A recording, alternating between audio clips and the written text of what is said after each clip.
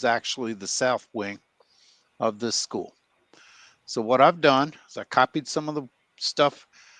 Oh, by the way, there's the Pasco Odessa school CAD. So I copied my VAV boxes down. I actually stole part of the duct drop just to show what that's going to look like. And I dropped in VAVs that match the load calculation that I sent, which I can have on another screen. Let's see.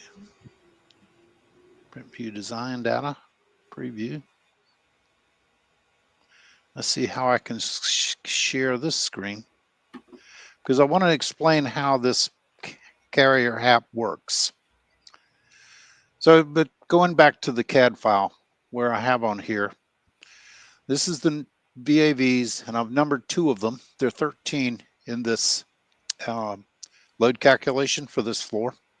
So I started at 1 over here. That would be 2. That would be 3. But my load calculation is done by room number, so you can easily figure out which VAV box serves which rooms if we bring that up. So let's see. Let me see how you to can share. only share one screen at a time, so you have to Let me see if I can pick... stop screen, or move your stuff onto the other screen. Either way. Oh, let me try that. That'd be exciting. There you go. That's not too hard, is it? No, that's not hard at all. Okay, every one of them's got a different dealio. So your zone 1, that's classroom 413 and 412. So that's your airflow per classroom. And one of the things I really want to point out, where I have a multiplier, that's 4. So the corridor right outside of 413 and 412 gets 4 times 26, which is 104 CFM. Okay. All right, so I'd probably put 104 CFM diffuser right between the 2 classrooms to do the corridor outside of the classrooms. All right. Rather than trying to have, I just want to explain that because I don't want 4 diffusers for 26 CFMs each. No. But just the way the load calculation works, to keep from going nuts, you have to do things kind of modularly. Okay. So that's how I've done that. So once again, going back to, let me go back to CAD. I'll put this over here for right now. So what we just looked at was the VAV box. This is terminal 1 that would serve these 2 classrooms, and then 1 diffuser right around in this part of the world somewhere with that 106 CFMs. So the duct would come off of it and do a T. Okay. Do you want the VAVs in the classrooms, or do you want them to stay in the corridors? I think you'll find that the corridor doesn't have enough room to do the VAVs. These are electric heat, and they require a lot of clearance. That's the clearance on it right there. Okay. So I hear you, and it would be better from a sound standpoint to put them in the corridor, but they're not going to fit. So we got to do stuff that fits. So that you had your 2 classrooms and 1 corridor. So that's what the duct's coming off of there. And then, 1 goes over here to the corridor somewhere or another, somewhere around the middle of the 2 rooms. But anyway, so I put down the duct sizes for the main trunk duct in the file that I sent at about 11:30. So that's not in the PDF. It's in the PDF I sent at 11:30 this morning in the email. Okay. Okay. This is what I sent this morning. This Okay. PDF right here. I sent this at 11:30 this morning. Okay. Which is just a PDF of the CAD we were just looking at. Yep. And yep. I put this giant bubble around it. So here's how, this is how I envision moving forward on this, is I can do this skeleton to show this skeleton will match. Oh, where did it go? Where'd my load calculation go? It's right behind. It'll be behind it. If you can either minimize the Autodesk, or there you go. Yeah. So that my VAV box layout will match this load calculation so that we're synchronized. Yep. We're with you. But classroom 413 is actually going to, will it get 4 diffusers or 3 diffusers in one return? It would get 3 diffusers in one return. Good question. Okay. But that's the total airflow that would be split up with the 3 diffusers. Yeah, it's going to get 250 diffusers basically. Yeah, that'd be that's a tough one. That's a 10-inch barely. Probably what I would do on that's put 275s and a 225 near the door or near the interior wall. Because I like to go from 8 to 10 at about 225 or 30 CFM.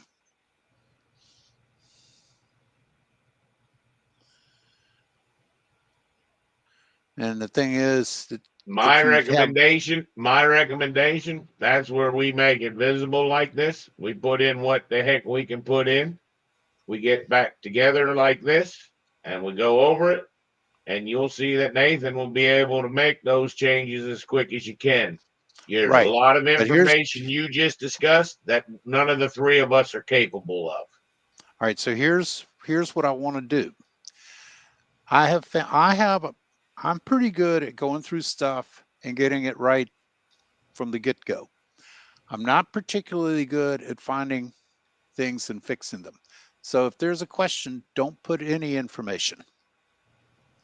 I'm pretty good at picking up if it doesn't have a grill, but if it says 8-inch at 230 or 240, I may not see that and need to change it to 10 or change it around. So if there's a question and we don't know what's going on, then just call me or text me or email me or call me. Well, that's where I'm saying you got to understand, Robert. I get your mentality. Okay. That was the CAD mentality because that was the problem with CAD. Okay. Yeah. It was very easy to put it in, but you could waste so many hours on trying to change it. So you really wanted to put everything in right first time. That's. Do you know where the name Revit comes from? Revise, probably. Revise it. That's where it came from. The software is better suited to see, and that's where I'm saying we can do that, yes.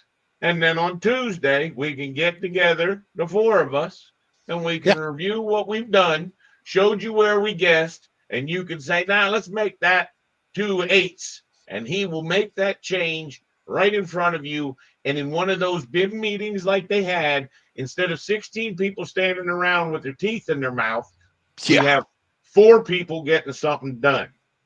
That's the part I'm trying to change. Does that make sense? I just want to work what's most effective for all of us to generate something that works out. I think that we need to slate out that middle of the week. Like I said, I wanted him to punch this hard. I'd like to be able to get together next Wednesday and be able to review everywhere.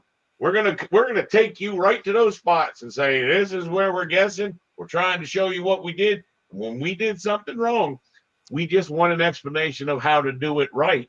And that's where the software just crushes AutoCAD. Okay. Works for me.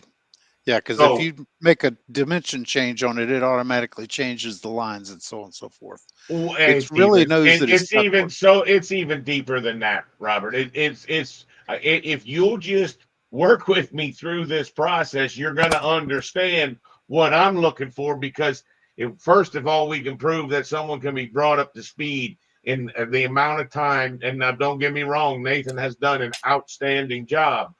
I think we got the real opportunity for success if we're running in the right direction.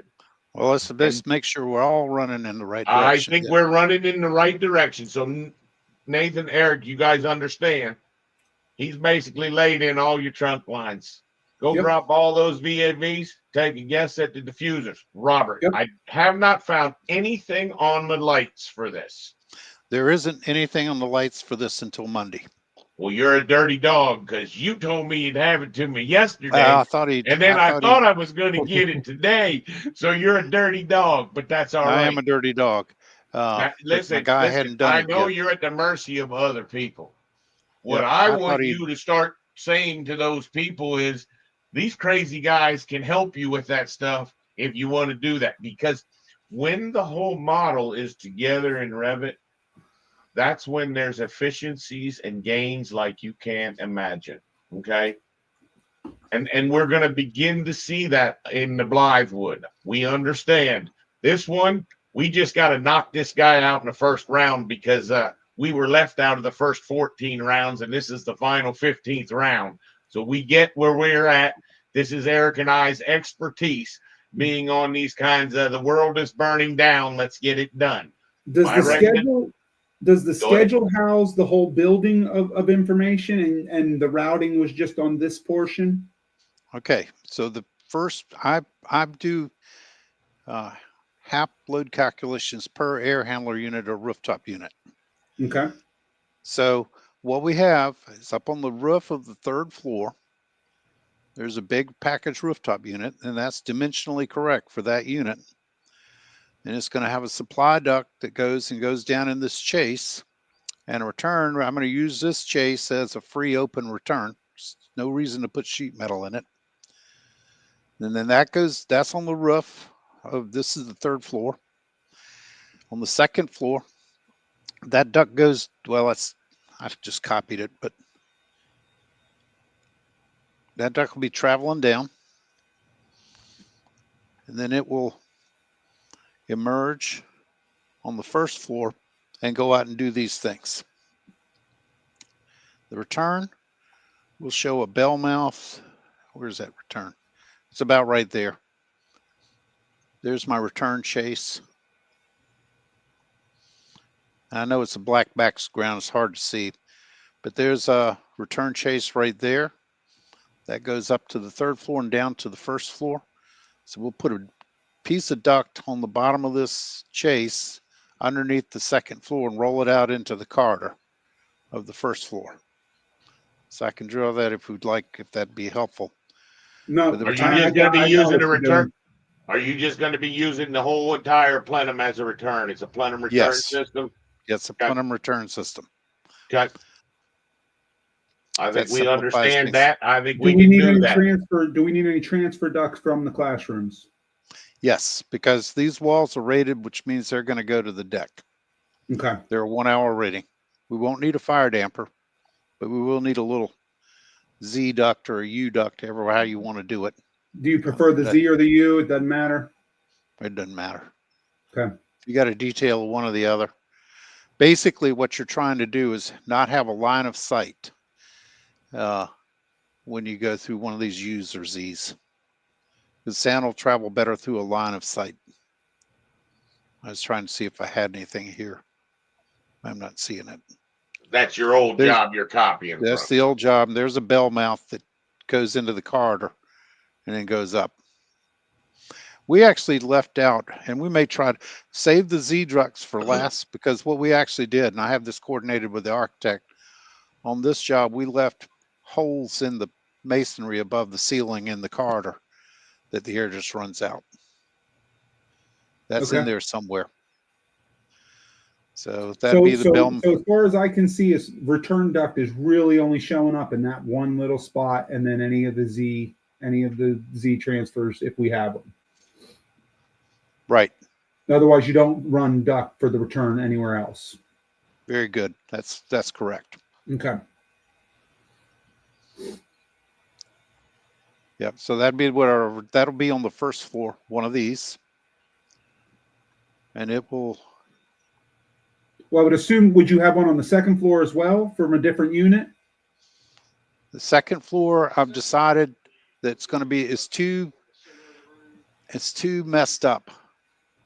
My duct transfers on the third floor are too messed up to do one big unit for the whole second floor. So what I'm going to do, and I'll do the same thing again. I'll spot the VAVs, and I'll do the main trunk with the sizing on it.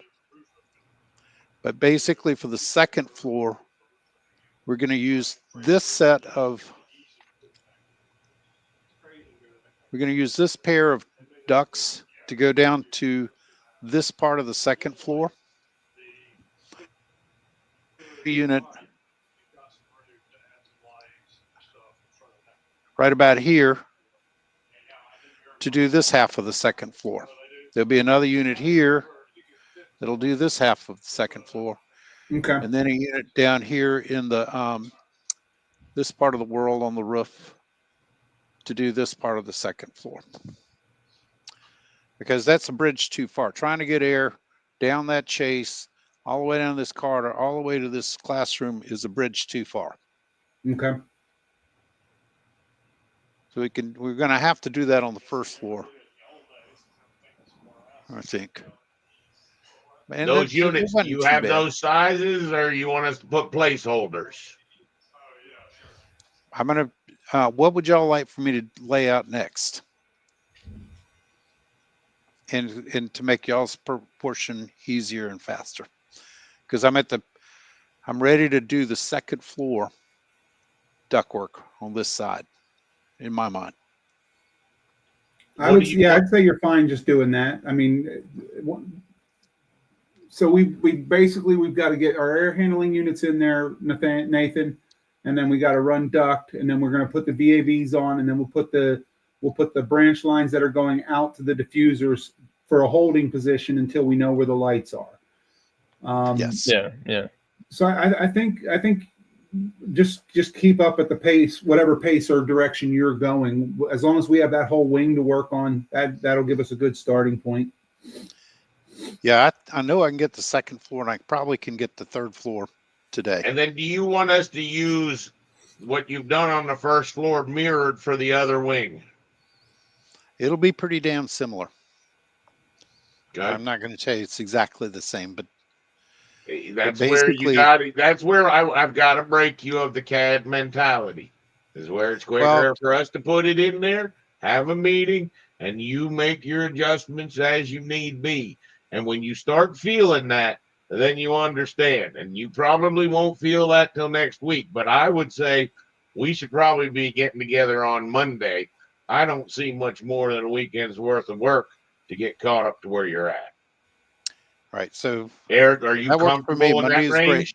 Yeah, I think we're good with that. All right. So I'm going to get the second floor and probably the third floor today. I do have to run out at about 3:30 and do some stuff. You're not allowed to. No, I've got a lot of stuff. So, well, to be honest with you, I'm going to tell them we're not even going to look at any of this until you send us, and you're going to make these as PDFs. Please don't send us as CAD files. No one's got CAD. Okay. Right, so you just push them to a PDF for us. All right. And we'll use the updated ones we're going to get at the end of the day before you guys start going hog wild with the duct. This isn't going to change. Sure. All right. So that's locked in. You have that PDF from 11:30 this morning. And yeah, but you got to understand. You got to understand, Robert. We got probably about 2 hours to prep the architectural file and to set up our sheets. Okay. We're not even going to be to the point where we're placing equipment till probably about 6 o'clock, 7 o'clock tonight.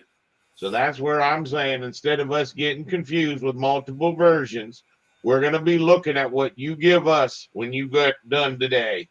Okay. That's what we're going to start doing our layout from. And then, like I said, I'm actually hopeful that Nathan can actually mirror a lot of that stuff, try to get a rhyme or reason going in the other. Because once he starts to feel the flow, then he can start guessing a lot of the stuff. And then we will just review that together early next week. Works for me. I don't want to commit. I know Nathan likes his Sundays off, so I don't want to commit to too much being as far as Monday, but I'll shoot you an email Monday morning and let you know where we're feeling. I plan on working this weekend. So the tough nut to crack is going to be this gym, because I don't have anywhere to put a unit. So that's going to take sky hooks and hang it from a cloud. Well, that's about where my architect wants me to put it. It's hanging from a cloud. That's where they usually do. That's where they usually do. I've told him that we might do split systems and put an air handler over the top of this bathroom, which is probably what I'm going to do. But it's the rest of it. I've got a pretty clear path for this. This is a clear path.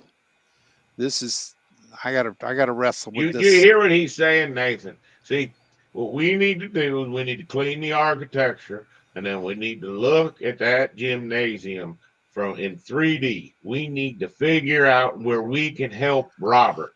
And I'm Yep. telling you, see, because last thing we want to do, since we're following Robert, we want to make sure he's in the right path too. So The let us see architect, what we can do. We'll clean up the file. We may shoot you an email and say when you get back from your errands and you're doing your little bit of wrap up for today, you might need to jump on a meeting and maybe we can show you some kind of solution if we see something. And works for me. usually we can see things better in a model than you can with CAD. Once again, I loved CAD too. It was a great doggone software. I made a lot of money with it, but unfortunately, it hit its expiration some years ago. I'm So with you. I think we have a better game plan. I think we understand what we're shooting for. Eric, Nathan, do you have any questions for Robert? I have one question. The square, Yes, sir. are you going square duct to the VAV and round duct out? I'll do square duct. No, it'll be a round duct tap on the main trunk out to the Okay. VAV. And then if it's, here's where we got to get, this is where, so I have a peculiar personal design for VAV boxes. If it's over about 5 or 6 feet, the duct run out to the VAV needs to be bigger than the mouth of the VAV. So the next round of things for me is to get selections on the VAVs, but I already know what the sizes are. I don't need the dang vendor to tell me that shit. Are there going to be multiple sizes of VAVs then? Yes. Okay. Yeah.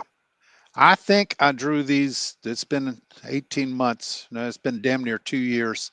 I think I drew the classrooms to scale back then 2 years ago. So those are pretty close. Okay. Because for all I know, they could have changed the model numbers between 2 years ago and now. So, but I don't think I think that's minutia when it really comes down to where you're at and where you're trying to get to. It's minutia as long as we make sure we respect the clearance. Correct. And nobody really cares if that box is 12 inches wide or 16 inches wide, as long as we've got that 3 feet of clearance on the electrical side earmarked. But you see, he's probably going to be developing in a schedule that we can actually plug in all those sizes, visually inspect. Very minor task for us to do. And most of these are going to be 12-inch neck boxes, just looking at the printout, because that's... And tell me that rule again. You said that if it's over 5 feet from the trunk line to the VAV, that you like to as an go example, the next size up. Yeah, if I've got a 1200 CFM VAV box, that'd probably be a 12-inch neck, and I would have a 14-inch run out going to it. And then at 2 to 3 feet from the box, because it's supposed to be at least 2 times the inlet diameter, you transition to the box neck size, and you have a straight piece of duct going into it. All I'll right, send you my Nathan, detail. just if you don't mind, I want to give Nathan a little Revit lesson.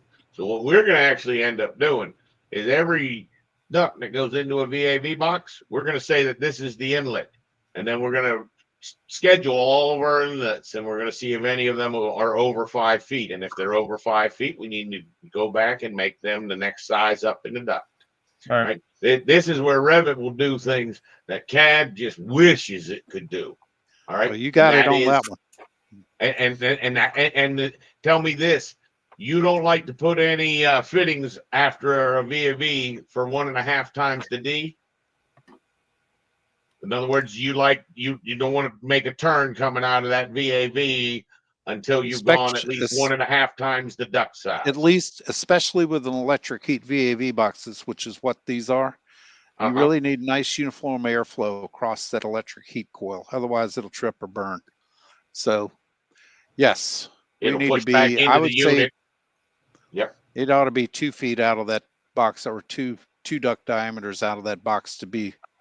And you see, that's where when we start using the software to apply the rules, and the rules that Robert's giving you, that's for the equipment that he's talking about. It's also talking about how he does things. And you might find someone else who does that a little bit differently and says, I want that to be 3D because I don't want that backup problem. I don't want those issues. Okay. I just wanted to try to educate Nathan to try to keep him moving. What we're going to be doing now is we're going to clean up that architectural file. This was very beneficial for us. We were about to waste time And when you got 3 people wasting time, that's worse than 1 person wasting time. But at least we have a better chance of figuring out what's going on when we got 3 Yeah. different sets of eyes looking at it. But this Cool. was extremely beneficial. You got Well, we just have anything to else? have I just want to make, this is extremely beneficial on my part too, or for all of our parts. Is if we want to be effective at doing this, we got to understand where each of us, how we do the process, basically. Yep. Well, I think that this is beneficial, and it doesn't need to be a whole hour-long BIM coordination meeting with 16 people. See, this is where Yeah. I think that I would love to be here for the day, and I'd love to have the electrical guy come in and tell me what he was doing with the lights, because then we'd put the lights in. See, then we coordinate all this stuff, and we would take what was a 2-month schedule or a 90-day schedule and compress that into 1 week. Then you can make money on the doggone jobs. Works for me. All right, buddy. You have a good one. We'll be looking for something from you All right, by I'm the end working of the on. day. That's going to hopefully include the 3rd floor. And then they should have enough to really dig in deep this week. And what I would say is don't try to provide us a bunch of information this weekend. We'll just touch base back on Monday. We'll go through what you had. Don't feel bad. If Nathan has to change something he put in, that's what makes him better. That's what the software's for. Okay? Cool deal. All right, Works for buddy. me. You be good. Thanks. Y'all too. All right, Nathan. Let's get back to cleaning up this architectural file. All Yeah, right. good luck with that, by the way. Oh, this is his pop quiz. I hope he passes, because you need him this weekend. You be All right, good. talk to y'all later. All right, so Nathan, what's the first thing that we got to do when we get a file? I told you I typically will go to the 3D view, then I'll close hidden views, and then I'll purge all. Right? Oh, it's right there. Okay, so that tells you at least someone was nice Purged it. and they purged the file. So what do we do next? There's 2 very important steps, and you will skip these and you will skip these until you learn. I'm not skipping those no more. Okay. All right.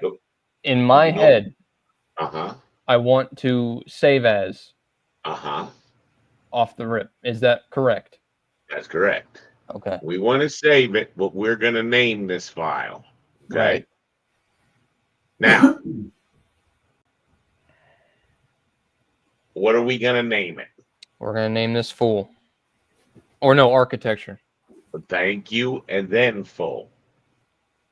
Architectural full. There you go. Oh my God.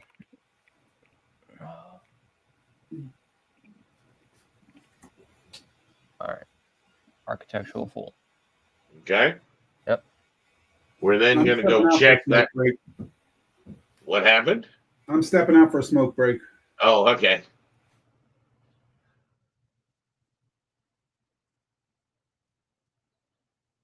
We're then going to So, what was the file size of it? 124. Okay. So, what you got to understand in us doing that save as opposed to save, the save won't necessarily knock all that space out of there. More importantly, the first purge you did I miss it? Did it purge a bunch of objects? Nope, it was 5. That was all it purged. Yep. So what that means is these poor guys don't understand that every now and then. Oh, you gotta give me a second. It's okay. Can I give you a call back in maybe an hour? I'm meeting for an hour, but I'll call you when I'm heading home. Will you call me again tonight? Thank you. Love you back. All right. So what they don't understand is a little trick that Revit does, which is if you want to compact a file, how do you compact a file? Well, what you do is you go save as. So if you go back to your Revit, Let me take this off screen. Yep. what these people didn't realize is they should have went save as. Oh gosh, it's my other daughter. It's okay. Take your time. Autumn just called, and I'm in the middle of a stream. I'm going to be off in about an hour. Is there any way I can call you in an hour? Yeah, probably. I'll try. I love you. Thank you. Bye. So, Revit puts in this nice little thing under there. You see the options button? Yes. Uh-huh. See that right there? That compact file? No, look down a little bit lower. I see it. Okay. So people don't understand that every now and then it's a good idea to do a save as and compact their file. Now, what happens is if you hit cancel, you notice how you can actually see the compact file. Name this a different name. So this is where we're going to name this thing architectural. All right. Right? Now say options and look what happens. So do you know what that means? By me saving the file as a new name that I've taken control of, it automatically compacted it. Now, Right. And that's what it did here. That's what it did there. That's correct. Now, what we did was still beneficial because when we do that purge, we can see what kind of teammate we've got. Okay, when these guys are sending this file out, because that's how this one was done. This was not done on an Autodesk cloud. This was someone sent this file out to everyone. When they did it, they purged all that stuff out. Now, I'll be honest with you. A lot of architects think that that's the benefit of doing that is that way you don't get their families and you don't get other stuff. Sometimes they can do it for protective reasons. Sometimes, and sometimes architects will actually do this next step for protective reasons, which is sort of silly because you really don't want to try to steal stuff from another file. But what they'll do is they'll do this next step of cleaning for us. And that's deleting all the views and all the sheets. Okay. What we want to do is we want to keep this full guy, right? Yeah. That note, the one that we just saved that was full. Now we're going to make this architectural one. We're going to hit save. Okay. So this is where we're going to clean up, begin cleaning up the file. Like I said, some architects do this just so you don't get that information. Now, you said you don't have Revit. No. So that means we have to do this old school. And if someone doesn't have Revit, it's not hard to do old school. Now, I'm about to make the same mistake. The two things that we want to check. Okay, now we're in this 3D view. We want to go over there and we want to look at how many phases are in this job. You can either do that by going over there, right? Somewhere down at the bottom, it should say phases. Nope. Because sheet number. no, because you are clicked on in the browser a sheet. A sheet doesn't have phases. A view has phases. I see. All right, so you're not doing good out the gate, but now we're going to get there. Look at what it says up in phasing.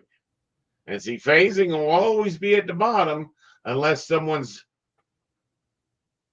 made some extra parameters. That's why there's those goofy parameters, the title text and the rest of that stuff below there. Okay? Right. From my knowledge, we always go show complete. Yep. That I get where you're coming from. That you can't just make that rule. What I need you to understand is how many phases does this job have? 2. Okay, well, these jokers for some reason named it phase 1 and phase 2. Should be new, it should be existing and new construction. All right, that's how Revit comes out of the box. But someone was playing with phases. So my question to you is, underneath the phase filter, do they have a show current? Show new. Just the new. That's only gonna probably, now understand, they could have monkeyed that up. That's why you got to be real careful, because you're going to be getting these files from all kinds of different people. And some people have tried to get better at the software, and they might have played with some of this stuff. But what we're just going to try to do is change me from phase 2 now to phase 1. and let's see how much stuff is still in our model. Huh. So you see what they did with phase 1? Yeah. They put their AutoCAD shit on phase 1. I'd be interested what that little object was. What was that little object? Reveal? Reveals. Well, and I think you picked 2 of them. I don't think you picked just one. You'd have to pick one to really find out information about him.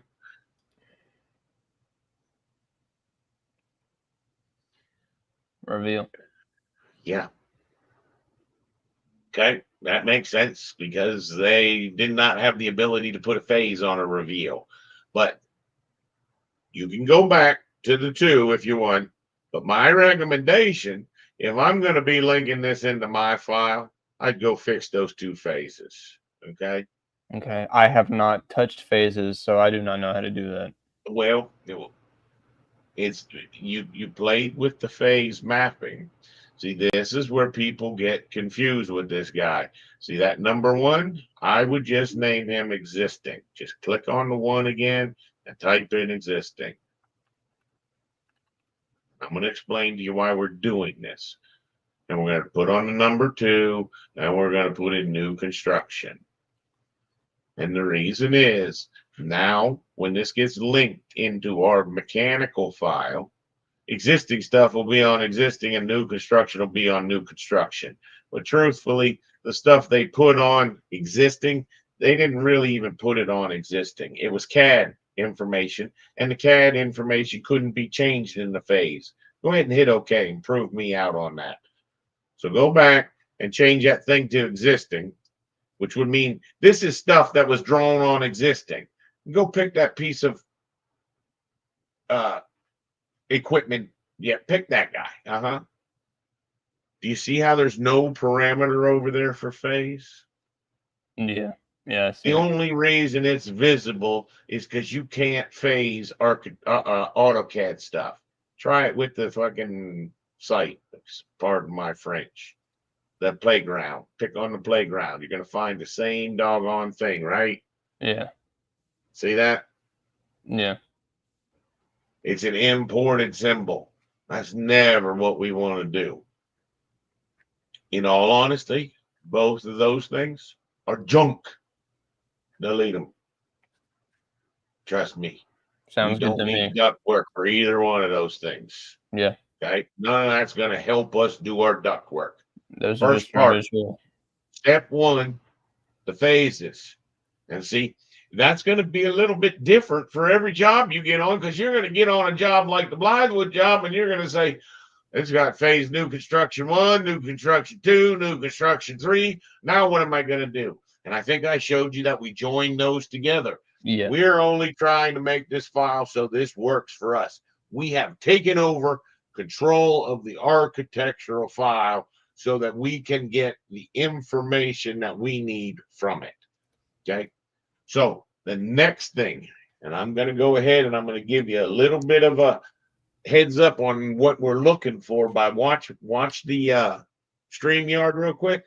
Yeah. All right. I took our cameras off for a reason. What's our step 2? Step 2 is checking design options, right? Hit that little arrow. Oh, goodness gracious. So it looks like they've got several different design options. We You want could just the main play. model. You could play with that. Now, what you'd want to do is change your view back to the bright phase, which is new construction. Okay. Why don't you take us to a shaded view so it looks a little bit sexier for everyone who might be watching? There you go. See, right? It looks prettier. It looks prettier already, doesn't it? Yeah. All right. So show me those different design options. So if you go down to 3D, what's in the 3D design option? Can you tell anything is in the 3D? Why don't you do a selection around everything in the whole job?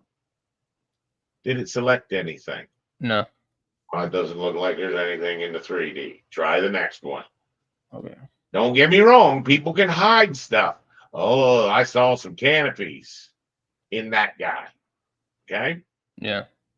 So go to your next one. Dimensions. Don't think I've ever seen that one. Keep going. LSP. 85. Wonder what LSP is. It's 85 railings. This is where you might do an isolate, or you would actually notice right next to where you're doing the design options, you can hit active only. Right? Does that turn it off? That's supposed to turn it off when it says active only. Oh, because we're not making it active? I don't know. That's a little interesting. Go to your next one after LSP. MEP. Can you select anything? Nope. No. Go to your next one. Nope. See, they had an option one at one time. Nope. See, so what happens is you make these design options so you can show someone something two different ways.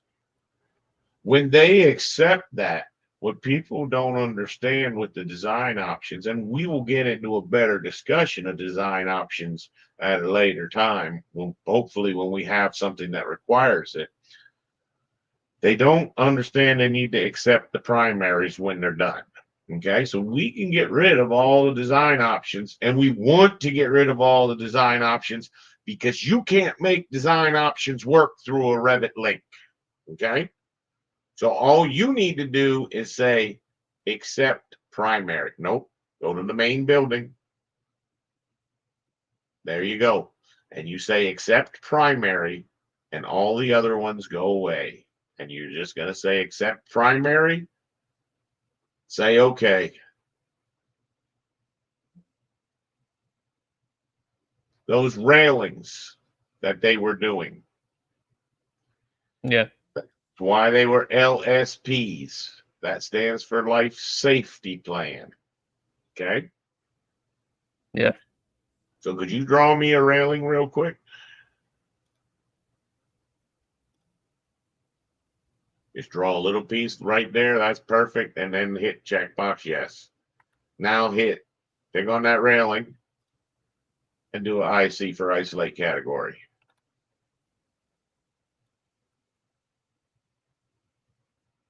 Looks like just stairwells. No. Delete the railing that you actually put in there. What they've done is they've made a railing so that they could calculate the travel distance for their plans.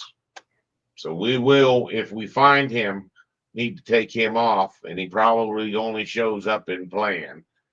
We'll look at that later. I at least know what they were doing. Because you wanted to be able to calculate the distance that a person had to walk out of the building. And this version of Revit that you've got, they've added the ability to do paths of travels for life safety plans. You would no longer need those railings, okay, if you're working in 2025. Yeah. Okay, so we've now noticed if you go down to main model, there's no more ability for you to see. We've cleaned up the design options. We've cleaned up our faces. Yeah. Okay, good first step. Now, what we're going to need to do, we're going to need to clean that file. How do we clean that file? If you don't have. Now when cleaning the file, we don't want anything to go away from our 3D stuff. That 3D stuff, we want that all still to come into our project, into our mechanical file. So what do we need to do to clean this file up, bud? You remember the next step? Deleting all the views. Okay. You It can't was delete the 3D view. right. So this is where I told you something to do with browser organization. Because once again, right, there you go.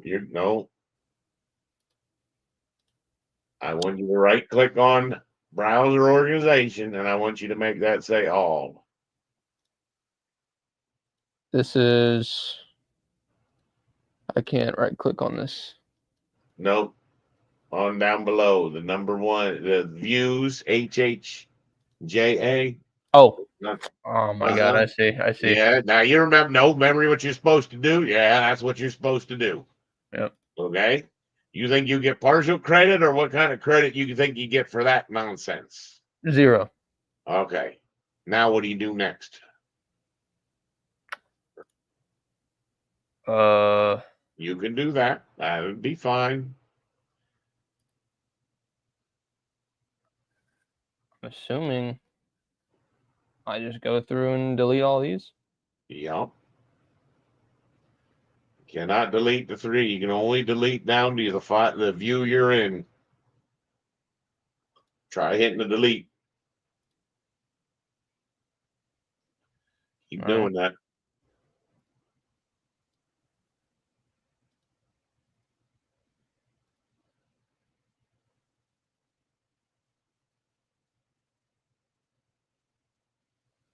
Legend, same thing.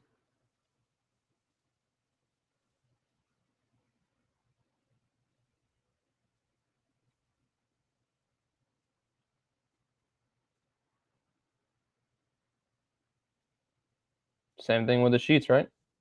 Same thing with the sheets.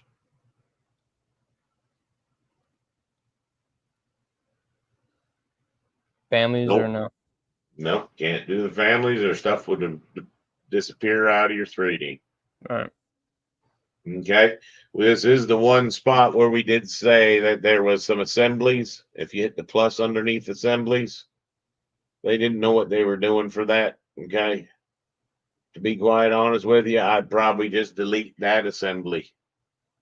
Just this. Yep. It's just the front sign is all that thing was. That was Oh, I them see. getting the front sign on there. They thought assemblies, that might be a good way to do it, but that's not what an assembly's for. We will get into assemblies when we're doing shop drawings. Yep. All right. Okay. Now, I would go through. Well, do we still have more cleaning to do? Yep, we got more than we want to do to this file. All right. Okay. So this would be a good time to do a purge to give us an idea how many families we can get rid of. Those are all the families all the objects that were actually on sheets. Since we deleted the sheet, it was either a drafting view or an image or a detail component. We don't have any of those anymore. Do a couple more purges.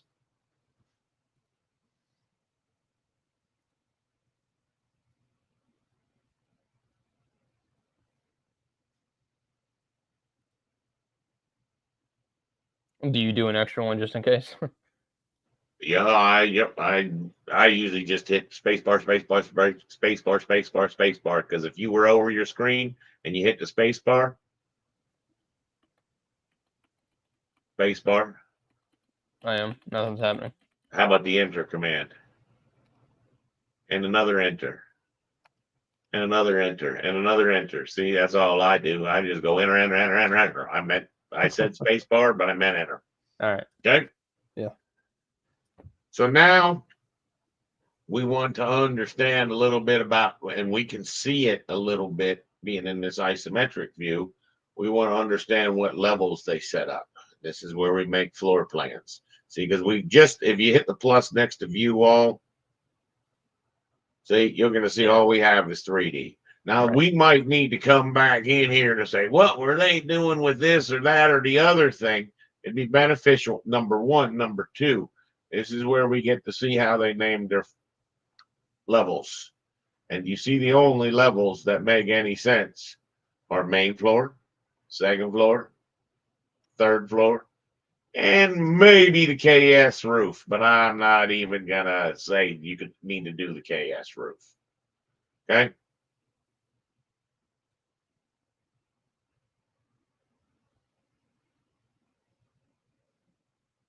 So now you can quickly see main floor, second floor,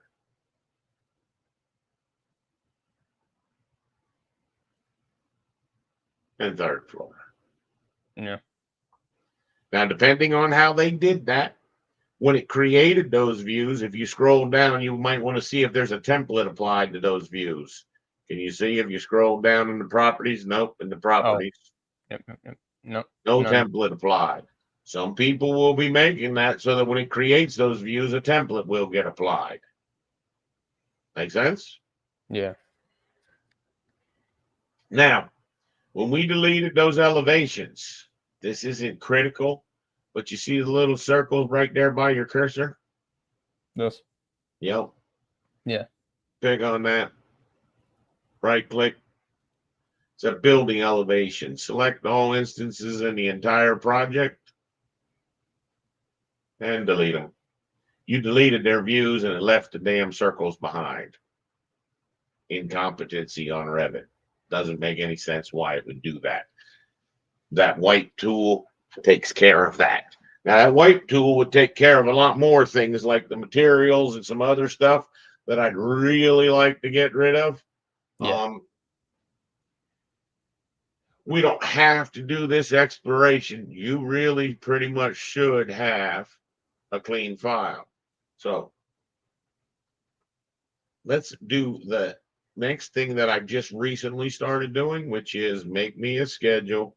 That's a multi-category schedule, and it is the category of the object and the count. Yep, that's it, multi-category. And all I want is, okay, this is a great test. See that AAOS? That's the people who made some doors. If you go back up, see those? Yeah. Oh, there are a bunch of shared parameters that come in here so that they can do a door schedule. Because for some reason, architects think that schedules are for them because, ooh, they've been doing door schedules and window schedules. Let me tell you what, that's not what schedules are made for in Revit. Okay. You could get your door schedule and your window schedule, but most people mess them up. But what I'm trying to show is this file is inundated with so many shared parameters that is not even funny. It makes it very hard to even write a schedule. That's how you know that these people are missing how schedules work.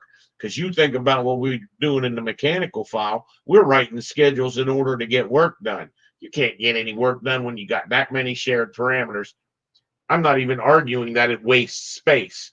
All I wanted you to get was the category and the count. Add the count is right there. See the count?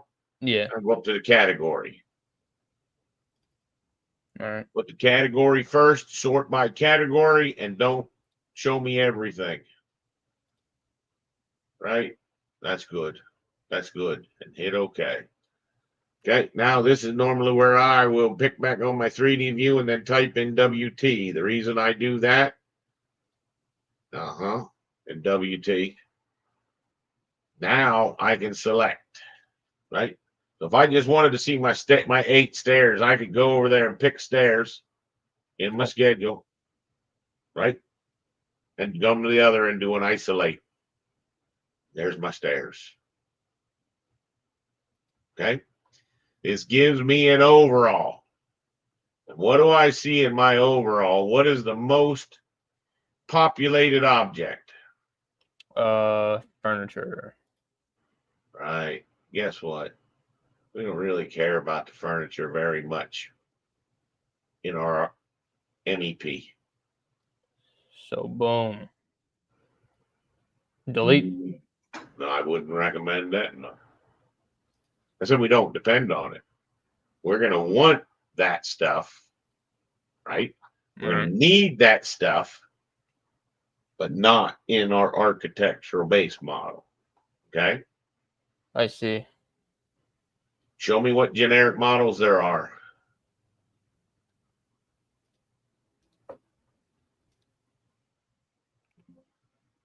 Hold on. Sorry. I accidentally clicked on my.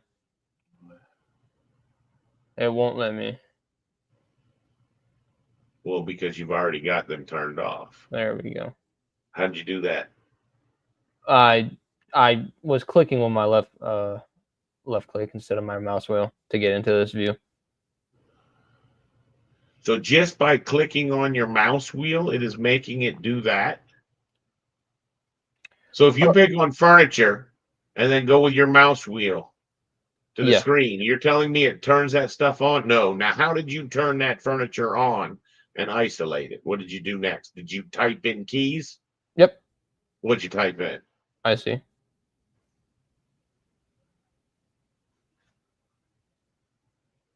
So if you isolate a category, you don't have to. You might have just discovered something that I didn't know, which that's unusual.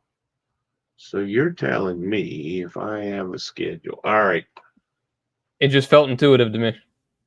well, that's where I'm trying not to contaminate you with old school mentalities. Might be a very good one. So you're telling me if I do a schedule quantities, multi-category, I've got a bad file here too. See, that's the sad part is 99.9% of these files are bad. And mine's even worse because mine has 2 categories. That's how you know things are going bad. That is pretty bad. Well, because someone didn't understand that a category is something that Autodesk owned, and they made it as a shared parameter, and it can be done.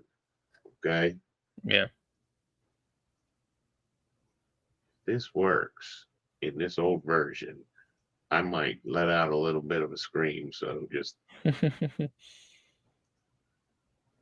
It could be an updated thing, so I don't know. oh yeah, that's what I want to see. So if I go to ducts and pick here and say I see, and then I go to duct fittings and come here and say I see, son of a gun! Do you know how many times I reset that view to do that? Sorry.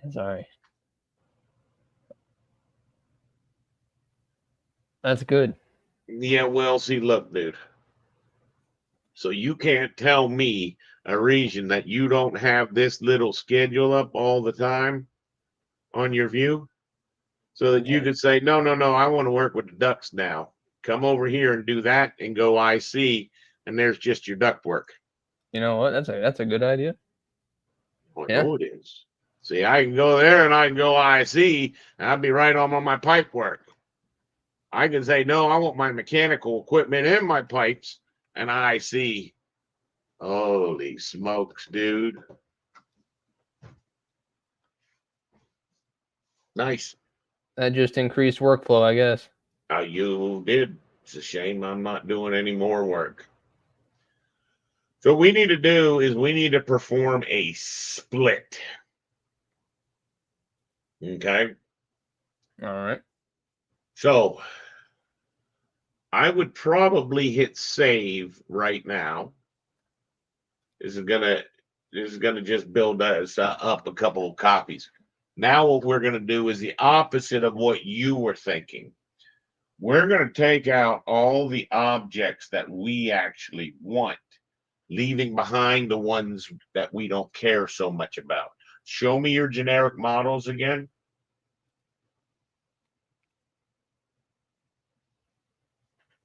Yeah, I don't see how most of that is going to have anything to do with mechanical, right? Yeah, no. So what we want to do is we're hoping that when we start deleting, because we're now going to save this file. Don't do this. We're going to save this as a furniture in a minute, or interiors. I typically call it interiors. Sometimes I call it furniture. It depends what I'm actually seeing in here. Okay. Yeah. So and then show me your plumbing fixtures. Am I stupid? Yeah, they're there. plumbing fixtures. I see. Son of a gun! I cannot believe that works that quick. I can't even believe that. There's no reason everyone shouldn't have that multi-category schedule set up in their view. I'm telling you, I don't think people know that. Hey, man, Eric, did you know that? What's that? Look at what Nathan fell into. All right. So if you have a multi-category schedule and he goes to furniture, right? and he clicks on the view and he says, I see, what's it going to do? I'm going to isolate it. Right? Now wait. Don't do anything, Nathan. All right. So now we want to look at all the generic models. What do you have to do in order to see the generic models? HR and then select them in HI. No, watch this. Just go to plumbing fixtures, generic models. Go there and say I see. It does all that on its own. Get the hell out! It actually turns them back on. Yeah. He also tried it in 2020 and it worked. Interesting. So why wouldn't you want the multi-category so that you could? And what I was showing him is on here. Look, dude, I'm looking at all my pipes and mechanical equipment. No, you know what I want to do? I want to look at all my ducts and mechanical equipment. Oh, I didn't get a that shift.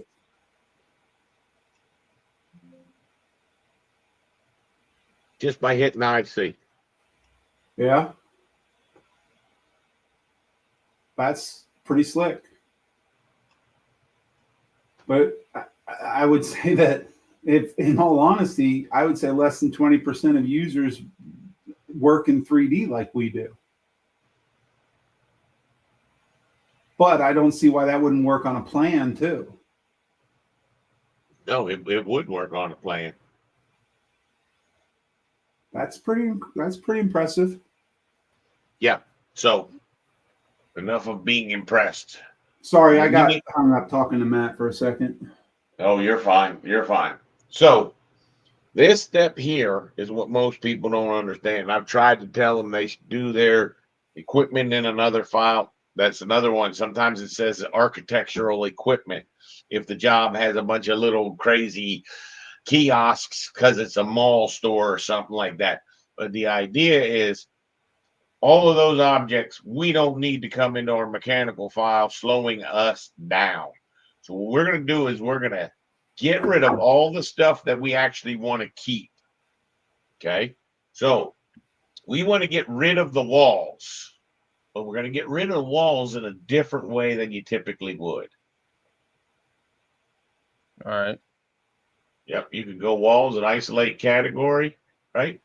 So you could do a loop around all that and delete all those walls, right? Yeah. Here's a different way to do that. You go down to families, and you go down to walls. You understand this important rule that all things must obey. Go to basic wall. Go to your last one in the group. That one. Say duplicate. Delete all the walls above it. You cannot delete the last one. Okay. You've got to have at least one. That's why we're doing that duplicate, and hit delete.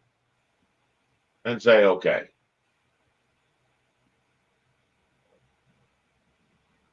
There went all your walls. No, don't say cancel. Oh. It was just telling you your rooms were blown away, I believe. That's correct.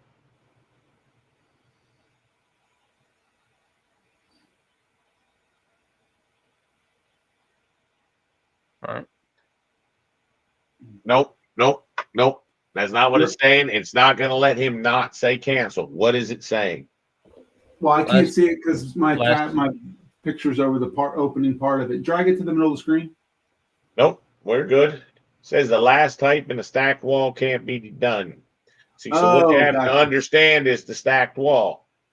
So you can go ahead and hit cancel on that if you want. This is the only one that's going to be really painful like this. In walls, we need to go to stacked wall. Go lower. All right. Right? There's only one. Duplicate it. Now, a stacked wall is contained of two smaller walls, two different wall types. So if you go into that new one that you created, the exterior 5.5, go into edit the structure. You see how that has interior and exterior? I need you to say soffit 1/2 inch GWB metal stud 2. It'll be the last one on the list. Click on it there. Last one on the list. Right? The last one you just created, that there aren't any of those in this file. All Do right. the same thing to the other part. And say okay. And say okay. See, now we can get rid of that stacked wall that's right above it. And let's see when you do it, how many it says it's going to delete. Probably none. You just want me to delete this one? Right, Larry, you got it. And you can do it with the delete key as well. See, so So they that didn't even shows use you they didn't even use it, but you have to have at least one in every one of these guys. So now if you go up to the walls above, we can do what we tried to do a second ago and delete. And that takes all the walls out. All right, now undo. I need you to understand something. This is where wall hosted families are problematic. Okay. All right. If you look at when you do that delete, you watch the furniture and watch the generic models. See how we have 3039 and 382. A lot of times I like to do a screen capture so I can actually see how many things I'm losing. You're going to see that. Go ahead and do the delete, bud. I didn't get it. It's whatever. Well, it's in the recording, so people can Yeah. see it. See, what's going to happen is you had I see. 50 objects, and I couldn't really tell on the generic models, but you had a bunch of plumbing fixtures that all got deleted. Okay. Now, Yeah. the only ones I'm worried about is the ones I'm trying to leave in my interiors file. Does that make sense? Yeah. Which would be furniture, correct? Which would be that furniture, generic models, and probably the site and specialty equipment, but we haven't looked at those. Can you go to site and do an IIC? Probably cars.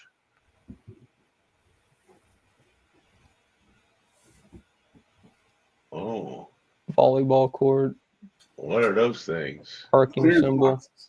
Nope. Yeah. So we're going to leave that site information in here because that's junk. Who knows? Maybe we want to see it someday. Maybe it helps our model, but we don't want to be working with that stuff all the time. And what is our specialty equipment? I bet it's probably the roof accesses. Oh, elevators And handbar, grab bars. and grab bars. Do we need that when we're running duct? Heck no.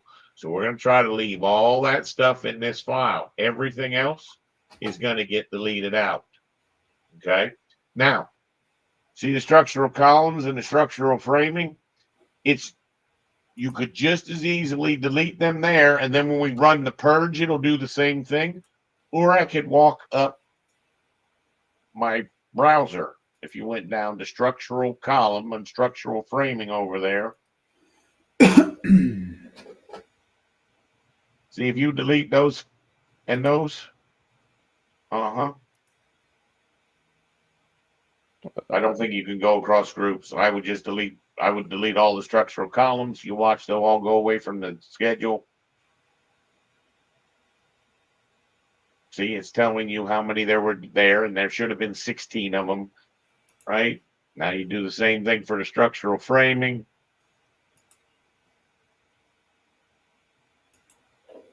Gone. Now the stair stuff, I'm not real positive on. See, here's where I would actually unhide everything. Oh, well, I guess I can just type HR, right? Right. See, so I like to try to pick back through my model the backwards way. So now let's go up in our browser to roofs and get rid of the roofs and see if you can use the techniques that I just showed you. Okay. So you go to the basic roof, duplicate the last one, delete the first two. And that should end up making all of your roofs go away. Boom. You do the same thing with the roof gutters and the roof soffits. It was right there with it. gutter, duplicate, and delete the first one. And you see over there on the side, now you don't have any gutters. Now do the same thing with the soffit.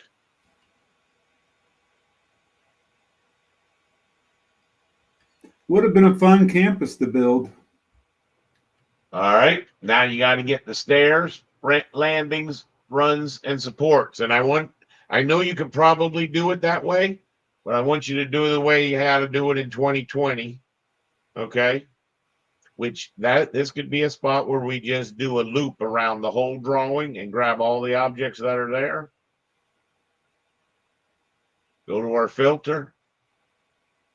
So this is another way to get rid of things. So look, start at the top of the list.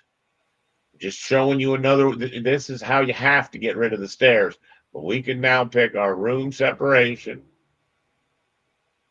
Top one. Top one. Go right down the list.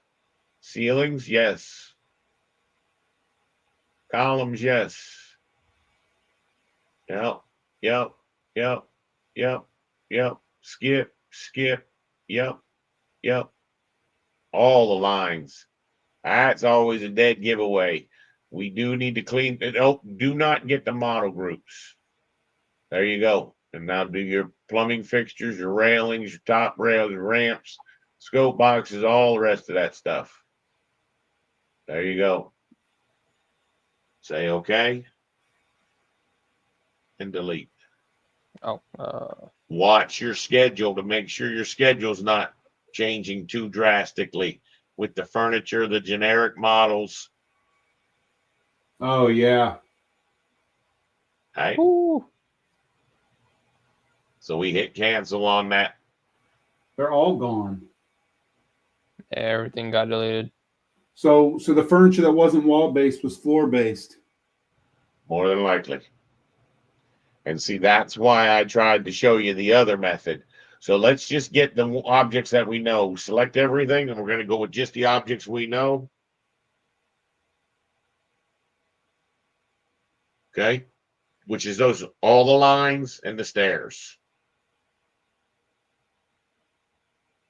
Because nothing can be hosted to that. And the stairs and the rails.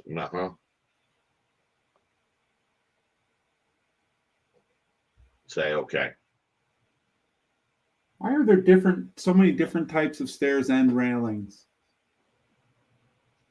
All right. A lot of times when you do that delete right there, if the people have pinned a bunch of objects, you missed some objects. If you do your select again, you're going to find that some of those objects were pinned. Now, they might have been part of the railings that automatically get pinned. We'll just check. See if you've got any stairs. No. Any railings? No. You're pretty good. Brian, why were there so many types of stairs? I don't know. Because someone was probably trying to figure out how to actually make the stairs work, and you can get lost in a real rabbit hole. So what I want to show you now is this is why I deleted the walls the way that I did, because those objects are hosted to something. So let's see if they're hosted to the roofs. Let's fix. I think, did we get rid of the roofs yet? Hit plus next to your roofs. Right? Basic roof. Yep, we deleted that. We got rid of your roofs. We got rid of your roofs already. So the next one would be your ceilings. And that might be what's hosting a lot of stuff, because you do have ceiling mounted objects. Yep. Go ahead. And here's where you'll know if there was any objects. It's going to tell you I had to delete 7 of them. So they drew 7 of those. Now do your compound ceiling too. Most people don't understand. You don't want that basic ceiling. Duplicate the last one. So this is showing me they got 2 types of ceilings. You see how this is helping me to understand the model. I don't want you just fast deleting it. I want you to look at what the heck you're deleting, because that's what the heck they got drawn. Now, when you do this delete, we want to watch and make sure that our furniture, generic models, and site stuff doesn't change in numbers. Go ahead.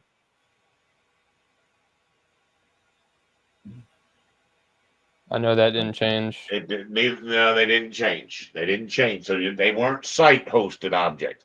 What about our floors? See, that's why I typically do my walls, floors, roofs by this methodology out of the browser, They had 3 types of floors. right?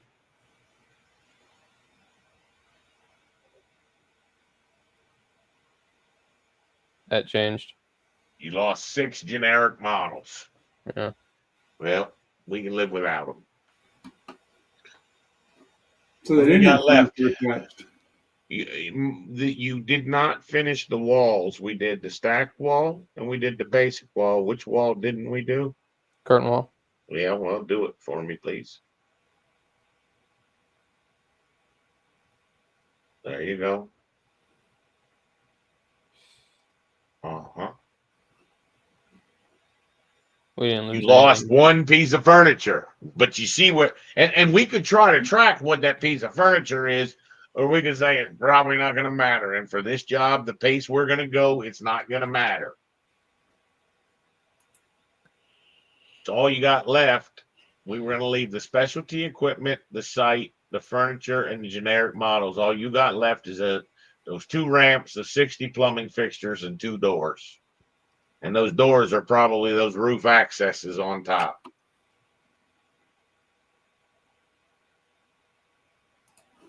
Oh, I didn't mean to duplicate that.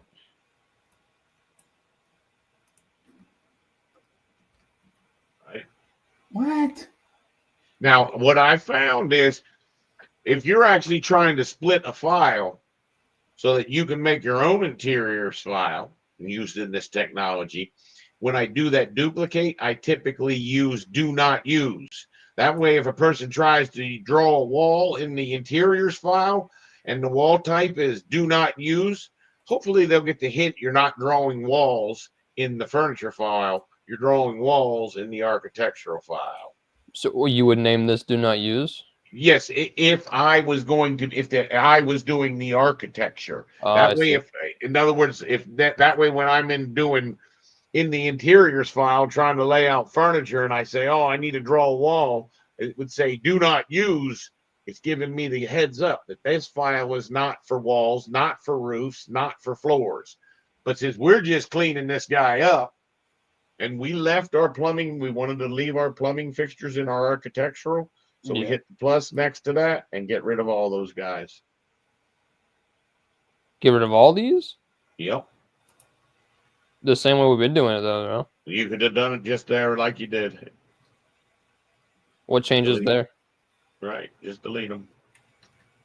Or you could have deleted them on the other side. All you're left with is your specialty equipment and those 2 doors and 22 columns. Doors are in our architectural file, not in our equipment file. This is just the heavy shit that we don't want to carry around. Hit delete. So what's the difference from doing it like that to, well, I guess, like you said, the walls and the other stuff, they need to have one. That's why we're doing the duplicate. Yep. That's why you're doing the duplicate. Why is that? What kind of family is a wall versus a door? 2 different kinds of families. What are they? One's a system family. Okay. Walls, roofs, floors. We don't say edit family. Plumbing fixture, we say edit family. Those are loadable families is what people like to call them. You don't need to have any loadable families, sorta, kinda. And I'll show you what I mean by that because it drives architects nuts when you go trying to clean the file. Go ahead. Do we need that? What's that? The columns. I think we do, right? No? No, they're going to be in the architectural file. See, so all this has is that information. Now, I don't want to go into the ductwork right now with you or the plumbing routing right now with you. We'll talk about that at another time. So now you would purge this a dozen times, or purge and enter. There you go. There you go. Now we're going to do a save as and save this as interiors or furniture or equipment, whatever, architectural something. I would say in this job, probably equipment, but you could say interiors if you want. But you see how it's not really interiors.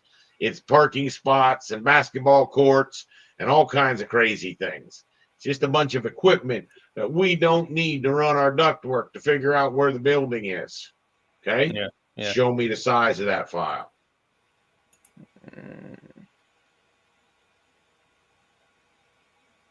Nope. Show me when you're my computer. All right. See, because I would typically have that up on my other screen, so I'm constantly watching it. 27 meg. Okay. So either take a screenshot of the schedule, which is going to tell you we now go into the architectural file. We're going to delete furniture, generic models, and site and specialty equipment. Right? All right. There we go. Yep. So you can watch that. So now you're going to close out of this file and you're going to open up the architectural.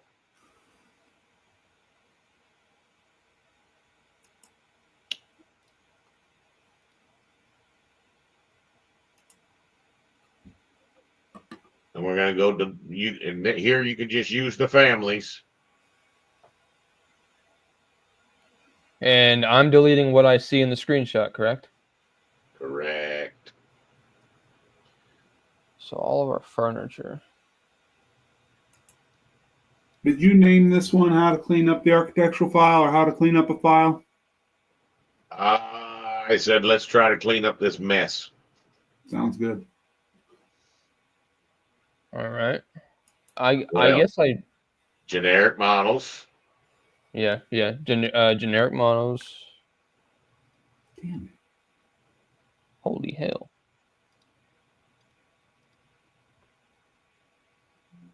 All right, and then site.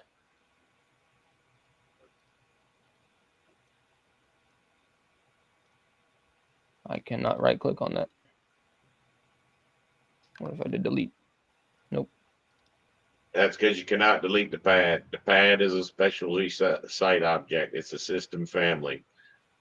Well, Okay. And then now I tell you something that's for Eric while he's deleting the specialty equipment. Part of the reason I do the delete walls over there as opposed to in the browser is you can get rid of in-place families when people make a lot of in-place families and put them in the walls category. Gotcha. And you can miss those if you're not careful. So this guy here now could be purged a couple times. He probably doesn't have that much stuff to be purged out. 52 objects. Now save as and compact that.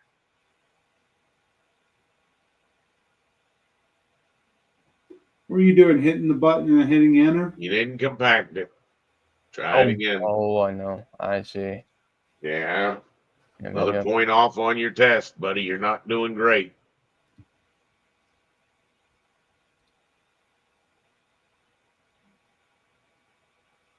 Sorry, in my head I remember you saying whenever you save as, it compacts it for you, but that's whenever you rename it.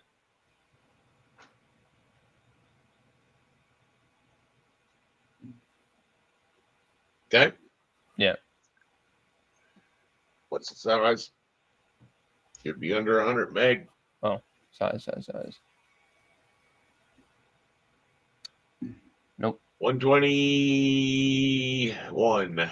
No. Yeah, 121. Yeah. So still a little big. Go back to that screen you just had. Make an archive folder, throw your .001s in the archive, and make a new folder called families.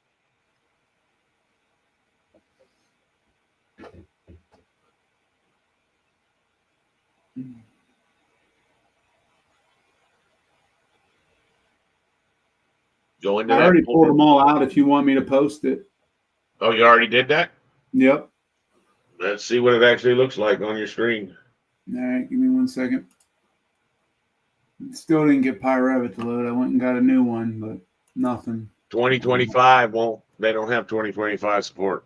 No, I only tried 24 and 20. What am I doing now? Families.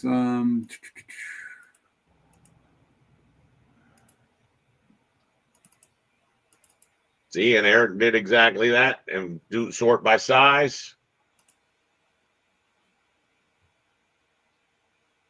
That traction elevator you don't have, but you see that?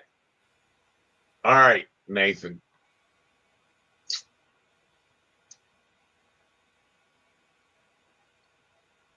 See the door roof hatch? Only 2 meg. Sorry, let me adjust this quick for you. Oh, no, you don't need to do that. You don't need to do that. You don't Are need you to sure? do that. Yeah, I'm positive, buddy. Don't do that. All I'm going to tell him to do is that commercial ADA standard shower. Since we're not doing plumbing, then we see an Arch Fab Helios. There's 2 of those. And then the roof hatch. We're going to get rid of those. So I'm going to go back to your file. So go find the roof hatch. That's underneath doors. See the one that's roof hatch? Now, really, if we were going to be working on this job for any length of time, we would go clean that family up, but I just want you to delete it. The title block's over a meg. Well, that might be one that would be worth cleaning up. What's the title block's name? It's going to be under annotation symbols, Nathan? Yeah. D2234. Someone. What is it called? It's D space 22. We've already gotten rid of that when we deleted all the sheets and everything. Yep. Okay. All right. So let's see what that next object is. The Helios. That shower stalls, which is probably a plumbing fixture, and he's got a number 15408 at the end. Oh. I didn't see it in there. Drinking fountain for a drain. It might have been the ones that were removed by the wall delete. Oh no, you didn't do that yet. No, it might have been something that was Specialty in one equipment? it might have been a generic model or piece of specialty equipment, which he's already taken out. Let's find the next one. We're going to show you a different way to do this, which is that Arch Fab Helios. Eric, show me. I'm looking at your screen, buddy. I need to see those families. Hang on, I'm coming. You see that Arch Fab? I just want you to type in search for Arch Fab underbar Helios. So let's see how we do that. Scroll up to where the families. Man, you might be able to try it there. You might be able to try it there. Was it all caps? No, it wasn't all caps. Capital F. Underbar Helios. HE. Good.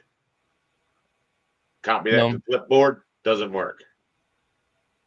Got it to the clipboard? Yeah. Close that.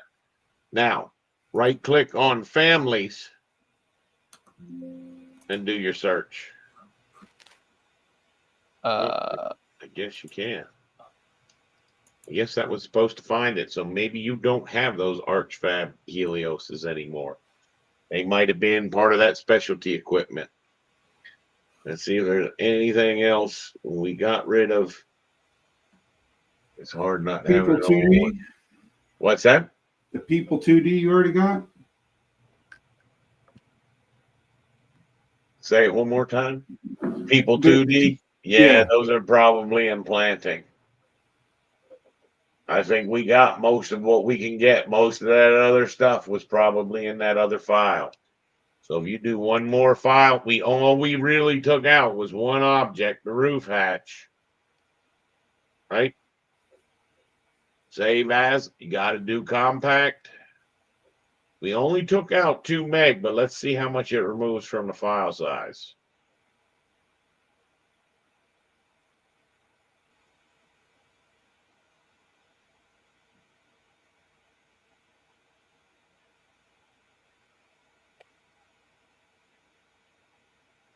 You got 2 L's at the end of that. So file, do a file, save as, and save it with 1 L. Oh Remembering my that god. when we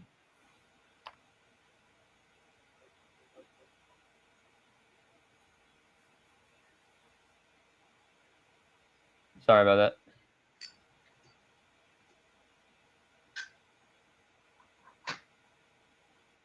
Uh-huh.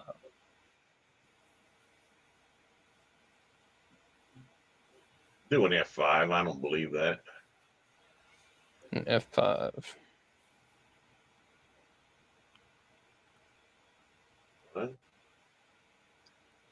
You got You're down to telling me- 34.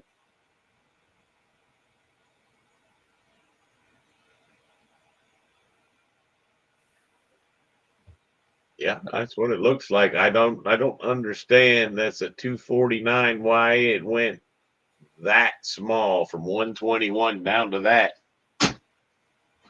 That's sort of shocking. One of those families was Insane. Okay. So now your files are 34 and 27. Your files add up to 50 meg. We started with 214. More importantly, all you're going to be bringing into your file is that architectural file. I mean, you'll bring them both in. Okay, so here's the neat part. Go copy the mechanical file from Blythewood into this folder. Hold on.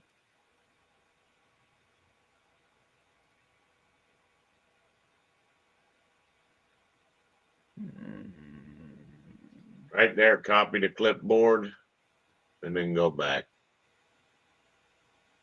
All right. Copy the front part of the name, make it be named IS North Point Mechanical. Copy Nope. this. Nope. Copy the new Oh, job. I see.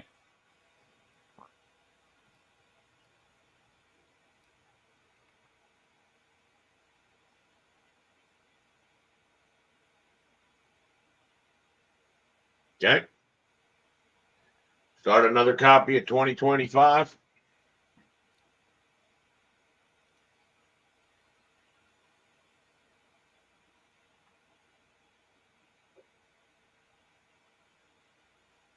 Oh, I'm gonna be honest. This is gonna be the part that I gotta remember the most. You know what that means? You need to do this about 50 times. Yeah. And when you do it 50 times, it's been recorded. That was the Pi Revit message, by the way. Yep, I'm with you.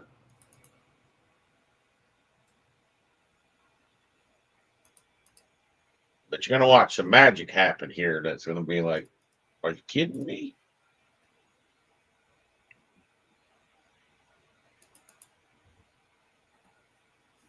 All right. Go open that IS Mechanical guy.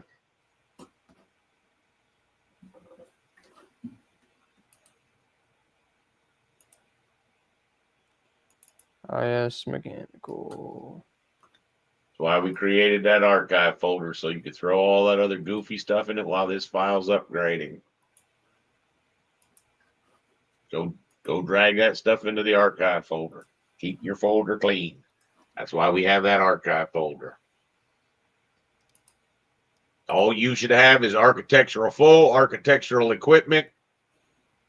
The architectural equipment, you want to get rid of one of those L's. The IS North Point goes into archive. Right? Grab the one with the 2 L's and that one and the one above it. All go in the archive. Keep this folder clean. All right. I gotta clean up this one too. Woo. Yep. Since it's upgrading. Nice part is this will keep you if you see how it's doing that replace. Yeah.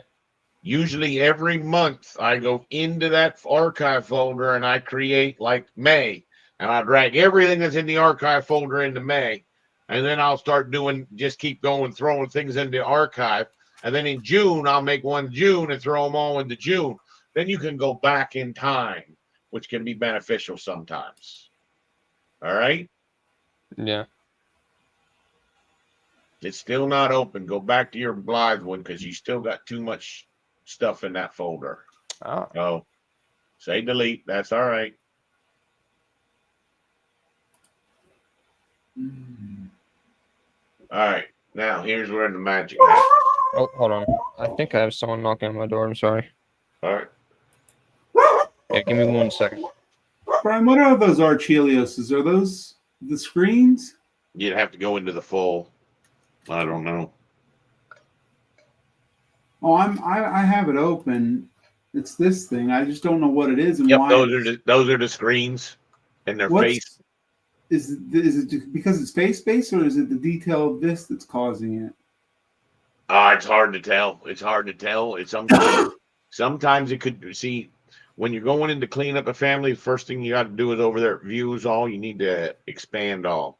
Yeah, I did that with the last one. This Right. was the second one I opened. See, what you need to look is that's where the buildup comes in. All of those generic models, are they needed? So one of the first ways to clean up a family is you just do a purge. Yeah, I did that on the other one, and it only purged 3 things. Same 3. Okay. But it doesn't mean that if you go into that generic model for the deck. Go into what? Generic model. Yep, go into that guy. Yeah. Edit Open him. them. Uh-huh. Purge that guy. Nope, nothing. Let's see, what I'm telling you is sometimes people will leave a bunch of stuff unpurged in one of those nested families. I got right? you. And if you don't go catch them, then you can be in problems. I got you.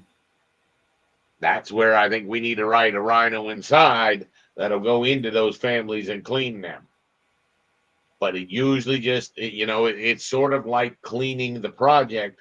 It's a whole nother lesson into cleaning the families. All right, I'm back. Sorry about that. All right. So go to your 8 scale floor plans. Yep. Right? You see how we have all those levels? Yeah. We're only going to have 1, 2, and 3. We're going to get rid of 4. We're going to get rid of roof and roof mechanical. Now, don't do it there. I'll show you a different way to do that. All right. All right. So if you open up your elevations, on one of those showing, those other ones showing, hit the plus next to them. All right. Go into one of those elevations. Okay. So if you see the level lines for the ones I just told you, I want you to leave level 1, 2, and 3. I want you to get rid of the rest. So select level 4. Yep, but use your control. Right, and 0. All right. And go delete. Say okay. Everything related to those levels was just deleted. Look at your floor plans 8th scale. Go to the mechanical level 1. All right. Now, go down to your file link and say reload from. And I want you to reload the architectural from the new name. This one? Yeah. And the one that's interiors, that's all right. The one that's interiors would be your equipment.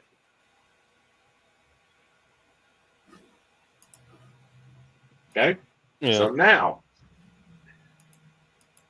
go to our 3D view.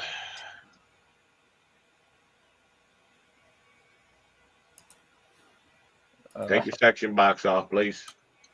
Oh, I see. And turn there you go. So out of the gate, what we can see is these people that did this school didn't really build it in a great spot. Go to top view on the box. See, the plywood was drawn right around the center of the view. They drew this thing in the negative Y a bunch and in the negative X a little.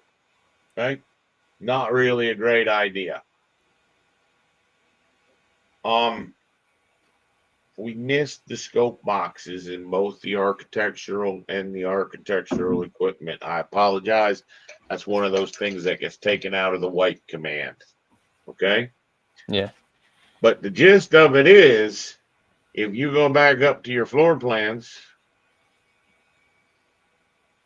and you went to that mechanical level, go to mechanical level 1. You turned your cropping off.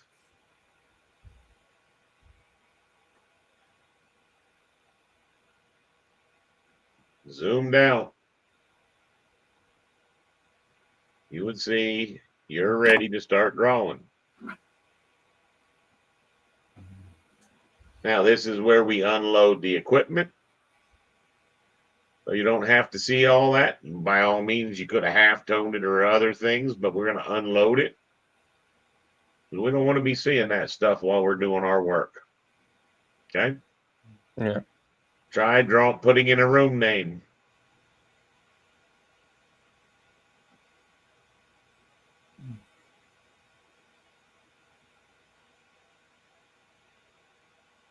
See, that's the room names, the way that they're named. Are we going to need to get all that data on the room names that he has in the other one?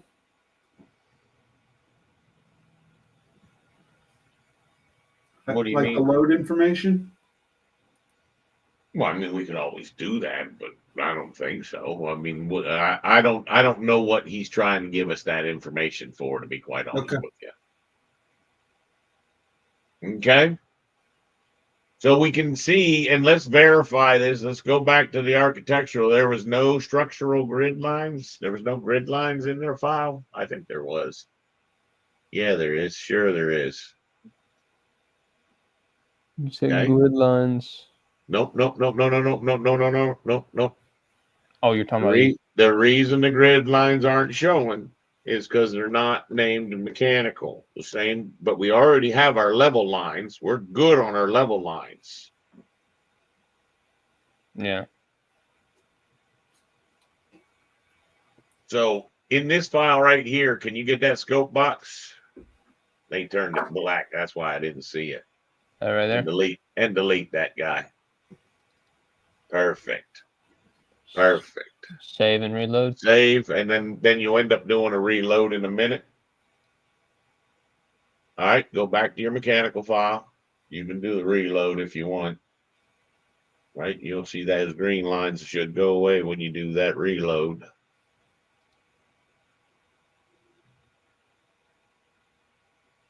There it goes. Okay. Yeah. We can put our room tags in, but we need our grids in real quick. How do we get our grids in? We open up architectural full. Nope, we go back to our mechanical. We can't copy and paste between two Revit applications. It's a real frustrating thing. Drives me up the wall. Okay. So what you want to do is you want to say open architectural full. See, this is where we can go start harvesting stuff.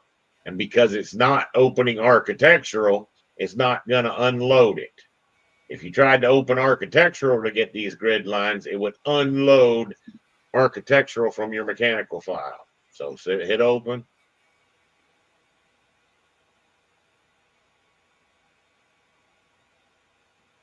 Okay. Let's go to plan view.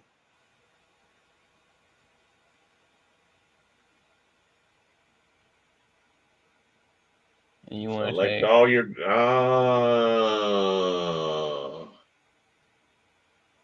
how come we don't see those numbers?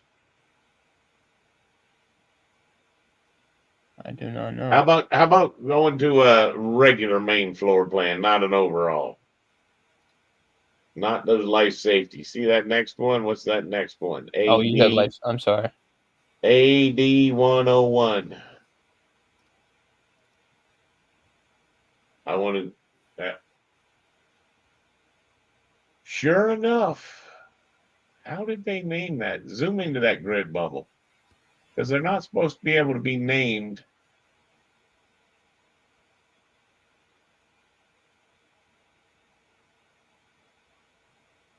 How did they make them all be named dash, dash, dash?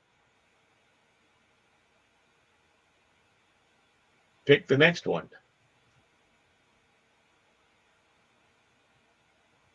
They shouldn't all be able to be named the same thing, no? No, I don't know how they did that. That one's right, no? Well, see, what happens is this job doesn't really have any structural steel in it. Huh. So but I don't understand how they got rid of the name. And I'm wondering if that might have happened in an upgrade somewhere. Because I think when we checked this guy started in 2016. And he definitely made it sound. So we got to make a call. Do we want these grid lines in our file? If you do, what you do is you pick on one of the grid lines and say isolate category. Right? Now you zoom out, you select all those grids. You do copy. Go to your mechanical level 1. Paste the line to current view.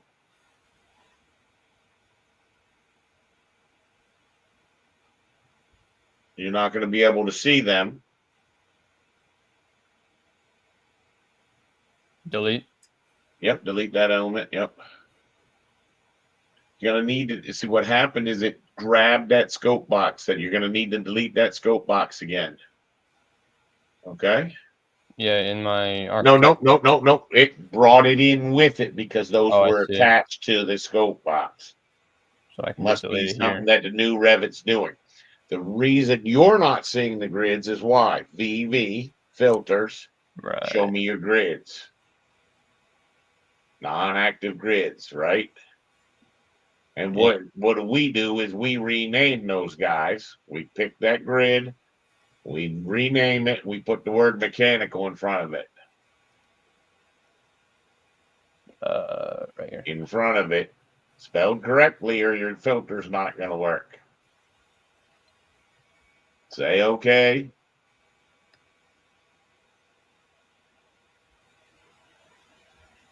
All right, that means that what you could do is hit cancel. I didn't even think about the fact that they were already in here. You could pick all those grids right there. Maybe pick one grid, say isolate category. Grab all those grids. Well, the ones in a model group. Oh, no, the scope. There's another scope box for the gym. What? Schmegmans. Right? Do I just delete that? That's a model group. Ungroup that. Oh, ungroup. All right. Those are all grids, multiple type. Make them all say mechanical grid. Yep. All right. Now they're black. Now, if you unisolate and turn your filter thing off, when you unisolate, you rarely got a purple grid line and a black grid line at the same spot. When we do our VV and turn the grid non-active grid lines off, there you go. Okay. So I'm gonna be honest. The most confusing part is having a past job in a new job. Well, This is that's right. I'm with you. I'm with you. It'll take a minute. So go grab the 4 elevation markers um in this view. Nope, in this view. Zoom out to where your job used to be. That guy. Yep. The whole, I need you to do a loop around all. There's just 2 objects in every one of those. all right. Zoom way out. Nudge down and nudge over until you're around your new building.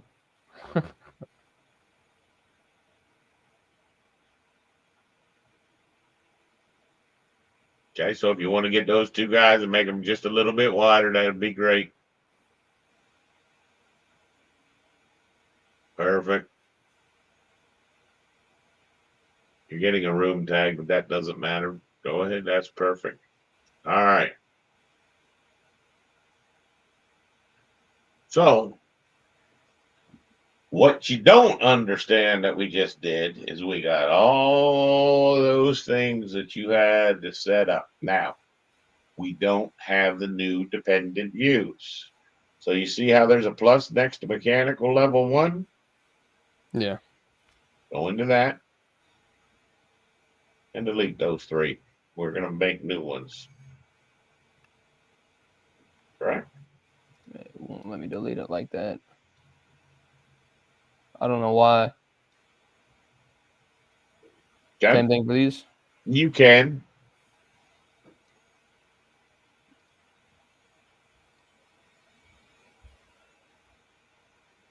All right. All right. Now, as much as we said we didn't like the scope box, we're going to put a scope box in again. And the reason is so that we can make our cropping boundaries go to those scope boxes to make our sheets be easier to set up. So set us up a scope box, but understand we will be deleting it before long, right? Oh. A little bit bigger than the building. That's it. You're good. A little bit bigger than the building, a little bit lower. That should have been a little bit lower to grab those columns. Right? That'll be fine. Perfect. See, so now what we can do is we can pick on one of those grid lines, say select all grid lines.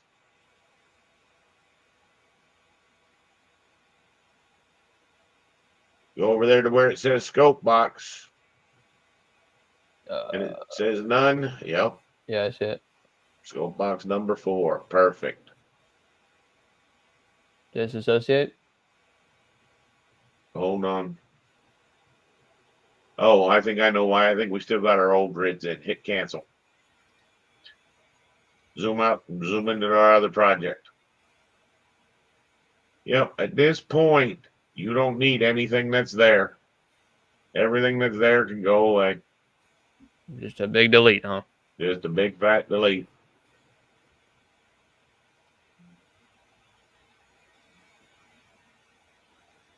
And these Guess items what are you didn't pinned. delete? You got to unpin and delete. Now, watch. This will be a better way for you to sometimes delete. Zoom, select everything. Look up where your pinning is. It's easier to hit that unpin and then hit that delete right below it. See that? Yeah. Okay. All right. So now we've got a problem with the grids. 3 of them are drawn in one direction. 3 of them are drawn in the other direction. And then the last one is not right. So zoom in some more. See your grid bubbles? Yeah. See how some are on one side and some are on the other side? Yeah, I see. Let's take that, the top one. This one. No. Going horizontally.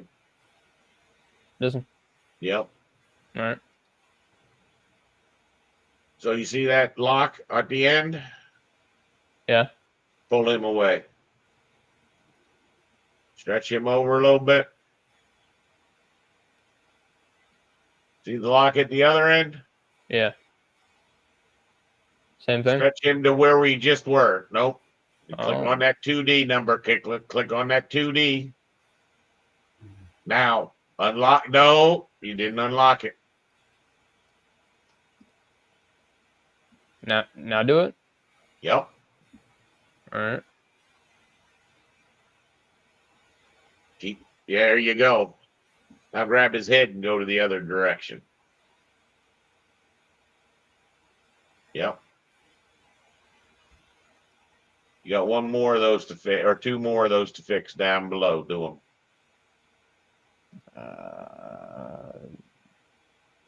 I'm sorry, one more. Yep. We went a little bit beyond. We unpinned that one. Took that over there. And then we brought that one back. Good. So the only one we got drawn wrong in the other direction is the last one. So it's important that when you're drawing grid lines, you draw them in the same direction every time. If you're not, you'll fix it in one view, and then you'll be like, why do I have to fix this in every view? See, we're saving that from happening. That's a hard one to select. Sometimes you zoom in till you can see that little bubble that turns purple. That's it. Now zoom out. There you go. Perfect. Now you should be able to say, now you don't even need to worry about that snap because we're going to take care of all that right here.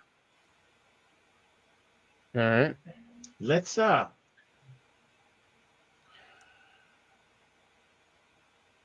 an isolate category for the grid lines. All right, I want you to pick all the big grid lines, not the ones for the gymnasium.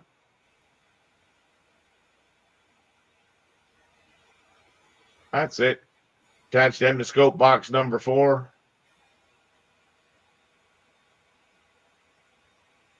Perfect. Now what happened is all their ends got pinned. So now if we unisolate and delete scope box number 4, you'll see that now you can drag one of those and all 3 of them or all 4 of them will drag, right? You're going to see how they're all going together? You can bring them to line up with the ones in the gymnasium. Bring it down a little bit. Boom. Now they're all lined up across the top of the page. Okay? You're pretty good. You're pretty good. I mean, you could be a little bit tighter on your edges. Now, we deleted that scope box. Like I said, it's not a bad idea. We deleted it so it would release the grid lines. They're no longer attached to the scope box. But it's probably not a bad idea for you to put that scope box in, and I'll show you why. So put that scope box right back around your building. Right? So what we can do is we can set that to be our cropping boundary. Zoom back out real far to where our building used to be. Okay. Over here. Yeah. Well, why don't we turn our crop region visibility on? You can either do that by the bottom or you can do that there, right? Did you have zoom out a little bit more? Zoom out a little bit more. So you weren't zoomed out far enough. See that crop boundary? Yeah. You can now attach that. No, what'd you do? I just highlighted it. All right, I lost it on my screen. I just want you to select it. All right. It And goes away. What's that? That's all right. Just say go to scope box number 4. Okay. It's there. It's there. Right there. You're just about there. Oh, scope box. There it is. Number 5. Or number 5. Yep. All right. Now it's cropped to down there. Now you're going to want to do that for all of your overall plans, whatnot. If we went to a 3D view right now, right? Take me to an isometric view.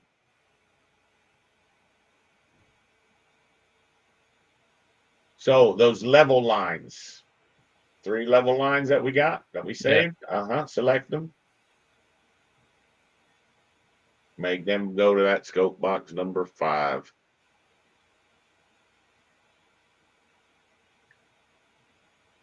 That's all right. One of them did not go. Wonder why not. Level 1 did not go.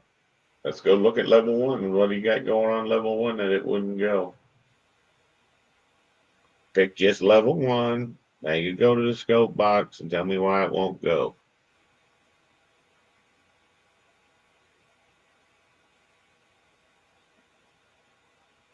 The datum plane does not intercept the scope box. All right, hit cancel. Hit cancel.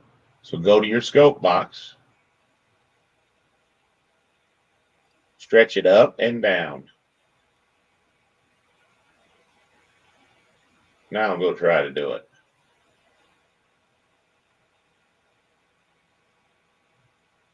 Now, do you really understand why it wouldn't hit before? Yeah, because it was the scope box is too high up.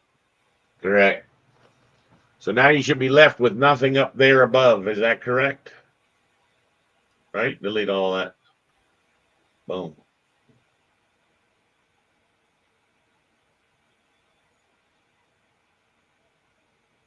That's you.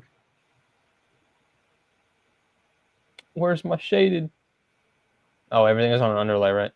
It's on underlay. Correct.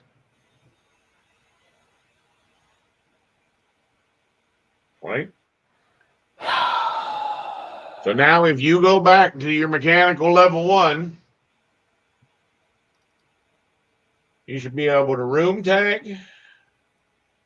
You remember how to draw the match lines and put the C and the C and how to make those work? Yes. Good. So remember that when we wanted to do that, and I'm going to help you. I'm going to help you because if you don't get the first one right, your life sucks from that point out. Okay? Yeah. So if you go to level 2, do a zoom extents. Right? Why am I not seeing the rest of the stuff? Because all this has to delete. This is still Bloodwood. Those are all your old room names. Those are Right. all your old room names for your previous job. It's also 2 enlarged views. When you delete, those enlarged views will go away. Go ahead and do the delete. That's what it's saying right there. Why can't I see the rest of the building? Turn your crop region visibility.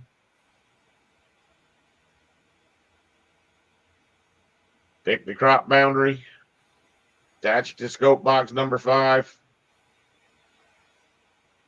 Zoom extents. That should be your second level ready to be drawing. Do the same thing with your third level. Right? Right? When you do that, probably all your enlarged plans have now gone away. Right? Look, your enlarged plans are no longer on that list. Yeah. You got to grab that crop box. So show region. Well, no, we don't want that to be non-cropping. We're only saying show. You turn the cropping off. So zoom out Oh, I see. and go to scope box. All right. Okay. Yeah, that's gonna take some getting used to.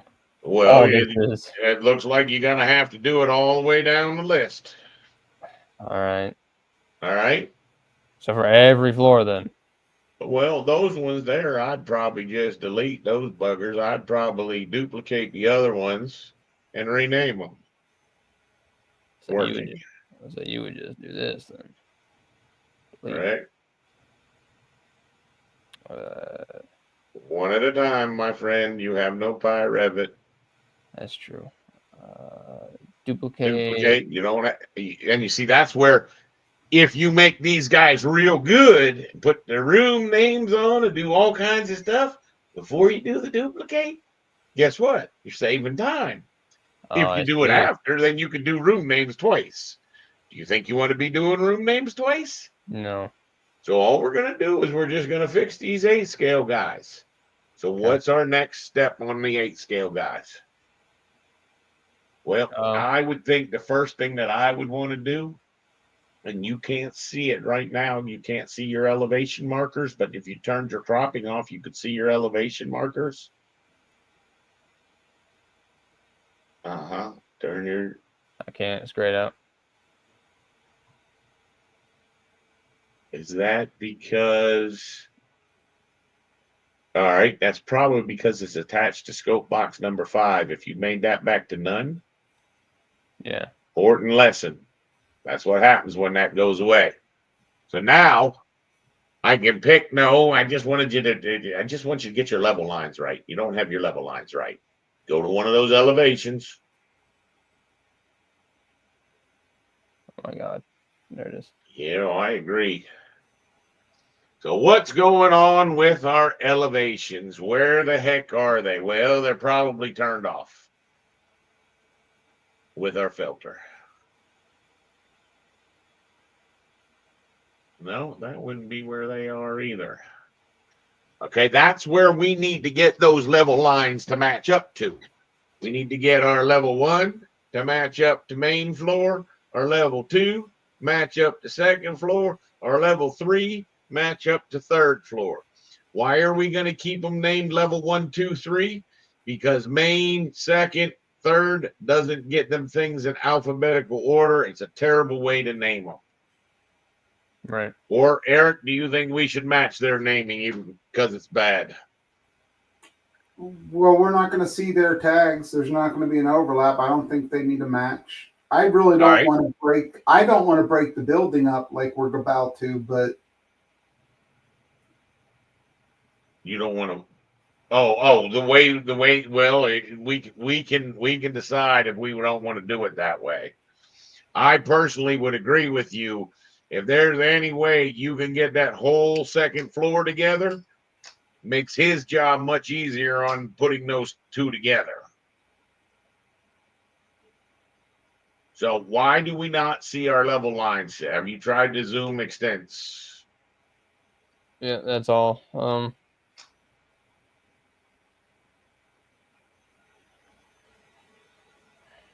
are there no baffled. level lines? There has to be level lines. There's 3 level lines and we can't see them.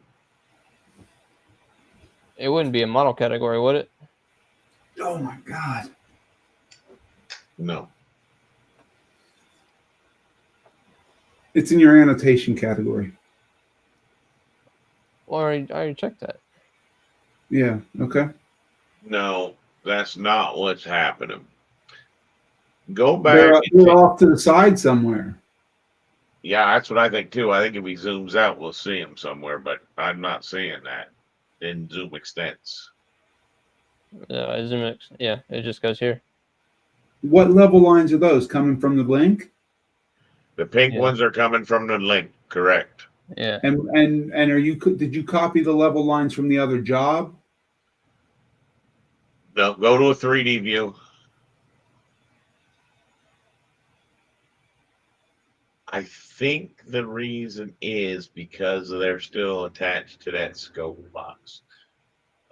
Switch me to the left on the cube, or the front of one of the faces. Yeah, they should be appearing. I want to say delete that scope box. See how that sort of changed how they look? Do they show up now? Uh-huh. They do, them little bastards, don't they? See, that's the little trick I figured out is attaching them to a scope box and then deleting the scope box gets them all to line up and all to work. So you can see if you zoom in there, our level 1 is good, but our level 3 and our main floor, our level 2 and our main floor. So go to the other end. Zoom in. So use your align command and align that second floor, pick third floor, either one, and go to the black line above. Do the same thing for the second floor. And I think now you have a project that you're ready to cut your dependent views. Now, I will tell you that it probably wouldn't be a bad idea to stretch your grid bubbles up. These. Yep. What would be the most efficient way just to get Right one there, of them? right there. You're gonna just drag it just north of the building, just up above. There you go. Grab any missing ones. Do the same thing. See, so now if this is your west, go to your east view, and that should be fixed. Look, see how it's fixed? Yeah. Go to your north view, and it should not be fixed. Right. Because you haven't looked in that direction yet. Yeah. Right? I'm gonna get these done first. Right. There you go. All right. And like you said, fixes the other side, the parallel side. Yep. All right, close all hidden view. No, yeah, we close hidden views. All right. This is another project. Oh, yeah. Okay. Don't get rid of that project yet. Go to one of those sheets.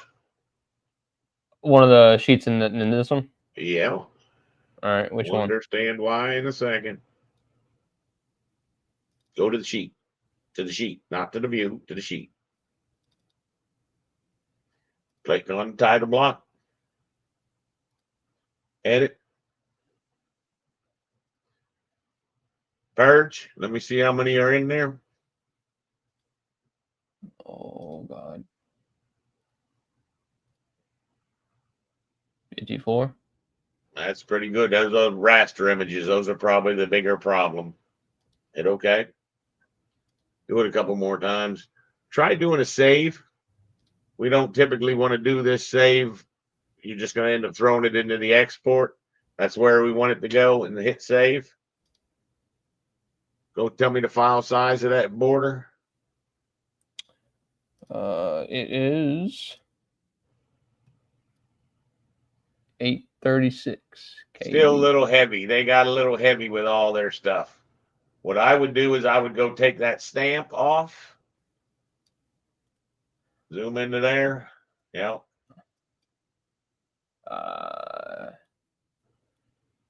This That's a or DWG. That's a DWG. I'm assuming that's not good. That's where most of their problem is coming from. We're surely not going to edit that DWG. Remember how panicked people used to be about those stamps? Zoom into that thing again. What's it say? Architecture presentation. Is that all part of that one DWG? Yeah, everything that lights up blue, only this, that. Ah.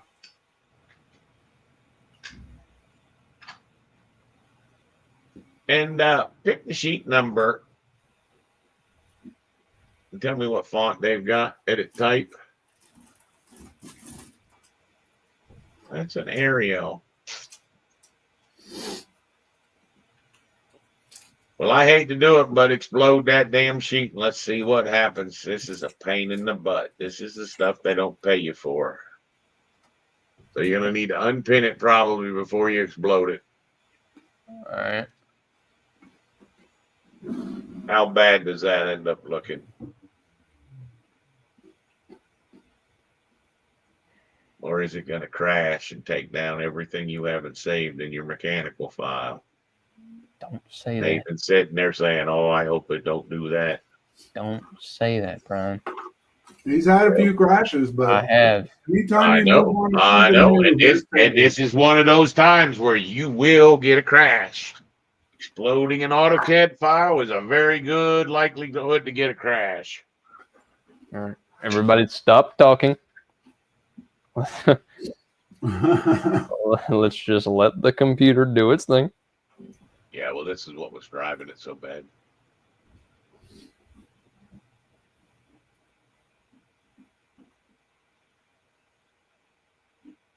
See what it's actually doing? It actually tells you now, Eric, in 2025, automatically joining changed elements. All that little stuff, all that little work for that stamp is probably what it's doing.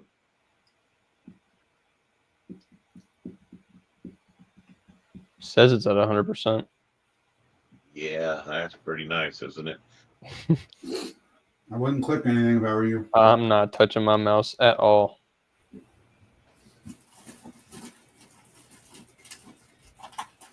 Yeah. I'm not gonna lie. If I took another quiz on what we just did, I would not remember it. I'm sorry. At least not right now, right away. Delete those elements. Only 9,000 elements too short. Oh God. It's the heavy black line or it's the T up in the corner. No, it's deleting them. Just let it do it. This is what was making that file so slow. It's those poor architects didn't even know how to make a simple border. One They of the thought they would simplest cheat and bring it families. in AutoCAD. One of those simplest families that you got to do.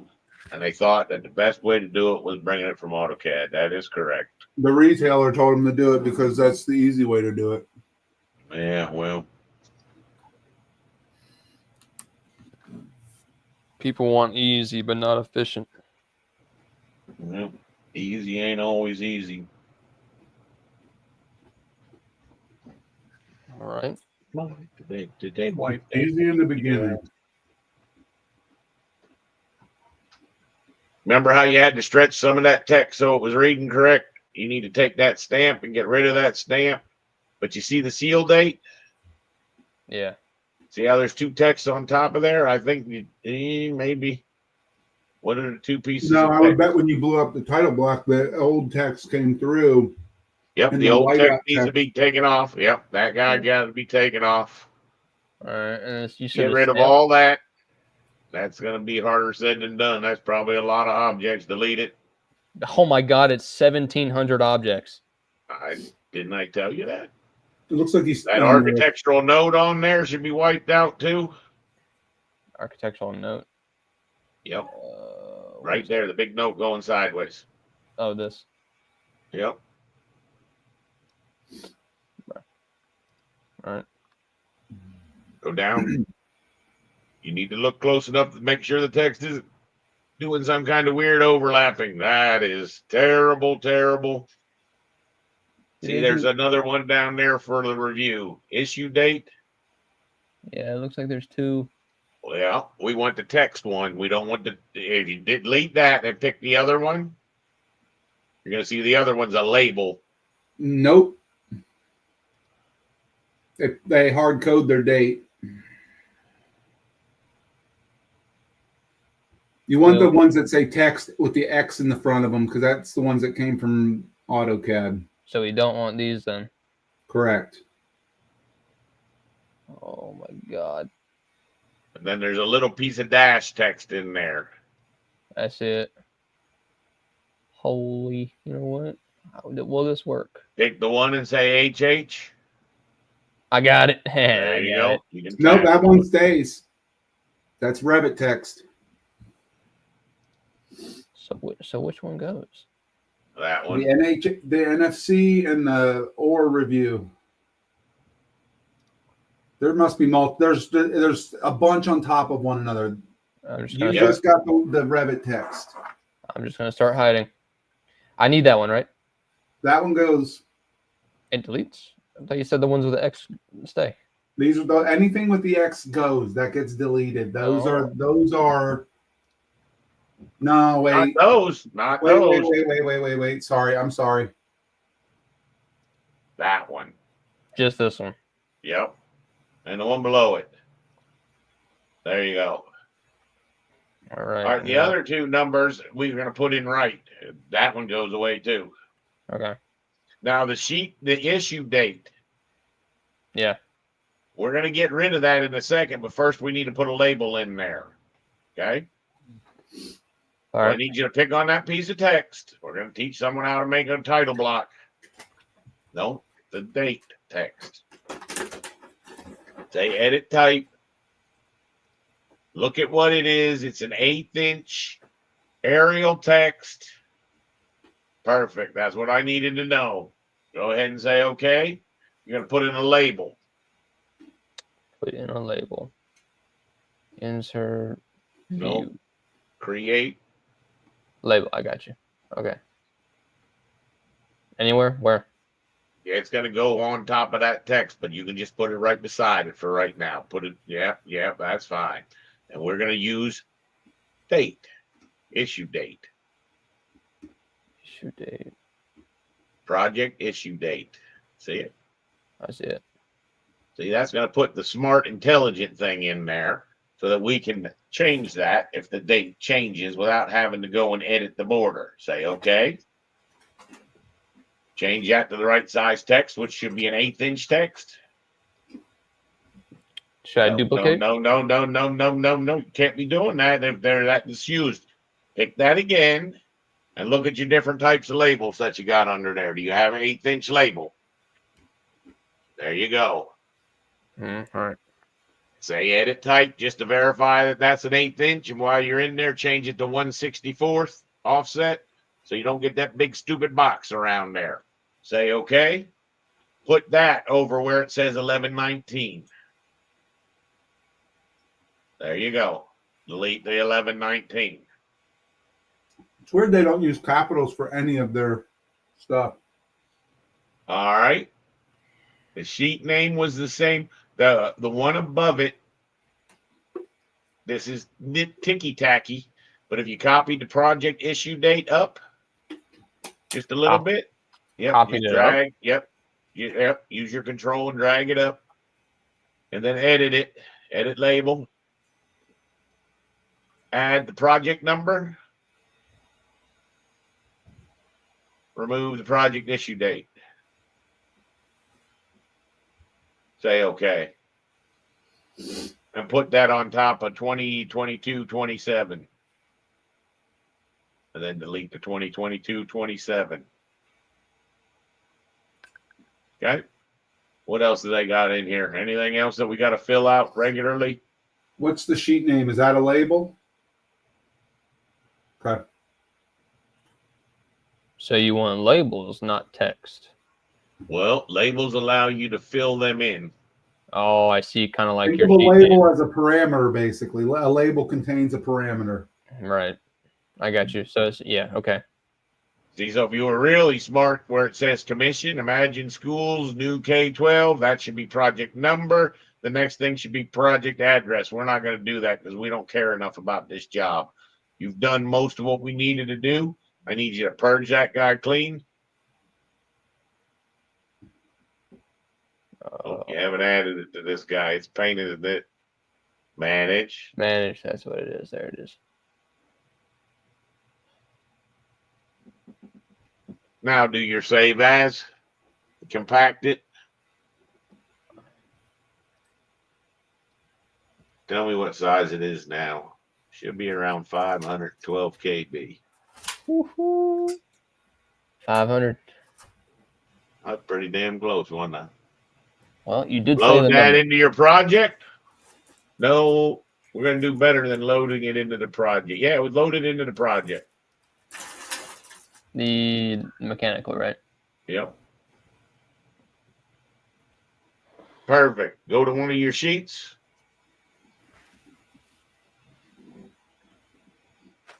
Perfect. Pick that border. Don't go into it, Nathan. No. Oh, yeah, you could actually, you know what? Since you did that, you're fine. Hit cancel. Go in there and grab that stuff at the top with book nights information. All this? That thing right there. Yep. Copy the clipboard. All right. Go back to the other title block. Go up there right below that Tate Architecture and paste it in. Right here. Nope. Below them, they leave the architect's name in there. All right. Load that into the project again. Go to a sheet. And here's where we find out how bad they really are. Change that sheet. Change that sheet and pick the sheet border. Change it to the other one. That's livable. It actually made your key plan and your mechanical notes land in a good spot. See how the sheet number, sheet title, look at them. Go in there and zoom. Look at how they all adopted the sheet title, right? Now, I see. obviously, you see what it's done? Yeah, it's because it's a label, not a text. I get it.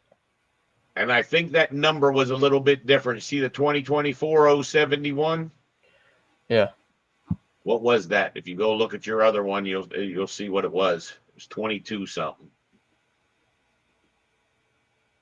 We just changed it to project number. All right, you could go to your architectural full, and you can see it on that sheet. It's up at the top tab, AD 102.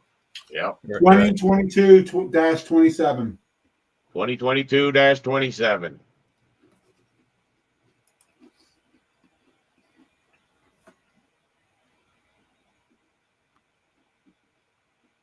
Yep. Sheet issue date due January 31st, 2024. 01/31. There you go. I'd be willing to bet that they started this job with not with a template, but with an old job, and that's Yeah, of course they did. Of that's course where they all did. that backdate stuff comes from. Yep. Of course they did. So now you got basically everything you need to sheet this bugger and get it all set up. And we're not too far off. 2 hours, about 6 o'clock, you'll be ready to start drawing ductwork when he's going to give you an updated file. All right. So So how do we go about doing that? We're going to go, let's close everything that we don't need. So close hidden views and then close those other buggers, and you don't need to save them. You can just hit the X at the end of it and it would have done the same thing. all There right. you go. Okay. So we go to mechanical level 1.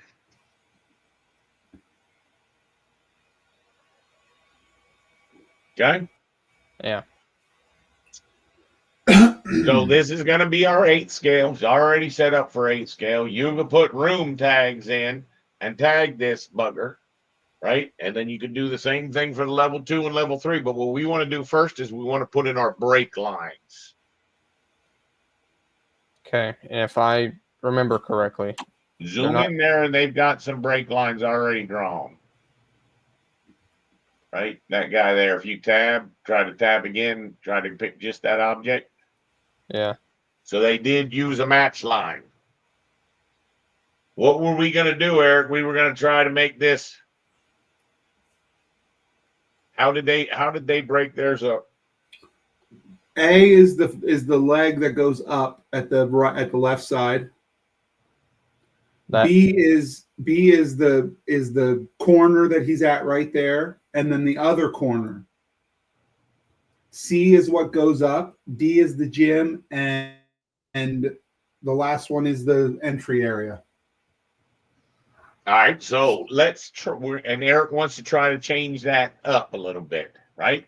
We don't. I don't think we will be able to scale wise. I unless you're going to go to a different scale.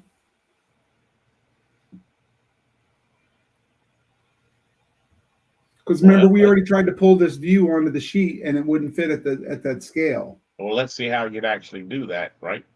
So what Yep. you're going to do is it's all done by creating a dependent view. So create your dependent view, right? And this is going to be, that's going to end up being named area A. But for right now, we're just going to let it be dependent 1. So now grab the crop boundary. that Uh-huh. Stretch the right side all the way over. Nope. Over to the match Half line. the gym.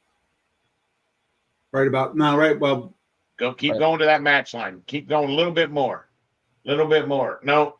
to where the building Grab gets the fatter green in the area. front. Try to grab the green area. I want to see if we can get that on a sheet.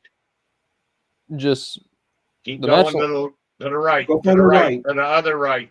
Where the entry gets wider. There you go. Right there. A little bit more than that. Right there. That's where I want you to be.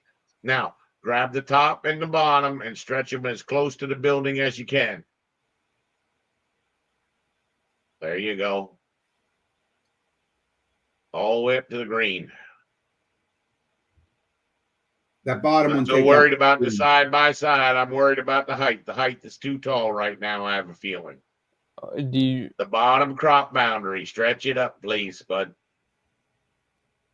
All the way, keep going up to right there. That's where I wanted to see. I want to see if that'll fit on that sheet. So if you go back to your sheet, mechanical, let's actually just go to mechanical level 1. Right? Nope, area A. Level 1, mechanical. There you go. See if you can drag that dependent view number 1 onto there. Why not? Oh. Huh? No, title block's not our title block. You're in the wrong thing. That's all right. That's all right. He's gonna now take Oh, his you have an title block. updated title block. That's all right. He's gonna grab that title block. This. Yep. Say select all instances. It should be as many sheets as you have. 57 of them, and change it to the correct title block. All right. Now, so your mechanical legend, throw that stuff a little bit out of your way. Let's see if that'll fit. That's what we want to see, if it'll fit. It doesn't look like it. Not at all. Fan it down a little bit. I don't think it will fit. No. No, that's not fitting.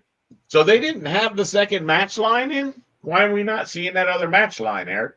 They did have one up that goes up the leg. It cuts right at the corner of the building. I thought I saw one in there. I don't see one. Go to the architectural drawing. He doesn't have the architectural. You don't have it open? No. Don't you have it open? I just closed I have it. I'll open it. architectural full. Oh, this is the architectural. All right. Go to the plan view.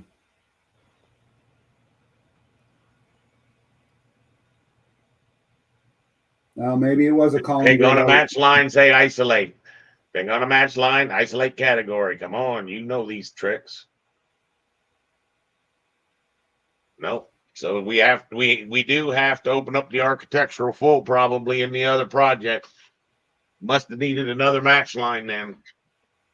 So go to the mechanical file and open up the architectural full.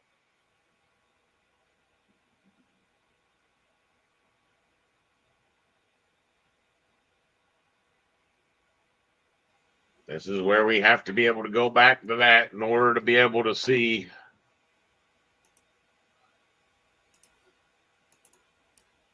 Nope. I want to see the sheets that say A, B, C, and D.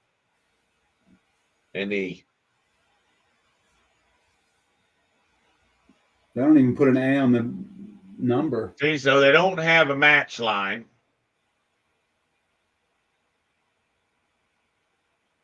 And that's the one that we said is really bad because it's a broken section. So they really don't understand what they're doing. Go to C. C is the gymnasium. What is D? D's the other leg up. I got them. Oh, what happened to the other leg up? It's in B. It's in E. No, go to E. So they loop around the building horribly. They don't go in any kind of manner. No, because B has the two corners. A has just that one side, and E has that one side. I'm fine with A and B where they're at, but why would you go to the gymnasium? No, you're before not you fine go to with the B. entrance? You're not fine with B where it's at because they subtract the middle of the damn building. Well, no, correct. But I'm just saying the entrance of the building, in my impression, would have been A coming in. It doesn't matter. It doesn't matter. It just. So if we want to make that two views, Brian, what do we do? We just won't have one with the view name. With the sheet tag. No, I wouldn't do that. You wouldn't do that? No. What would you call it? Area B1 and B2?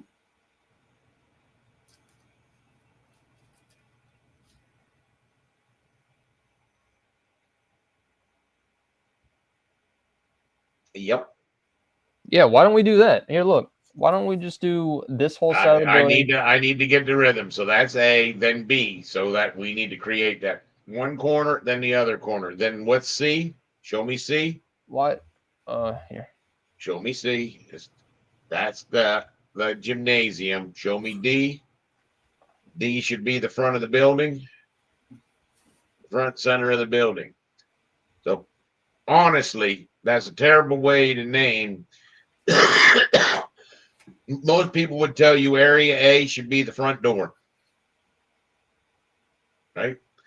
Area B, you then move around the building. So that's D, and then E is the last wing. All right, I'm with it now.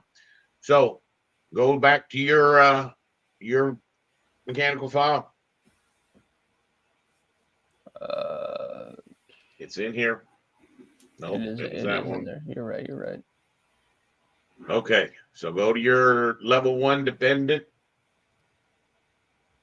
Okay, so you want to drag that up. The bottom crop boundary. You can drag that top one up a little bit, but that guy's going to go just up to the top of the wing. Just to where it starts to turn. A little bit Right more. there. Right there. That's where I'd go. That's where I'd go. Okay. So draw a match line. Woohoo. View match line. You. Where is he at? Where is he at? There he is. All right.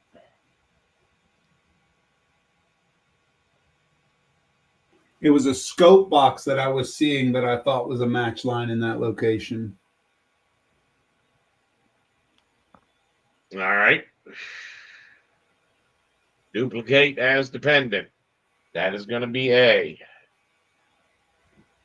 Duplicate this as dependent? You can duplicate either one, but yeah, this one will be fine.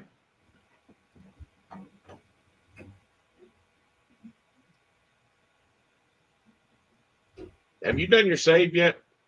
I have not. You're going to end up having to do it because you're doing a lot of real risky things. All right, so dependent 1, you take and you select on your crop box. I'm sorry, dependent 2, the one you're in. Yeah. Select on your crop box, use your down arrow. Go till you see the rest of the building. Keep going. Stop. Stop. You went too far. Stop. Yeah, yep. Up. Draw your next match line. You see there's a match line in the architectural file. Yeah, So you edit your match line. Edit your match line. Double click on it. Edit sketch. Either one, however you want to do it. Try to steal that line. The second one over. The second button over. Now try to hit that line. Can you do it? No. No. Try and draw a line right on top of that. You won't be able to snap it. Don't go that far. Right up in there. Leave yourself enough room for your label. Come down a little bit more. We're going to put labels on these that they did not do. Okay? Yeah. So grab the top crop box and bring it down to that match line. You're going to keep just a little bit. There you go. Keep coming a little bit more. A little bit more. You know what? Go up a little bit from that. I want you to edit that match line, and I want you to push that a little bit further into that room. Not that. Yep. The other one. This one? Yeah, I don't want it cutting through a wall. I want it cutting through a boring spot. Nudge up a little bit. Oh, I got you. Okay. Okay. Now leave the same distance on both sides for your crop mount. Hit finish. Leave the same distance on both sides. There you go. You want to leave a little bit more than that. You want room for it to say C area. That right? match line's not good. You want to go all the way to where the building is bumped out. All right, let's do that. Go to where the building bumps out. See, their match line's in a bad spot. Nope. All the way up here? Nope, the other one. Nope, the right. Drag the dot to the right. Yeah. To the right, bud. To the right. To Right the here. green. Right in there is where we want to put the match line. Nope, you moved it to move the top one. You got to go edit sketch. Now move it. There you go. Much better. All right.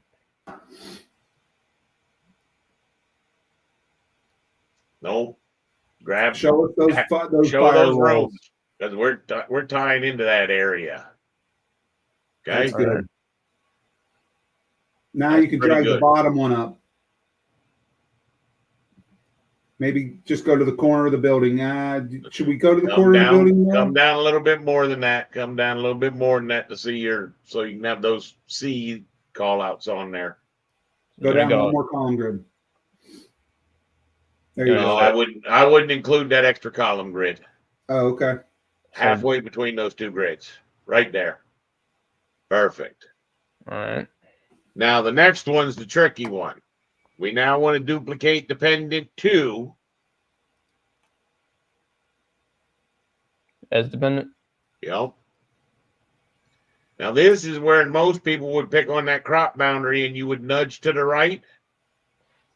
And you would go all the way to that match line. See, you would keep going to that match line. That's what most people would do, but that's not what we're going to do. See, that's where we would typically go. Then we would stretch this till it's to the next wing, right? That's what we would typically do. Keep going. You're going to start to see green coming up. See those? That's where it would typically go. What we want to do is we want to keep nudging over.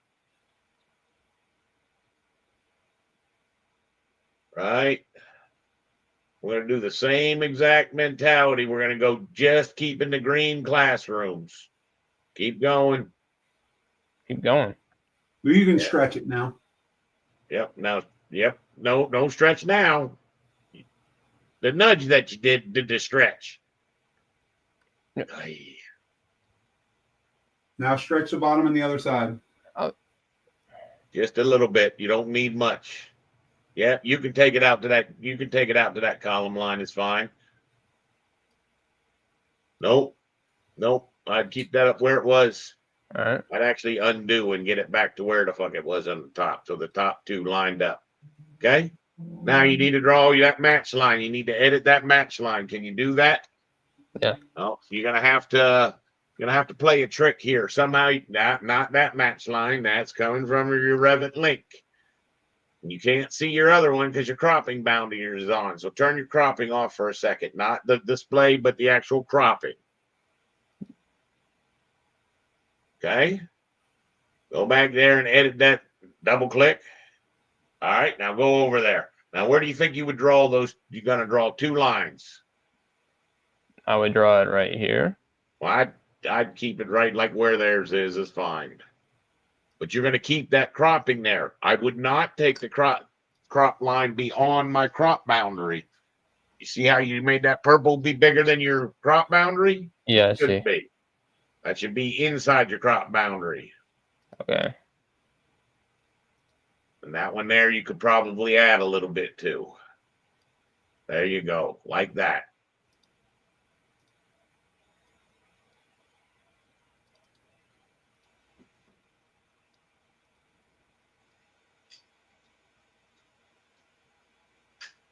There you go. I should probably.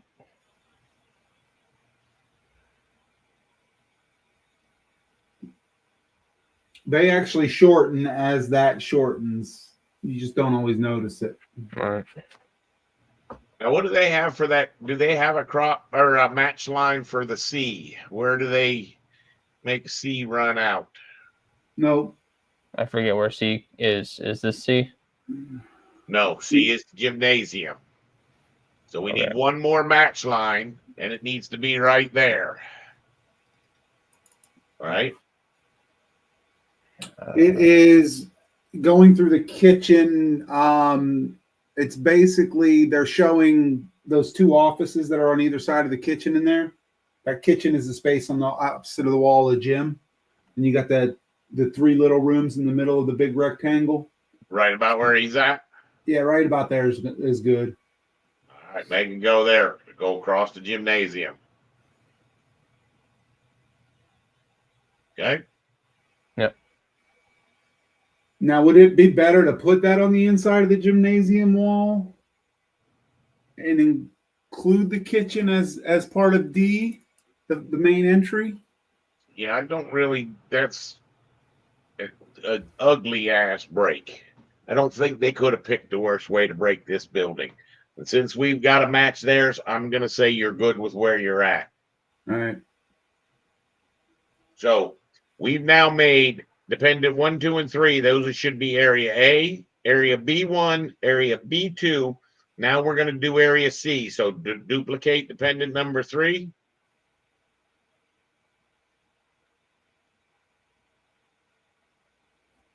So Do you know where that guy's going to capture the whole gymnasium? You could actually just drag your crop boundary if you wanted. You could actually just click on it, drag it up there. Yep.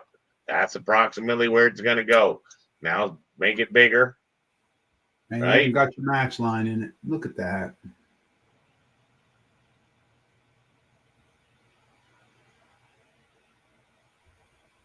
Oh, well, I guess that's gonna. All right. Now, me personally, I would drag the bottom crop boundary to include the whole kitchen. Actually, they show the whole kitchen on the the entryway, and they show a little bit of the gymnasium. They have a really poor match line there. Really bad match line location. Terrible match line location. They overlap too much. That's probably what I would show right there.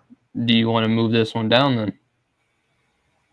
No, I really think you'd No. actually prefer to be on the other side of the gym wall. Yeah, I would just let that be. Yeah, that's exactly what I would do. Is I would be doing it right at the gymnasium, but you're fine with where you're at. All right, so that is C. Now we need D, which is the front of the building. So duplicate dependent 4.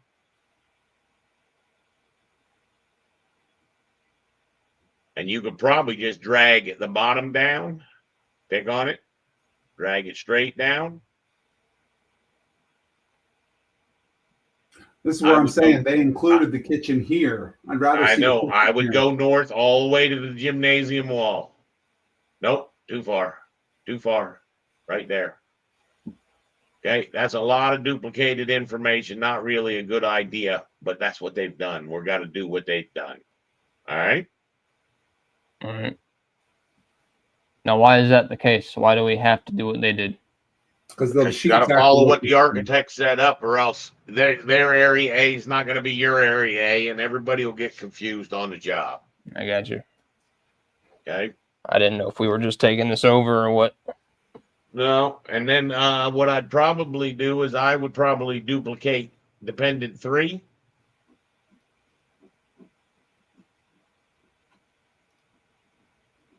And I would just stretch the top up till I'm at the top of the building.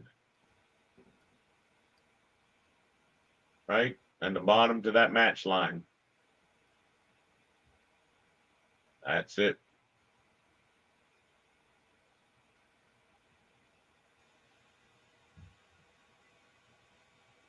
Now, we're going to let those say dependent for now.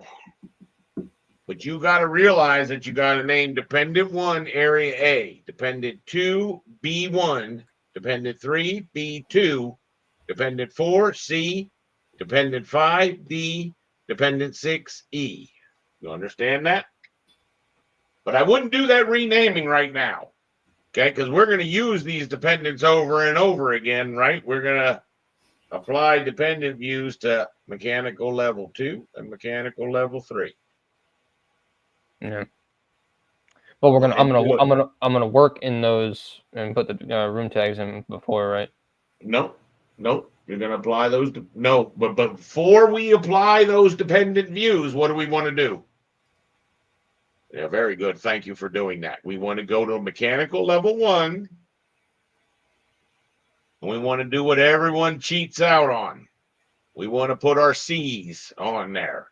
The view reference. Zoom into your match line. Oh, I see. So no, go over to the first one. Where's our first match line? This one. Between A and B1. There you go. So put your view references in. View. No. Am I view references? I see. Right? And that is related views. And which one's that we're going to say? Dependent 1. That's what you want. Right. And that's going to be on the top of that.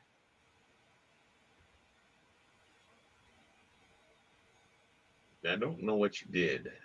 It's not working. Dependent 1. It's not Click working. on your screen or something. That's it. Why is it? It's not like live, if that makes sense. It's What do you mean lagging. it's That's how it works. You have to get over that. That sucks. All right.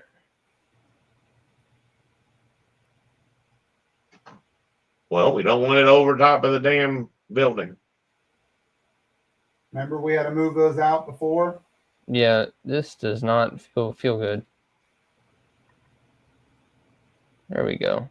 All right, I'll place them first. All right, now copy both of those down to the other side. Fucker sending me emails like no one's business. I would have kept them selected. And what do they reference? Dependent 2. Yep. Now copy those 2 and put them on the other side of our match line. Copy and then rotate. Oh, you already have a sheet on. He has one on a sheet. Nope. On the other side, you're going too far. I understand. I mean, it's not totally a nope, but let's get that horizontal, that vertical match line right This there, one. bud. Yeah. Now rotate. It won't rotate. Yeah, bullshit. It won't rotate. Pressing spacebar there, not rotating. No, that's not what I said. Did I say hit the space bar? Rotate it 90 degrees. Put that on our line. Not their line, but our line. There you go. Move it over just a little bit. Nope, closer to the grid line. There you go. Okay, you need to move the one on the bottom out. You need to move them both out because when they start filling out, they're going to end up on your sheet. There you go. A little bit more. There you go. That one move up. That's where it gets ugly.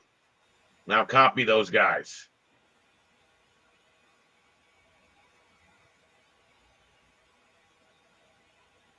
Get it a little bit closer to the match line.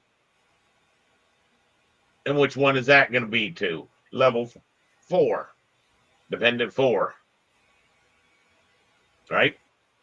Copy it straight over across to the other side.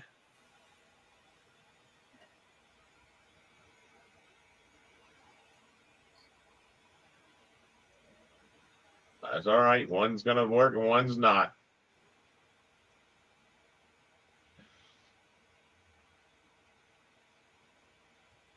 I don't know why I'm not using my nudge for these, but yeah. I'll copy that on the other side of that line. What's that one going to be? This one, these are going to be 6? Nope, 3. 3. This is very odd. Yeah, this is a very odd situation. That's why this doesn't seem to make sense. All right. Pick those 2 and yep, Okay. you can grab those 2. You can do it however you want. I just want them all on there. All right.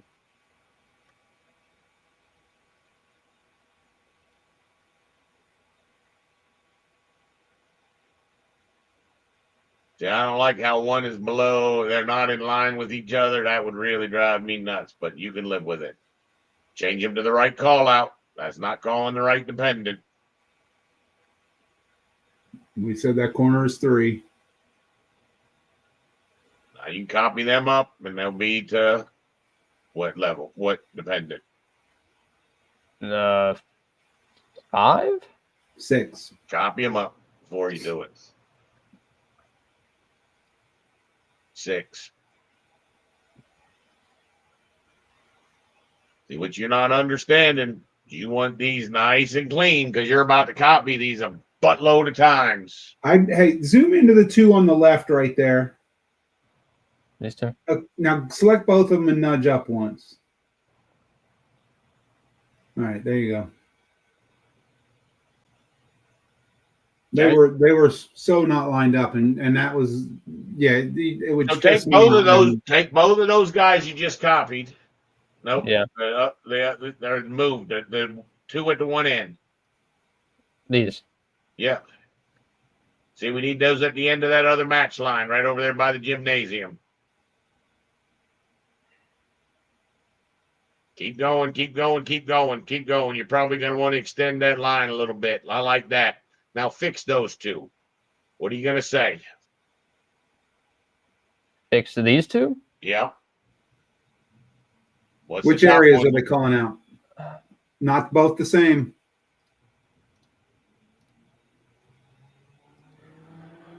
Oh God, 5. Right? No. No, 4. All right, now watch how I'm going to show you how you can tell this. So you wouldn't be like, oh God, I don't know what numbers they're telling me. I don't know. Turn your crop visibilities on.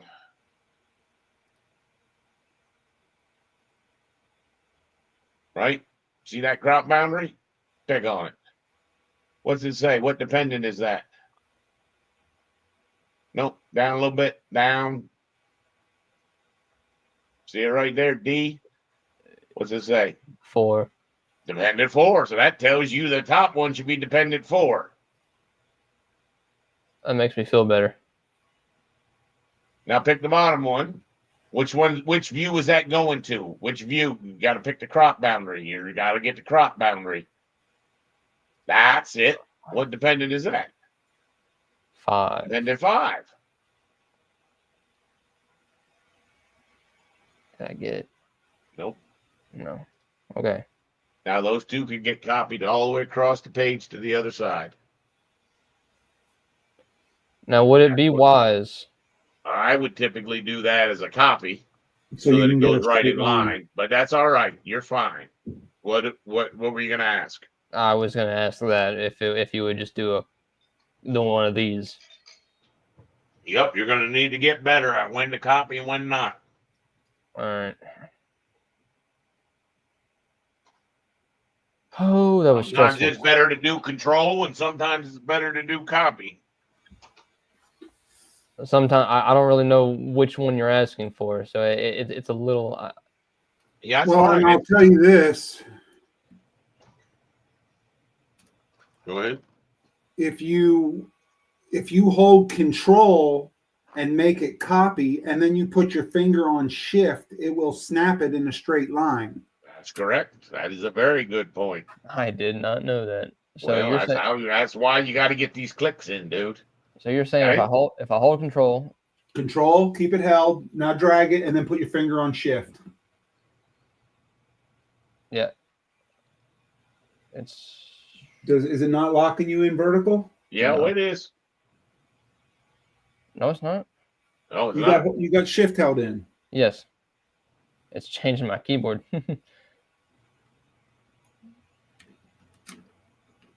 I'm doing it here, and it's working fine. Here, watch. Yeah. You Show. ready? I got a control held. I'm clicking this, I'm dragging it away, and now I hit shift, and you see how it's locking. It'll go up some, but it is locking me with a blue line in that direction. Huh. It's probably not going to do it with those review reference tags. They're a little bit different. That wouldn't surprise me. That's fun. All right, but you're saying I would do this and CO and copy that over. There, it's working.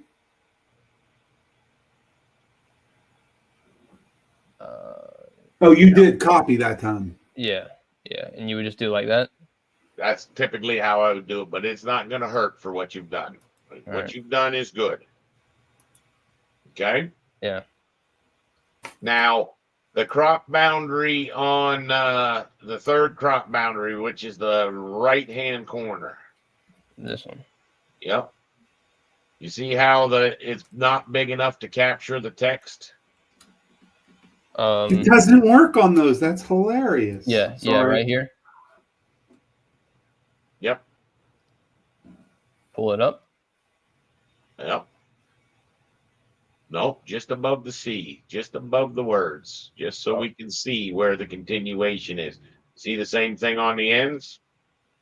Look at the other edge. Right? And the bottom. Bottom should be fine, no? No, No, it's not they're it. inside the cropping area. Well, they're inside the annotation, so it should be okay, Oh, I right? see. It Yeah, should no. be, but it's not necessarily. That's where Yeah. I'd go to. I That's saw what it. I would do. Let me inspect all of them. The middle one, you're good. The one for the upper, you haven't gone far enough. The crop boundary's not big enough. That one, both of those crop boundaries that need to be bigger in order to get the C to show up. Out to the end of the text, out to the end of the, not that Nope. one. Not this one. Why not? You picked the, look at, you picked there. There's 2 squares there. That one's right. That one's right. When you drag the other one, you didn't drag that button, you dragged the one beside it. See how you got a bigger annotation boundary on that side now? Oh, I see. Yeah. No, I pressed cancel whenever you yelled out, All so right. that I didn't don't change. think it, I don't know if it took. Now do the same thing for the main entrance. The main Okay. entrance has the same problem. Yes, I see it.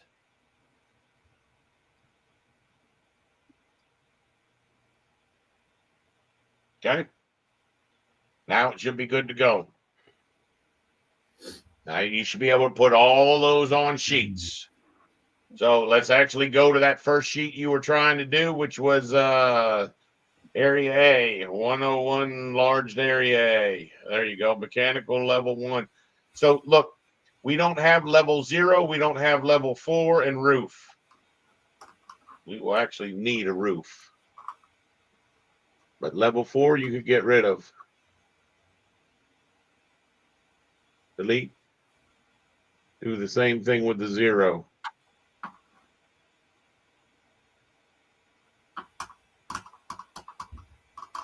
All right.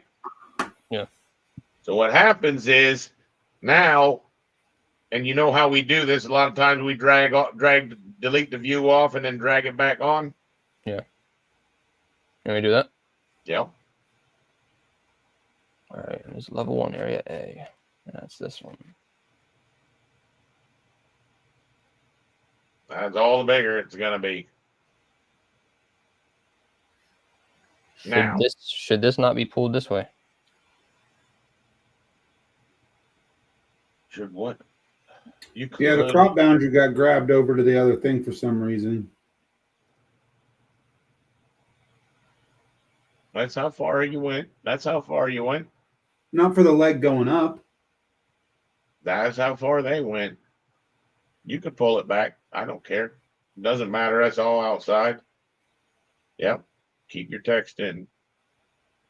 Yeah. See, Oh, they showed the whole courtyard is what you're saying. I got you. Yeah. See, that's where I don't understand why they didn't put A and E together. A and E together. That doesn't make any sense to me. I would say on a scale of 1 to 10, that quadrant layout was about a 0. Really, really bad. Yep. Really bad. The way my brain likes it is I would go this whole side A, B, C, A1, A2. Those B1. are too big. Your brain doesn't work because then you're too big for your sheets. Yeah, I guess. It got convoluted when they went to the smaller sheet, but it could have been easily done better. That's neither here nor there. Nope. I'm Now sorry. what you would do is you would go to your mechanical level 1. Nope, up there. You were there. Mechanical level 1 and apply dependent views. To level 2 and level 3.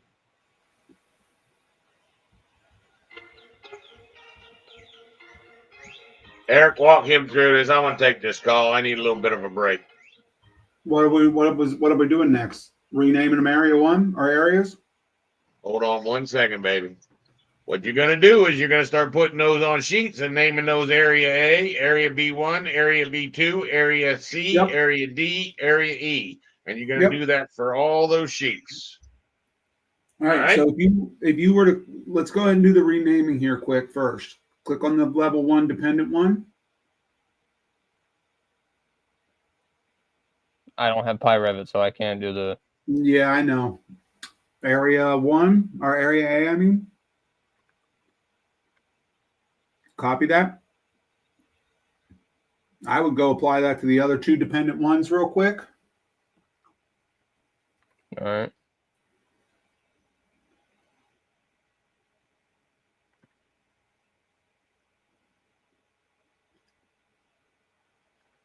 Then go into a dependent 2 and make it a B1, area B1. Went off.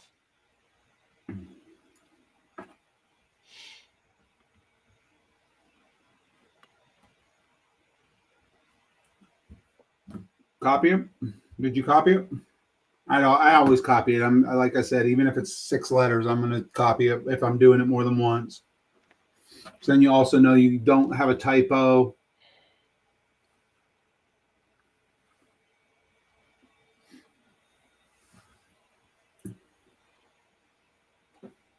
All right.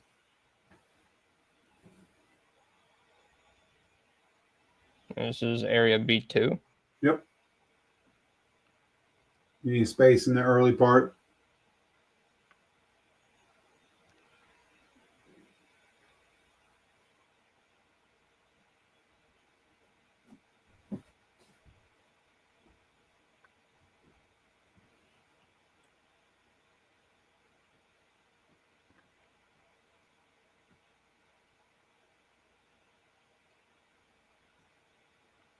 All right, area.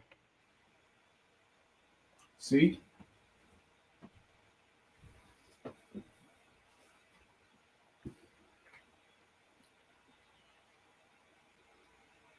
Probably should have made a schedule and done this, but see if you make a view schedule, you can then do it in a schedule. Sometimes it's a little easier to snap in a schedule than it is in this file of renaming. I hate how that works. Yeah, that's all new. That's like 2020-ish new. You used to have to click on rename and it would take you out to the center of the screen to another dialogue. D. I do not know how y'all remember all these names. Well, right now it's just alphabetically. That's why we did them in the order we did them in. I'll save after.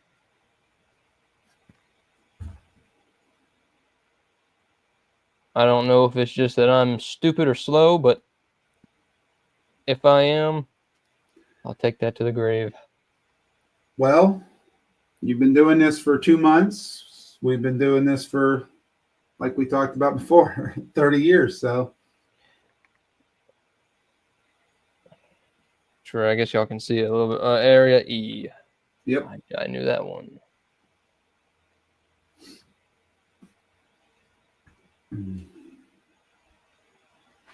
It makes me feel a little bit better, but not not 100%. All right, now go down to your sheets. Oh God! All right. And you'll notice that we have area A, area B, and area C. Yeah. So we need to create a new sheet for each of those for D and E. Right. So if I go here, I can copy this. Say cancel. You're going to want to make sure you get the numbers because remember, they number up to the next available one. Yeah. So when you do this, just be looking at that number and saying, okay, I'm doing 111D. Right. View sheet.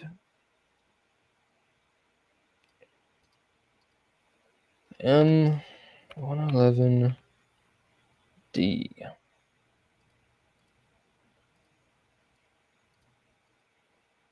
All right, that's fine for now. You're gonna do the other one when we apply the views. You can copy and paste it from the view thing. All right. I guess Why I did just. Did you What? just make another new sheet? No, I didn't. I accidentally double clicked into the border. Okay, if you make another new sheet now, it should come up as E. All right. And then you find the next number. And that would be 112D. yeah, M112D.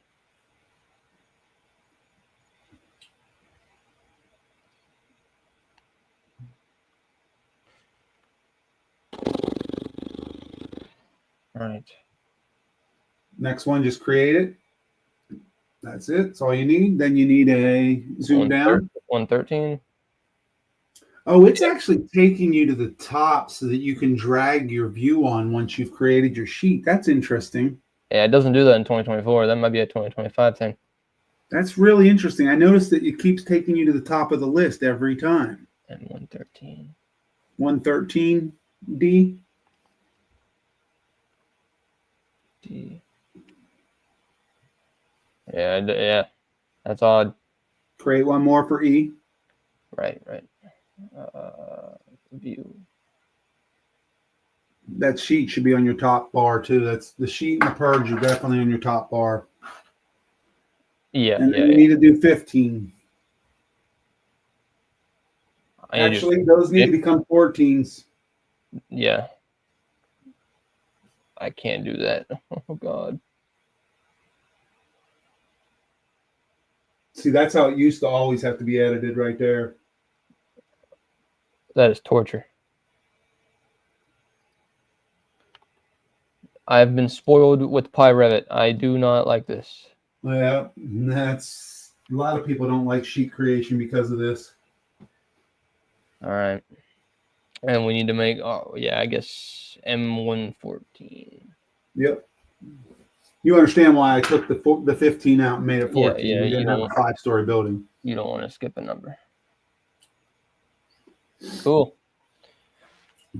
Now we just gotta drop them on the sheets. And when you pop the ones on the sheets that don't have sheet names, make sure you copy them from that. Can I get out of here? What is it? The architectural fool? Yeah, you should be fine to get out of there. And I would save. I don't know when you last saved. Save right now. All right. M111D is for this.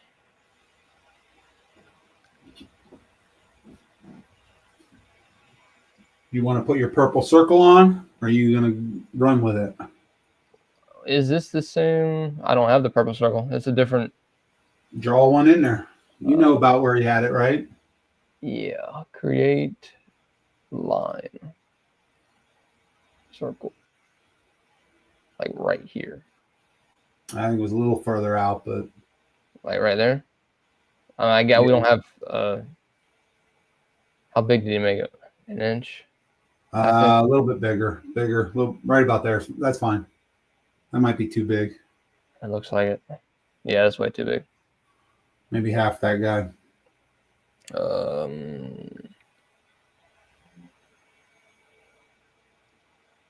you kidding me? 0.25 inch. Inch, Nathan, inch. It didn't work. It's too small. There you go. That's weird. That is odd. We'll put it right there.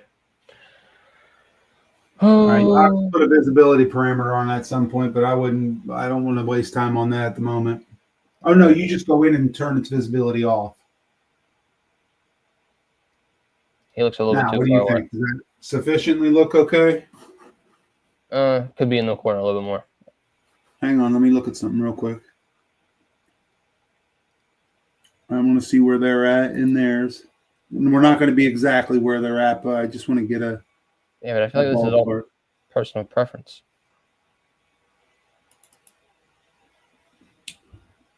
What is that? D? Yeah. You're fine. You're fine right there. They don't even have a circle on theirs. You're fine right there, I think. All right. Now we name Then it. you got room on the sides for some schedules and stuff. Yeah, that's good.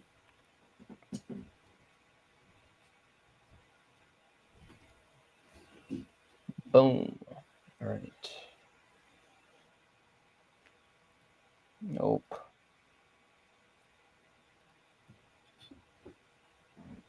Close. This is M111E.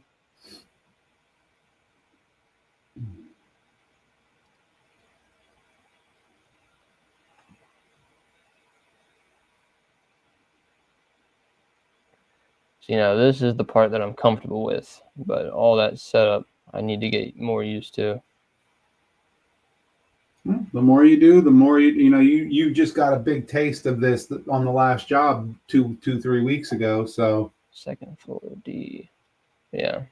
don't forget to get your other levels, and remember that one level is going to have B and B1 and B2 on the same sheet. Right. I'm just getting all the ones that are unnamed right now. Gotcha. Oh, so you can get the naming done too. Gotcha. Yeah. Because then they're next to you'll rip through the last of them because you don't have to pause for that. Second floor E.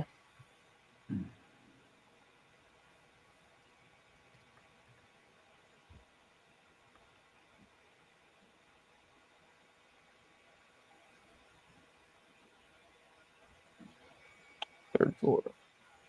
And we don't have roof plans as of yet, so I'm going to hold off on those. Third floor D.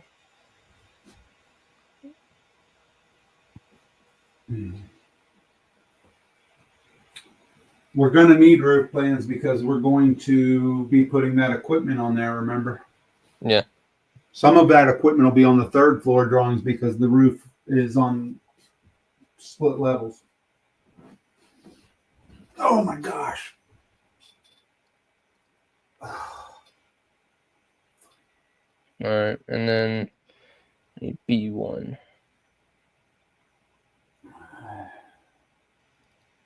Need to add more sheets, don't I?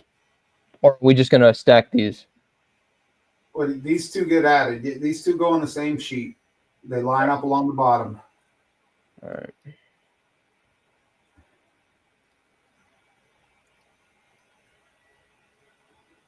Oh, that doesn't look like they're going to fit. Holy God. You messed up a scale or something. Drop it and see. Excuse me?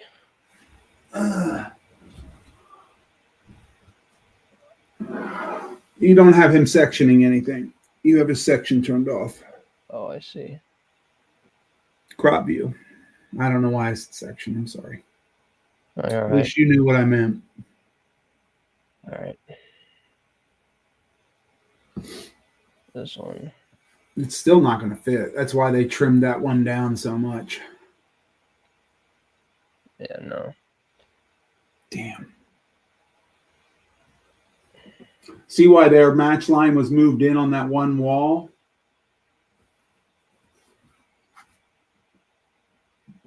Yeah, it's still not going to fit. I think they actually did that on both sides. That's why they shortened that on both sides. All right, go put the other areas in first, and then we're going to think about this. All right. C. Level 1 area C.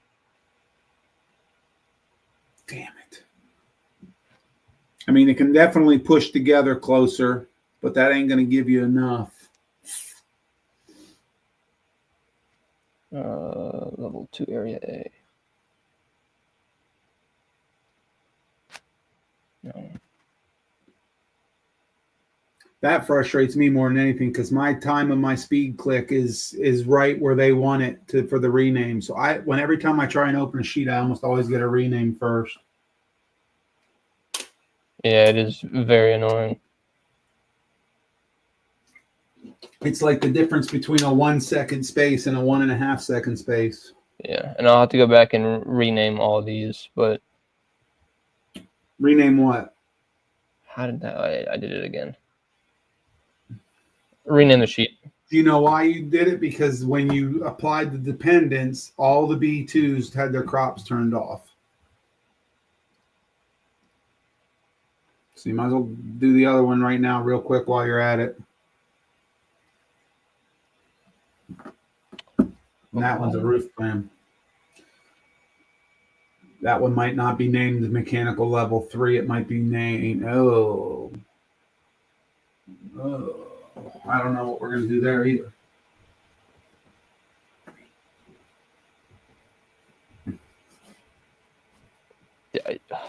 Did I not do that?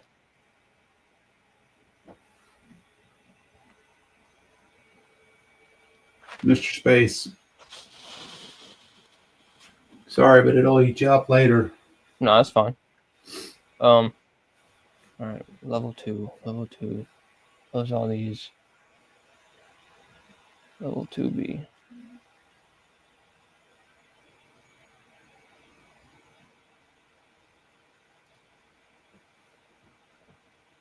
Level 2C.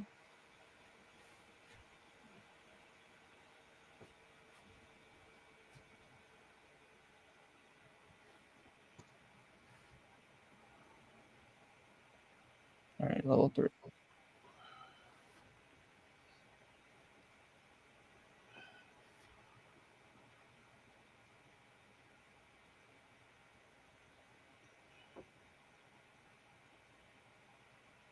Eric, you there? Yeah. So to be honest with you, oh, now Robert's calling me back. I'll come back. I wanted to show him this, damn it.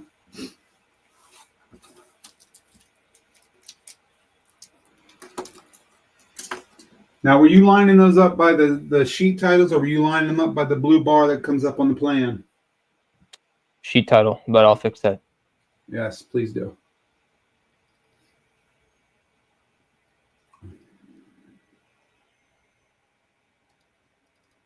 Thank you for reminding me. No. It really will start to be second nature on when you use copy or when you use control and drag something or when you use nudge versus what move. You know what I mean? Yeah. You'll start to get the feel for it. All right, I was a heavy nudger for a long time. Area A. I already did that, so go down to B. Your dependent view for 6 got blown away again. Yeah, I really don't know how that happened. I watched you just do it. And I don't think I did anything out of the ordinary either.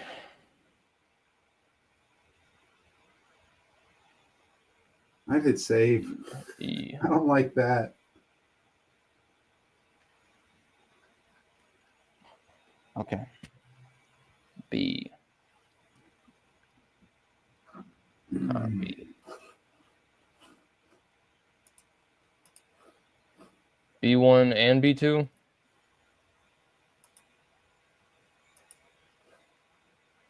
For the sheet title, should I do it area? No, it's just going to be B. It's just going to, yeah, no, just say area B. All right. I'm sure that's what they did. Yep, that's how they did it. All right. I was about to say, because I'd be very upset if they didn't.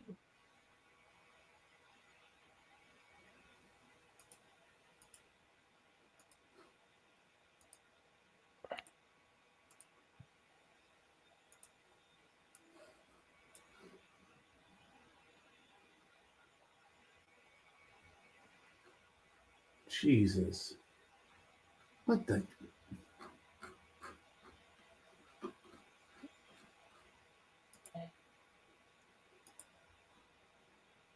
Those will be named accordingly.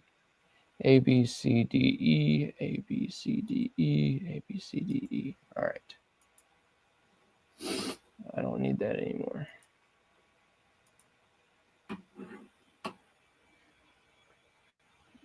Can I get rid of these?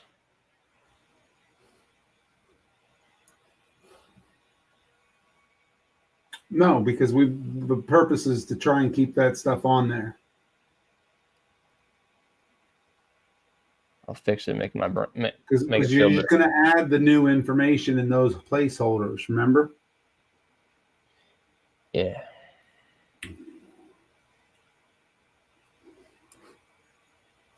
You want to tackle something else, or are we going to start making these look better? I'm tackling something else at the moment. Hang on. Brian sent emails with all kinds of information.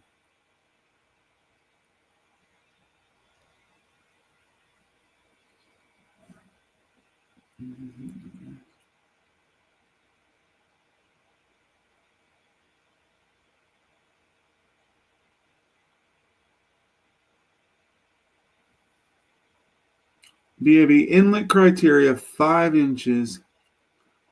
Supply diffusers are going to be 8 inches. I don't understand that.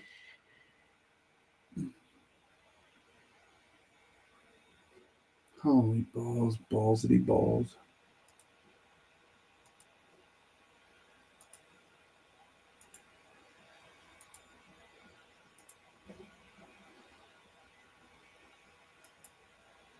Northport. I'm sorry. Yeah, I'm just. But are you reading those emails now? Yeah. It's mostly about pulling all that information down and getting it in the folder. There was some information on that one that was talking about the inlet sizes and VAVs. It's going to tell us what size ducts we're going to be running everywhere, but we're going to have to do the math as to what the CFMs are in that area. So that other schedule he showed us we're going to need. It's going to be fun.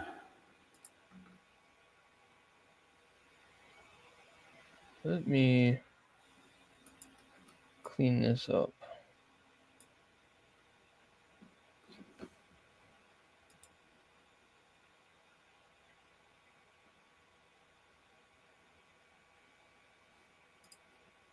Oh, interesting. He's given us the rooftop units as a Revit file.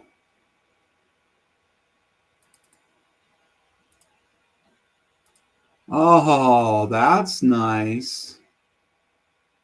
What size are those bad boys? Yeah, that's what I thought. And they're 2016. Woof. Do you want to take a stab at fixing the key plan? Yeah, we can. Do you remember how to do the what we want to do is we want to get the shape of the building. You could steal that from their key plan if you want. I didn't love a whole lot about their key plan, but we might be able to steal their lines that show the outline of the building. And then you would have to draw the solid shapes. Did you help Brian with this, or did he set this I did up? not. Okay. What's up? I think they already had this set up. We just stole this from theirs. No problem. You know how to do that, right? You can help him through that. Yep, I'll help him through that. Brian, the two units are pretty sizable. I'm looking at one of them right now. It's like 2.5 meg, but it's got a big purge coming. So Is that the email that I just sent you? we have one of the two emails. Yeah. All right. Well, unfortunately I've got to take some time off. Ashley called me. Are you already on the phone with her? That was who called whenever I had to drop off. Oh, that's fine. I'm dealing with a little bit of a tough one right this minute. Her friend, who was a resident, started residency with her 3.5 years ago. Got home and her husband had killed himself, and Oh, the 6-year-old daughter was in the other room. yeah. So, I don't know. I don't know if you remember, but when Ashley was in 10th grade, her best friend killed herself. Yes, I remember Casey. Right. So I'm I need to take some time off. You need to get those key plans. Remember, we do need roofs as well because we're going to be sitting these rooftop units up there. I'm going to really turn it over to you for a while, Eric. Brian, give me 1 second. Please open a B sheet, Nathan.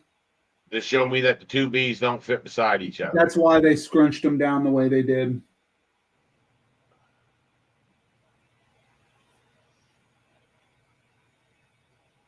It's not gonna fit.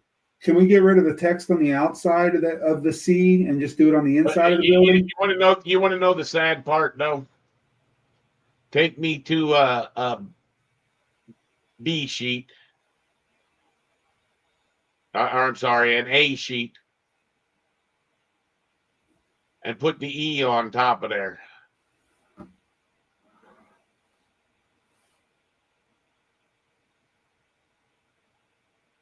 I can't. You'd He's have to already got drop all his it from sheets the filled E up. sheet. Go to your E sheet though.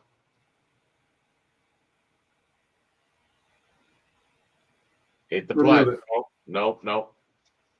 Go back to your A sheet and drag it up onto it. Yep.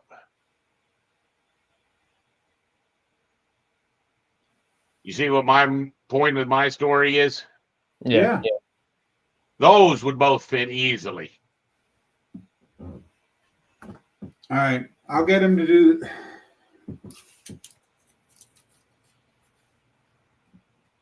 You go deal with you. I'll get him to deal that or do that key plan and see what else I can get him to do. It's really tough. It's really tough, dude. You're good, man. Go. I think well, no, dude, I'm not in a rush. I'm not in a rush. I really can't concentrate real deep.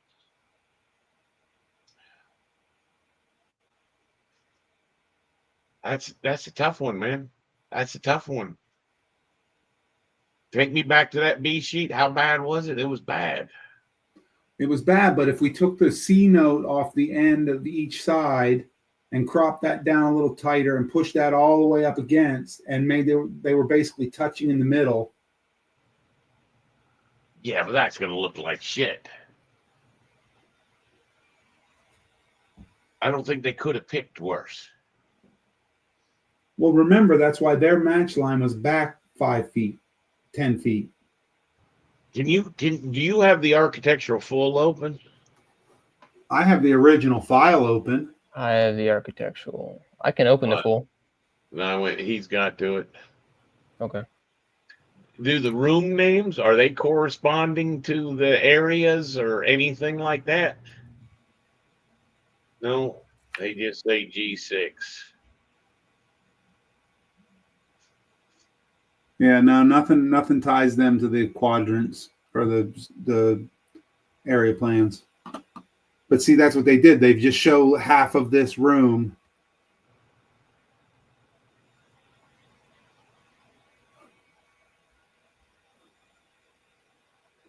Why am I not seeing my little crop areas? Oh, because they're there. That's it. Oh, that one's stretching across. And then it's broken in the middle. But see, I can't find the middle one at all.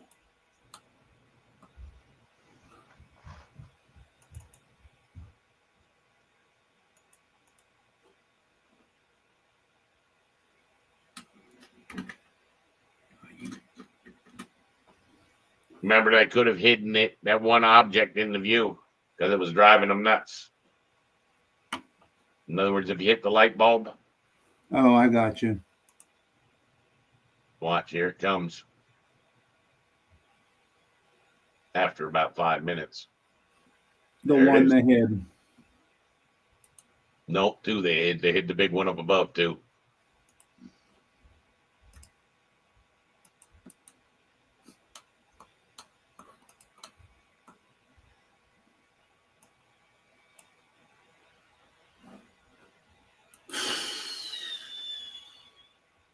I don't even know why I'm doing this. Doesn't matter, but okay. But you see where that's what they did. And that to me is ridiculous because this room and this room never get a full information to themselves.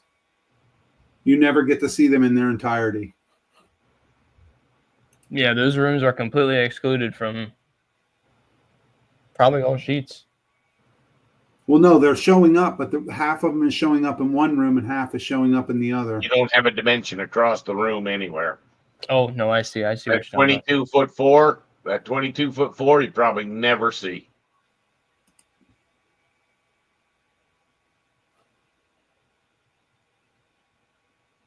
It's not on this one. Nope, it's not going to be on either of them. That's the problem with cutting a match line at a bad location. All right.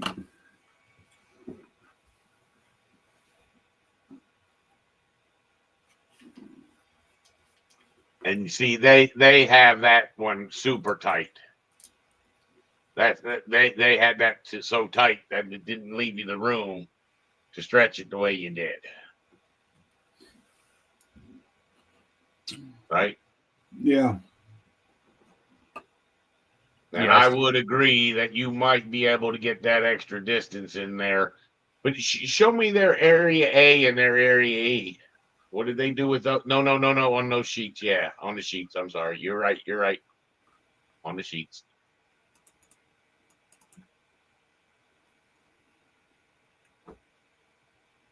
So the only thing they've got sort of filling that sheet up Is the courtyard. is the courtyard. Same thing on this side.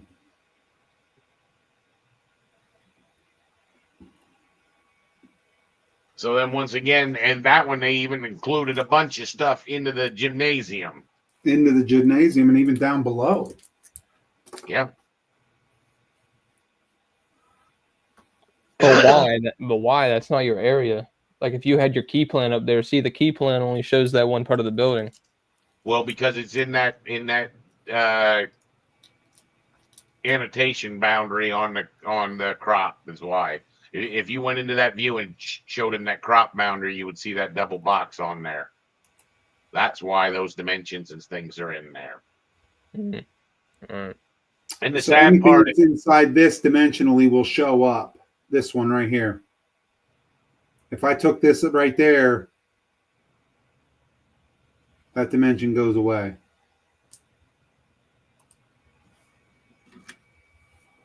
That's your annotation crop boundary.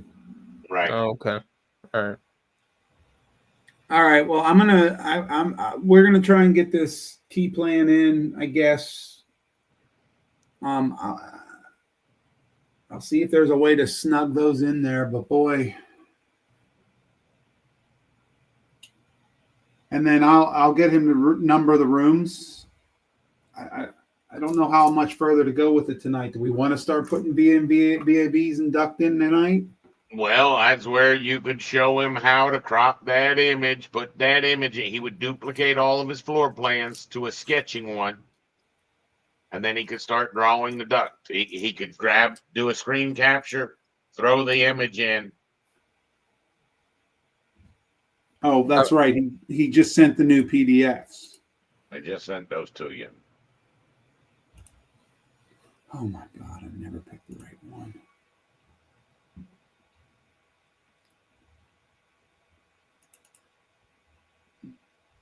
Now,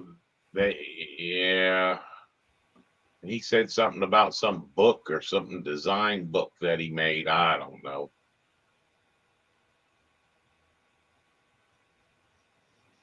I don't know why he thinks this is so important to us.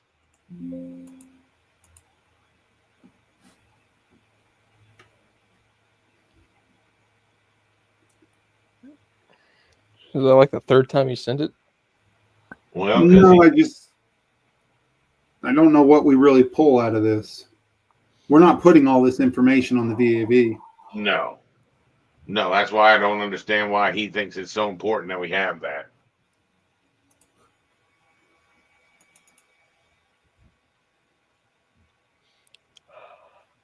That's it right there.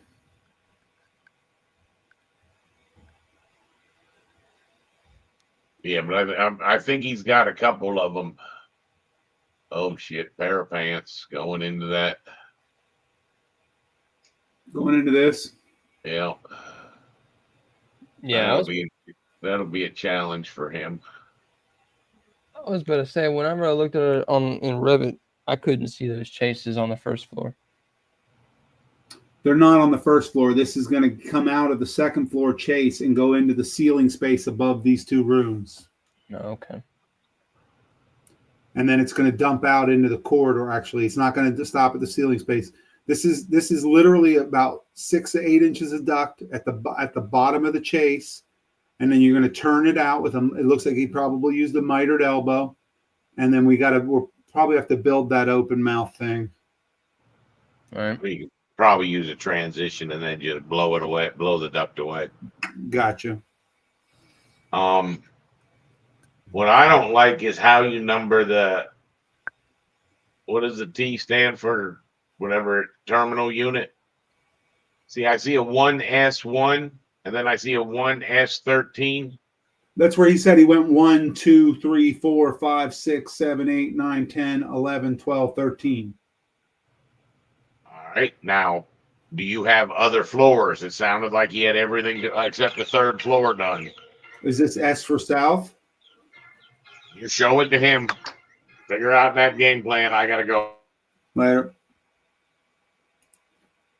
Did you download those files? Why does that do that every? Why can't I see my? Let me see. Is that the? Are those part of the ones that he sent recently? Yes, they are. The 2 emails that just came in. Yeah, this I is got absolutely infuriating. Level 2, level 1.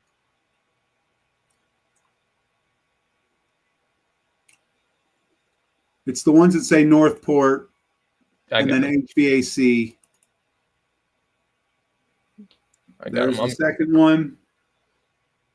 I'm assuming that S means south and the other one is north.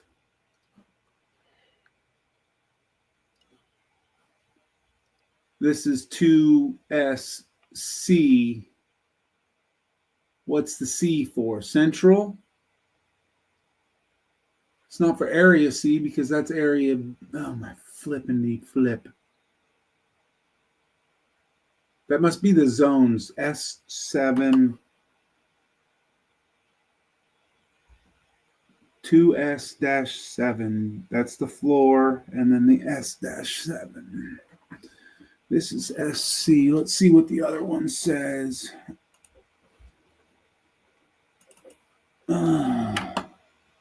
That's just going to show the couple of units.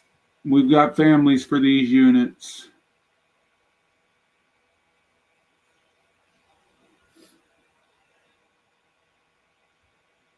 That looks weird, doesn't it? Yeah. What does that say? RTU? That says RTU 3-ton. It does. That must have been something he was using as a template or something. That's not. Our units are right here.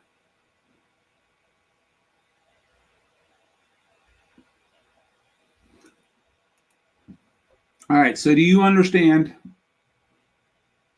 this unit here? Right.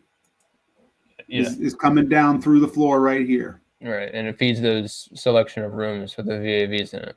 Correct. So when you tap off of this duct, this guy right here is a 28 by 18 rectangular. This one here is a 20 by 14, and once you get past this VAV, then it becomes 16 by 14. Once you get past this VAV, it goes down to a 14-inch diameter. So this will be rectangular duct through here, but round after. Yeah. And I'm assuming that means that this is round before, and it's going to be the 14. Anywhere you're going into these VAVs is most likely going to be 14, but it's going to depend on the VAV size. You heard that discussion, right? Yeah. And are we making families first, or are we just pulling from the Blythewood? We're probably going to start with our Blythewood family, and then it's going to need tweaked. But we can instantly take off the piping connections because this doesn't get fluid, and we'll have to adjust the round neck to square neck points. Because remember, I've got square neck on the front side, round neck on the back side. Yeah. And but you could at least. Do you think that you could at least run the duct down these ducts? Basically, what I'm looking for you to do, I think, is going to be to put these 4 units on the roof, and then run the duct down the chases.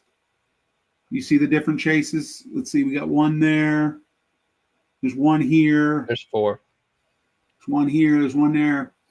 And then the other side. Know. What's that? You got 4 chases that right there where your cursors are. And he didn't say anything about the ones to your left. So I'm not too sure. These 2 come straight down in the corridor, or in the top of the corridor. I see that. Okay. It's this one here. I'm not sure where he's coming down at. Let's see what level 1 says. So see, he is coming out there for that one. We should see one of these things over here somewhere, but I'm not seeing it. Okay, so this is all piped from here, which means that I'm not gonna have to run any duct through those chases, by the way. He said he's not gonna run any duct through any of the chases. on any of them or just the return ones? Well, probably just the return ones. Just the return ones, because you see right here, he's got a sound damper in this. There's definitely a vertical duct. It's right there. It's 62. It's upside down, so I can't. 62 by 18. 62 by 18. Yeah. I got you. So you'll see he did real good on. I mean, you understand that this is a duct right here. He's just single lining it. There's no need for him to show both lines. Yeah. I can read it for sure. I mean, if once it turns to the circle with the dash in it, it's all pipe. I got you. Okay, and did you grab? I'm never gonna be able to find it. Did you grab both those families? I did not. Let me grab those. Where would they be at? Are they in? They were attached in the email, I believe. I just downloaded everything out of the emails. Okay, RTU.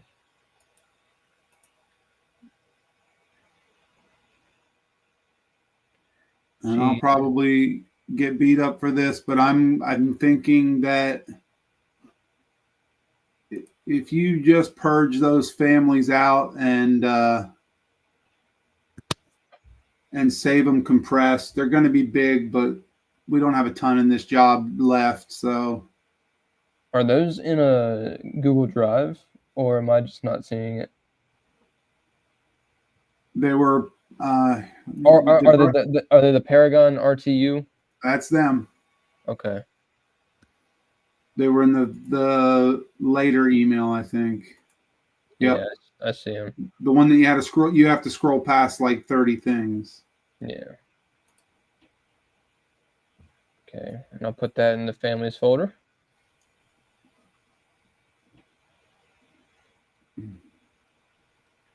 Return size 2.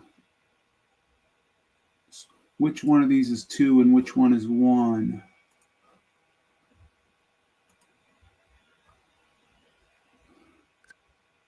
That's 2 and that's 1. Those two look the same.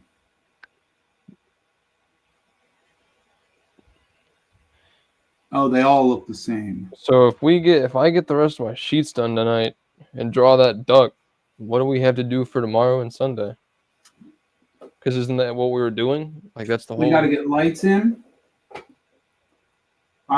before we can do our diffusers. So we have diffusers left. So I don't know when that's going to happen now. I don't know if Brian wants you to just pop 4 diffusers in the room, three supply, 1. Do you know what I'm saying? Yeah, I remember we talked like about maybe it. we just plop them all in there and put them in the grid out near the outsides, and then when the lights show up, you just drag them to the spot where they need to be. Yeah, I think he said he wanted two 275 CFM and then 225. Correct, and then one in the corridor that usually gets 120. I think he said, or 104. It was 4 times 26. Yeah, it sounded like it was 104. 104 is what he said. Yeah, so it's not like last time where you just have the stuff in the room. But we might have to put those in the other one. Maybe that's what's happening to the other one. You know? Yeah, we are. I know that. Well, there'll be supply in the corridors in the Blythewood, and then I don't know about return. All right.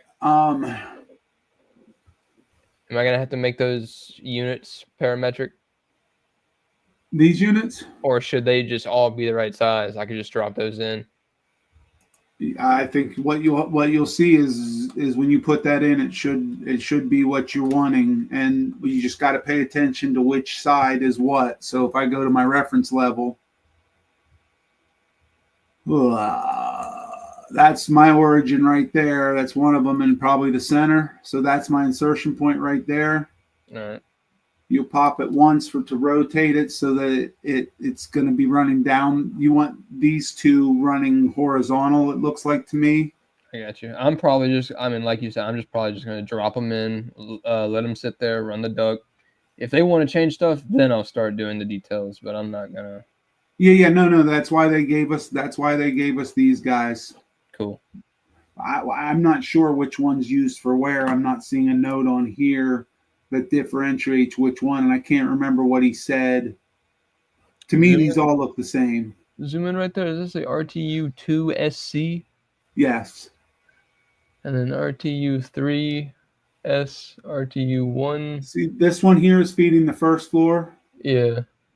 This Oh, one I here is see. feeding the second floor, and this one here is feeding the third floor. This one here is feeding the second floor in the middle of the building. Right. I got you. All right. And I'll just do a screen capture and lay that over my my floor plan, correct? Correct. I think you can put PDFs in Revit now, but I think I would just do a screen capture. Yeah, I've always done the screen A capture. little image of each of those three. Yeah. And I don't know if you have a PDF that can use them. I'm still using Bluebeam. That's on a 30-day trial, so it's lost its trial. I can still see stuff, but I can't make any modifications. I do not have Bluebeam. But if you have anything that will rotate a PDF view, it might help you. If not, you rotate the image when you put it into Revit. Yeah. Um, Are you taking a break here in a second? I'm going to need to get some food. I haven't eaten since breakfast. Yeah, I'll probably take me a little break too. I hadn't eaten all day. I think that the big things that you have that you could do. Uh-huh. I'm losing.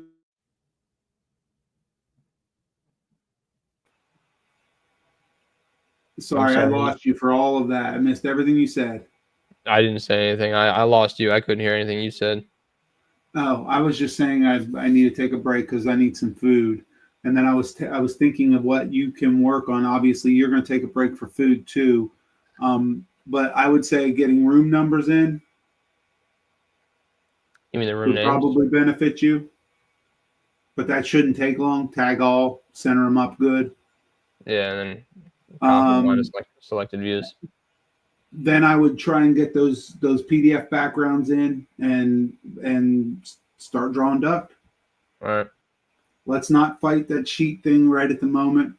We'll get the key plan and the sheet stuff because I really think that we can get them to fit, but I don't know how well it's going to look. And I don't want to spin our wheels on it right now, okay? All right. Because I'm hungry.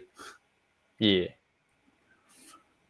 All right. I'll probably hop off for about an hour or so, and I'll pop back on, see how you're doing, and we'll decide where we want to go with those sheets. And that might be something we have to do in the morning.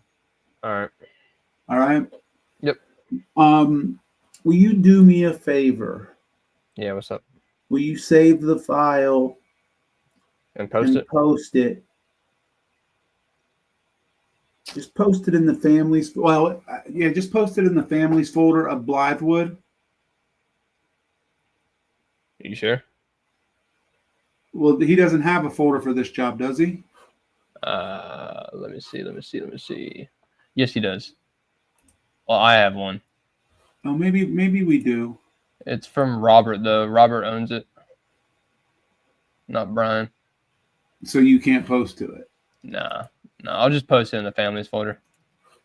You just post it in the families folder, both the architectural, the one that you have linked. I think it's the architectural, not the architectural full, and the mechanical, so I can see the whole thing because I want to try and see if I can work with those sheets in a little bit. All right. I'm uploading them now. And then if you have not uploaded the Blythewood job, I would do so, but I would make damn certain that your 3D view, your main 3D view, has no section boxes turned on. That's a good idea. Because I think you remember I told you to go to the coordination one, and I don't know that you ever turned that section box off. For the coordination? When we were working the mechanical, I said you should be doing that section box in your 3D coordination view. And you made that, but you didn't undo the section box in that 3D view. All right. So if you can do those, post those 2 files, which it seems like you already did, right? Yeah.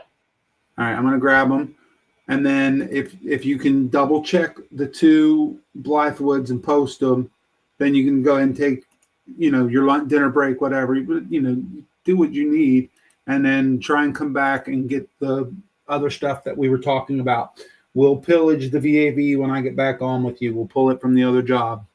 I'm sure you could figure it out. You could either open it in the other job and copy it across, copy paste, or you could open the family and then push it into the other job. Yeah, I'll probably just do that. I got both of those files. I'm going to go ahead and delete those out of there right now so they're not hanging along. Thank you. I just wanted to be able to take a look at those sheet situations. Yeah, that's fine. I appreciate everything. I'll talk to you in an hour or so. All right, sounds good. All right. Enjoy your dinner. Yep, see you.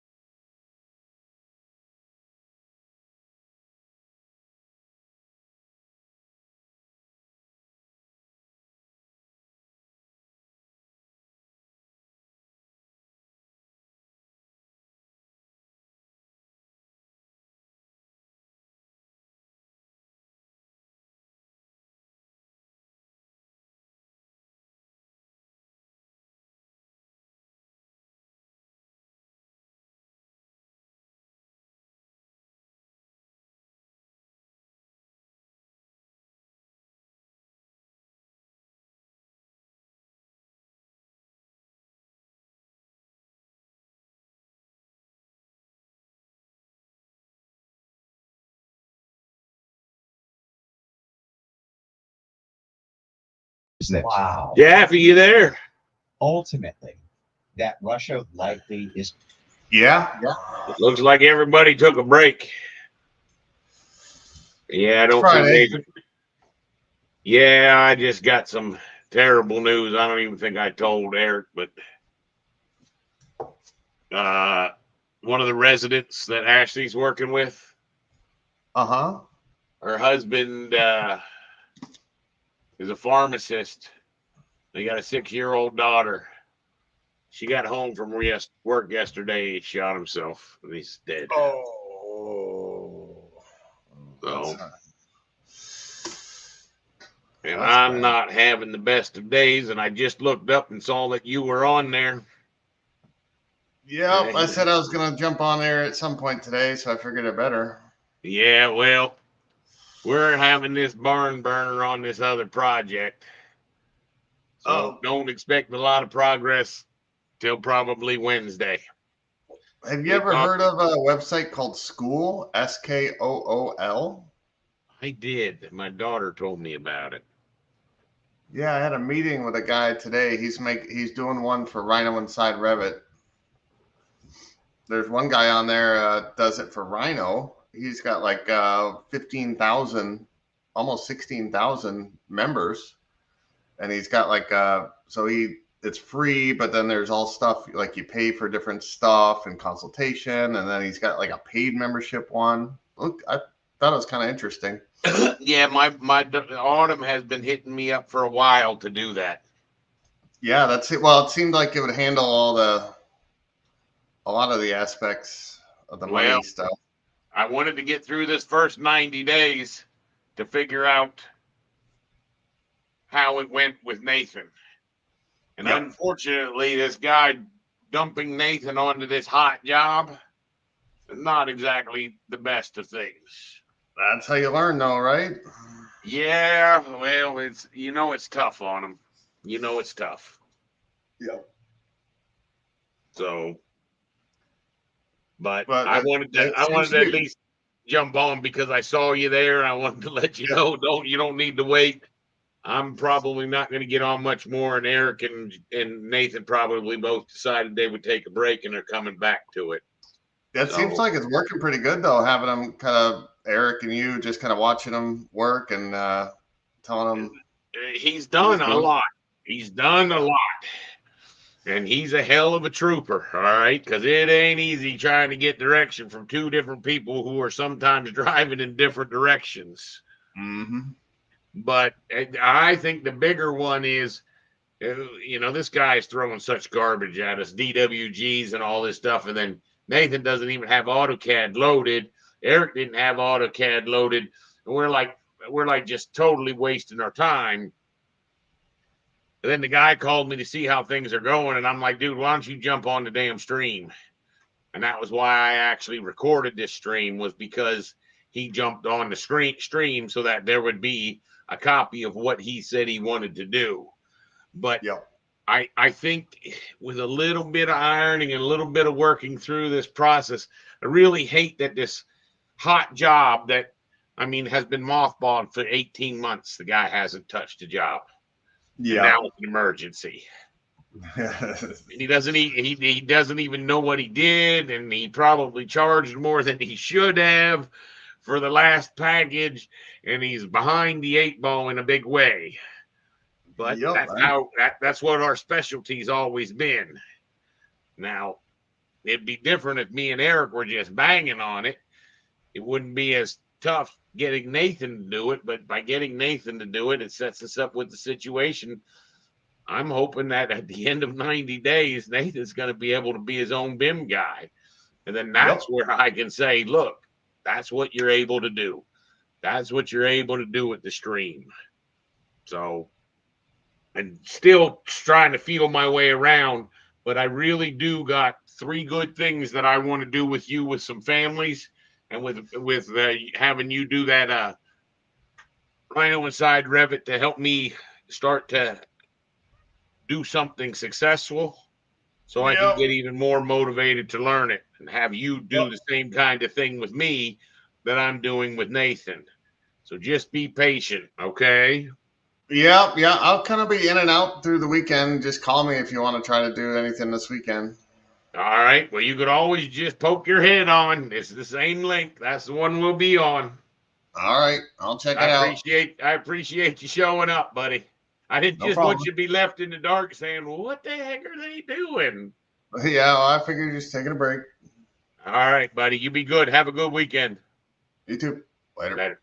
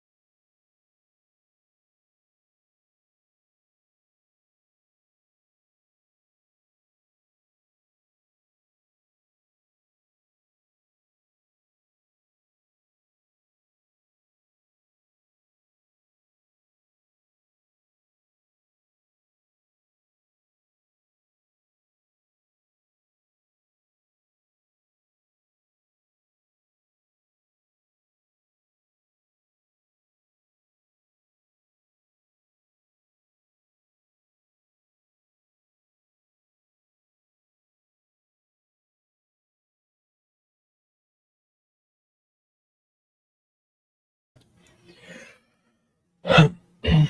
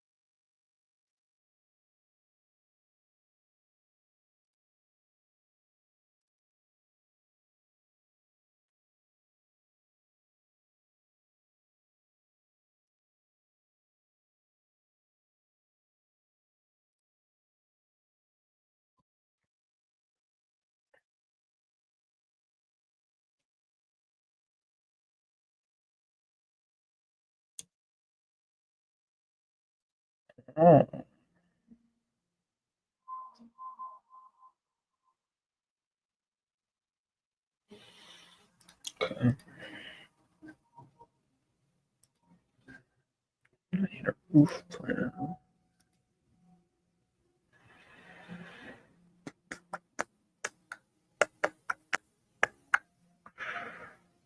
Do I have one?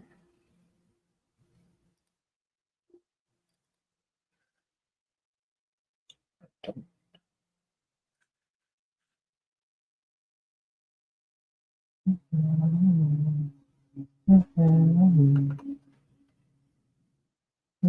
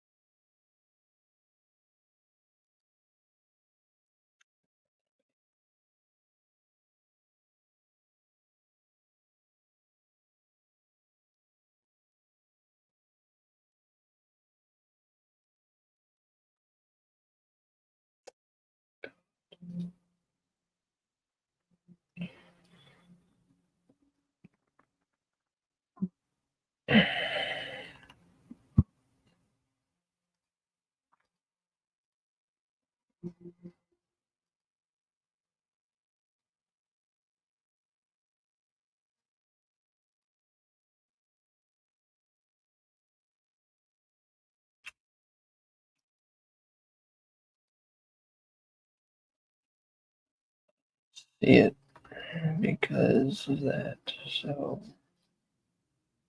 level.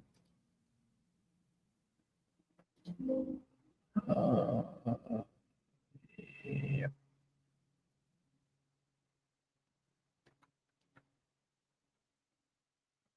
Go here. Nope.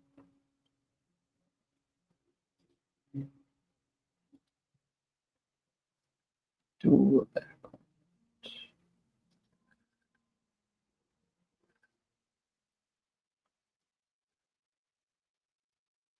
There we go.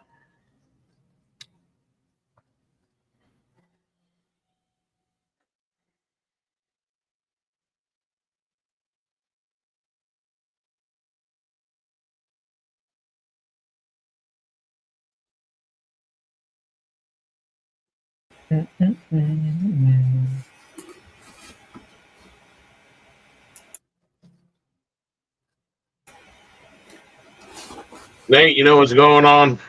Yeah, it has to do with the scope box. I know. Nope. Oh no. Nope.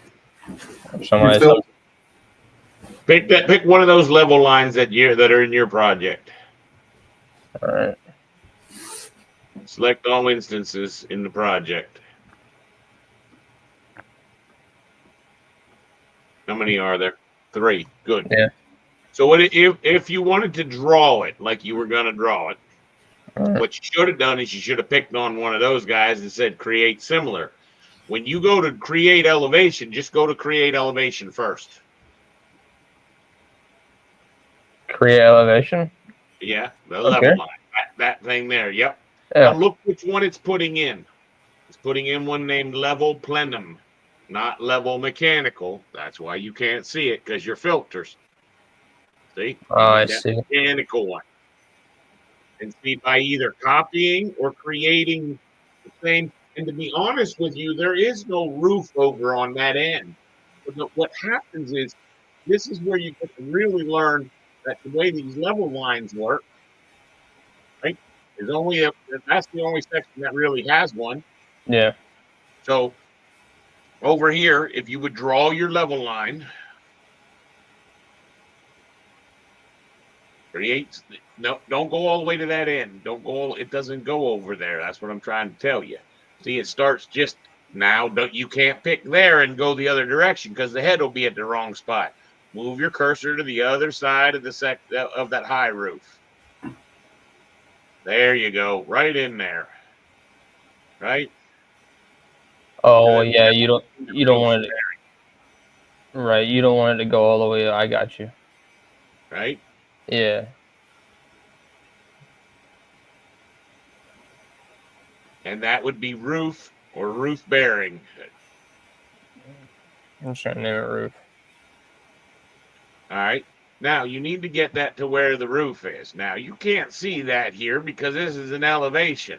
So how can we see where the actual roof is? Maybe in the 3D view? Give me a section box around that area. You're not going to have anything to really select. You could try that level line. That might, I don't think it'll do a level line though. Try that. Try a section box. I don't think it'll do it though. BX. Yeah, it's not working. All right. So turn your section box on. Now stretch. Yep. Stretch. So you're just seeing that area right over there. Right. And I want you to cut one of those into the roof. One of them into the roof, like down? Yep. Oh, Nope. no. I see what you're talking about. Yeah. See, now if you looked at it from that view, you could see where the roof actually needs to go. Like right up there. It's up there and it's down there. At the other side, it's down there. See, the roof is sloped. See what I'm talking about? Yeah, I see it. So it's not really even at a very bad spot right now, because then when you would put your equipment on the roof, it'd be halfway into the roof, and then we have to raise it up and put it on a curb. You might have some familiarity with curbs. You might have had to do some curb work out there at the casino. Yeah. Right? Yeah. So what is the elevation that it's at right now? What's the number? 41.8. Why don't you make it 42?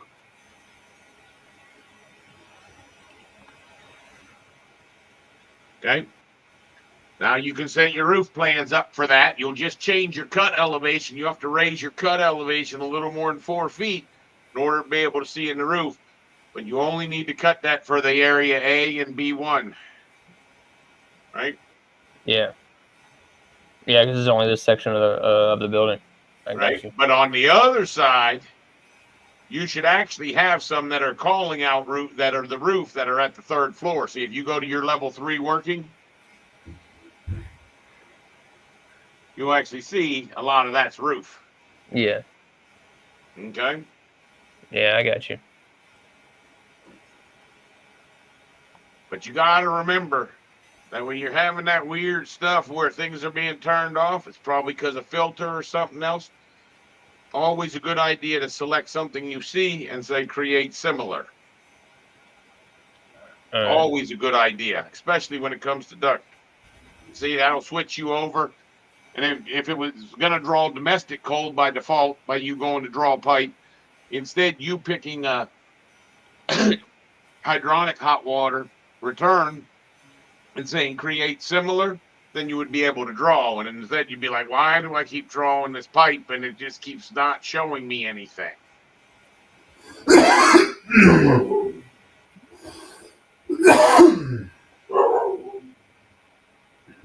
All right. I'm probably, you know what? I'm gonna end the stream and I'm gonna drop off. How much longer you guys think you're gonna go? I would love for you to get the architectural backdrops. Make sure that he can drop those trace images on and start tracing. Gotta have some duct in there by Monday.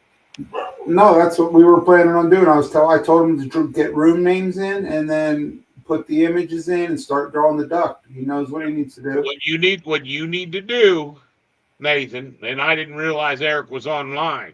When you're by yourself and you reach that kind of problem, you go to the current sheet, the current note, and you say, I couldn't draw the roof plan. I don't know what was going on. And then we come back to it. You can play with it a little bit, but I could see it was frustrating you. That's the only reason I piped in. That's okay. I mean, I think eventually I would have gone to the create similar, but I wanted to see if I can figure out the actual problem. Yep. Well, and you will. We will get you to that level. Yeah. It's just we're in a really tricky spot on this job, is we got to get some progress made. We got to get some progress made for Monday. This Yeah. is one that's going to be the paycheck that we want. Okay. Yeah. Nathan, are you planning to work tomorrow? Yeah. And are you doing Sunday? I'm hoping. Yeah. And then you could take a little bit of time off in the middle of the week once we get this to a spot. But my advice would be sometimes you got to work it extra. And I That's do fine. think that anything you can put in, this is where I remember when I asked you, can you work 18 hours in a row? Can you play a video game 18 hours in a row? Well, you Yeah. should be close to the point of playing a video game once you lay those box drops in. Then it's like the video game is, can I put all my VAVs in? Can I connect all my VAVs? Can I get a wow? Then you've got some stuff that looks like that's sheeted. You know, understand a lot of those sheets that we still have in this project, we're going to delete. Okay. But there's no reason you shouldn't have the exact same group, which means the enlarged stacking, you'll have one of those, Yeah. right? And you don't have to set every job up exactly as the last one. What you don't understand is we saved a whole lot of time. You're not going to be making your duct system, and you've got some equipment, you've got some mechanical equipment in there that'll adjust size. I don't recommend you do what he was going to do, which is give you all those families. Eric, I don't recommend you use those Daikin families. I really don't. Okay. I recommend you make a very simple one that's parametric and allows him to grow and puts it in the right size with the connections where you need. Those Daikin things are junk normally. Or it wasn't Daikin. It was, who was it? I saw who it was. Paragon. Captive Air. Now that's Captive Air. Oh, okay. And you see, there's several different people who make those pieces of equipment, and most of them are going to cause you to sort of get stuck in the woods, stuck in a bad spot. Now, I did see something on that roof working. If you'd go, what view were you just in? I was Roof working? roof working. Oh, you just didn't apply the filter to turn off the grids from the other project. This probably has no filters applied to it, Yeah. right? And we know how to do that with Create View Template. I apologize, Nathan. I was not expecting you to get a barn burner like this. These happen. These jobs that are hotter than the gates of hell. That's one of the most common jobs that you can pick up. But this is where you get to work for 5 days and then take a week off and not see a difference in your damn paycheck. And if that's what you're up for, this is going to be the tester. This is a little early for you. All right. But Yeah. I think Eric and I have been trying to help you to still maintain progress, not being a total waste of time. But we got to be real careful how we do that on this job. So, Eric, if you were going to do work with him, that sounds great. You know what I'm after. We got to have something that looks good for Robert on Monday so that we can get to him with a meeting and he can tell us what the hell he wants to change. And hopefully we can make most of those changes right there in front of him, or we can say, oh, we got the idea, Robert. We can do that everywhere. And I was going to tell you that those transfer ducts, and I would do the same thing with Blythewood, I would probably make those into a group. Okay. That way, Okay. Nathan can just snap those groups in there. And when he sizes them, we can go in and edit the group, or we can change it from a U to a Z or whatever the hell we need to do. You know what I mean? Yep. Because it's really tough because Robert's not helping us out by really giving us good information. But he's also doing some other tricky stuff where he's trying to size all this and make sure he's got the right size equipment. Yeah. Which is why I'm saying the last thing you want to do is be getting mired down with those stupid Captive Air families, how to use the right size. He's giving you submittals. All we need to do is get them things roughly to the right size and drop down. You know So, that. Nathan, what you can do if you want is, I don't really feel like building that tonight. All right. And that's where I'm thinking that Just it's, draw the duct. you know, I'll be honest. maybe I'm going to feel gracious and give you a C- for your test about cleaning up a file. You need to get that to an A or B quality, and you will with time. Don't feel bad. You couldn't score an A, okay? You haven't done it enough. I get that. Hopefully, you learned a little bit more. And if you didn't, hopefully, you go back and watch the beginning of this video on this date, because that was us walking through cleaning that guy up. Yeah. Now, Eventually, we'll get what's that? I'm sorry. I'm sorry to interrupt. Is that this video, is that showing me how to clean up a file like the traditional way with no Revit, no nothing? Like that is what you would normally do if you I had no other recorded tools? today. Today's video I recorded. That was to show you how to clean it up. There was a couple things we missed, which I always do. You really could go get the scope boxes out of the architectural and the architectural equipment. There's a couple things that still need to be cleaned up a little bit more. You'll see them when they cause you problems. See, you don't understand when that white tool runs from Revit, it Yeah. grabs those scope boxes. It grabs all kinds of stuff. Right. And by all means, it would clean the file better than you cleaned it. By all means, it would have cleaned the file because it would have gotten those patterns and those materials and all those things. You understand the reason we didn't go clean up the materials? Because that would be probably a 35-minute exercise, because you'd have to go delete material, yes, delete material, yes, delete material, yes, delete material, yes. And you do that for an hour. And I've done that. I used to do that. Okay. But I don't need this clean, because this isn't a job I'm trying to take over. This is just a job I'm trying to put down on the mat. And that's why I'm saying we just need to get these things.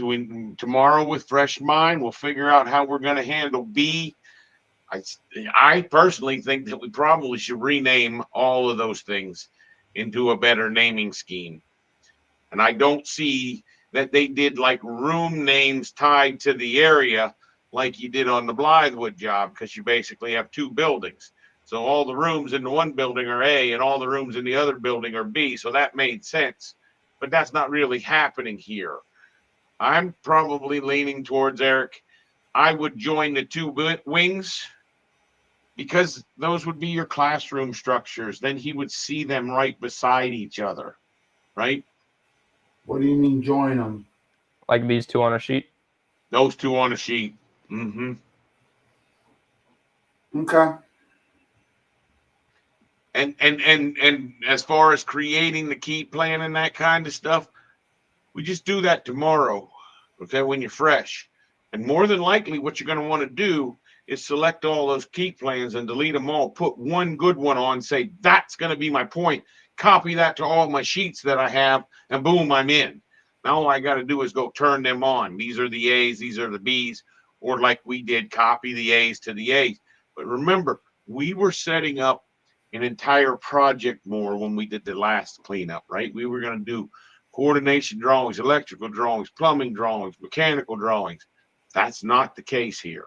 All we're doing is just a mechanical.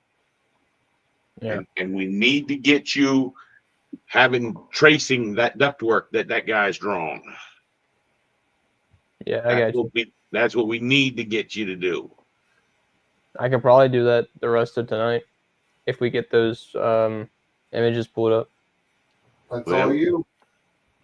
I'd say do it. I'd say if you would rather the rest of that stuff, you'd like to do that, and it's an easy job. You've already set the views up. All you were going to do, did you make a tracing view, or are you working? You made good. Yeah. So in those working views, go drop those in, start putting those ducts at a reasonable height, see how they fit in the building, and see what you can do. See, if you go after the stuff you know, and we don't have to waste that time watching you do that. Right. Does that make sense? Yeah. And all the other stuff where you're like, I don't really know what the heck he's asking for. Well, that's when we sit down and we help you knock those out. Yeah, I got you. Does Do make what I know. sense? And I'll sit here with you. We'll get those images in place, and then you can get drawing. Remember when Well, then, Eric, do me a favor. If you're going to work with him, just end the stream whenever you get off. You can end it now. No, there's no reason. I mean, if you're actually talking him through stuff, even if it's just for Nathan's benefit, for him Okay. to be able to go back and say, what did I do? I can go find that school. I can go see that. Does that Yep, make okay. sense? Yeah. And then I'll just, I pretty much was going to surrender all this to you. I'm not really doing all that damn great. That's going to be fun. But that would be good if you started getting that ductwork in, got all those VAVs in there. And I don't think he's drawn anything different for all the VAVs. I don't need anything past this wall, really. Well, that's where I still say I'm pretty sure he sent you more information than that. This No, is the there's 3 pages. Yeah, And it's all that side of the building. That may be. But you could then start to get the rhythm, and you see what he's doing is he's putting 1 unit to feed 2 rooms, 1 unit to feed 2 rooms. I don't know what And he's the doing with corridor. that. What's that? And one dump out to the corridor. Yep. Yeah, and I can just copy that over to the other side. Well, my thinking is it's better for you to throw something in there. He's not too keen on that, but he doesn't understand that we're sitting here routing stuff with you. He could sit there and route stuff with you. Yeah, And I mean, you're quick enough that you could walk down that corridor in no time at all. And he'd be like, no, I need a branch here. He'd be like, oh yeah, sure, no problem, blah, blah. He'd be like, oh wow, that's pretty quick. yeah, Right? And you would check it in 3D and you would make sure that you're not going through the chases and because you can see right there. That one's So pretty close. I guess that's the ground floor. So those chases above is where they're coming in. yeah. But you can see that much quicker with the 3D. Now, the solution for where I think he needs to put that piece of mechanical equipment, he's probably right. He's going to have to go to split system or something else. He thought he was going to feed it with a unit over the top of the gymnasium. I don't think he's going to get a unit. Talking about over here. Yeah.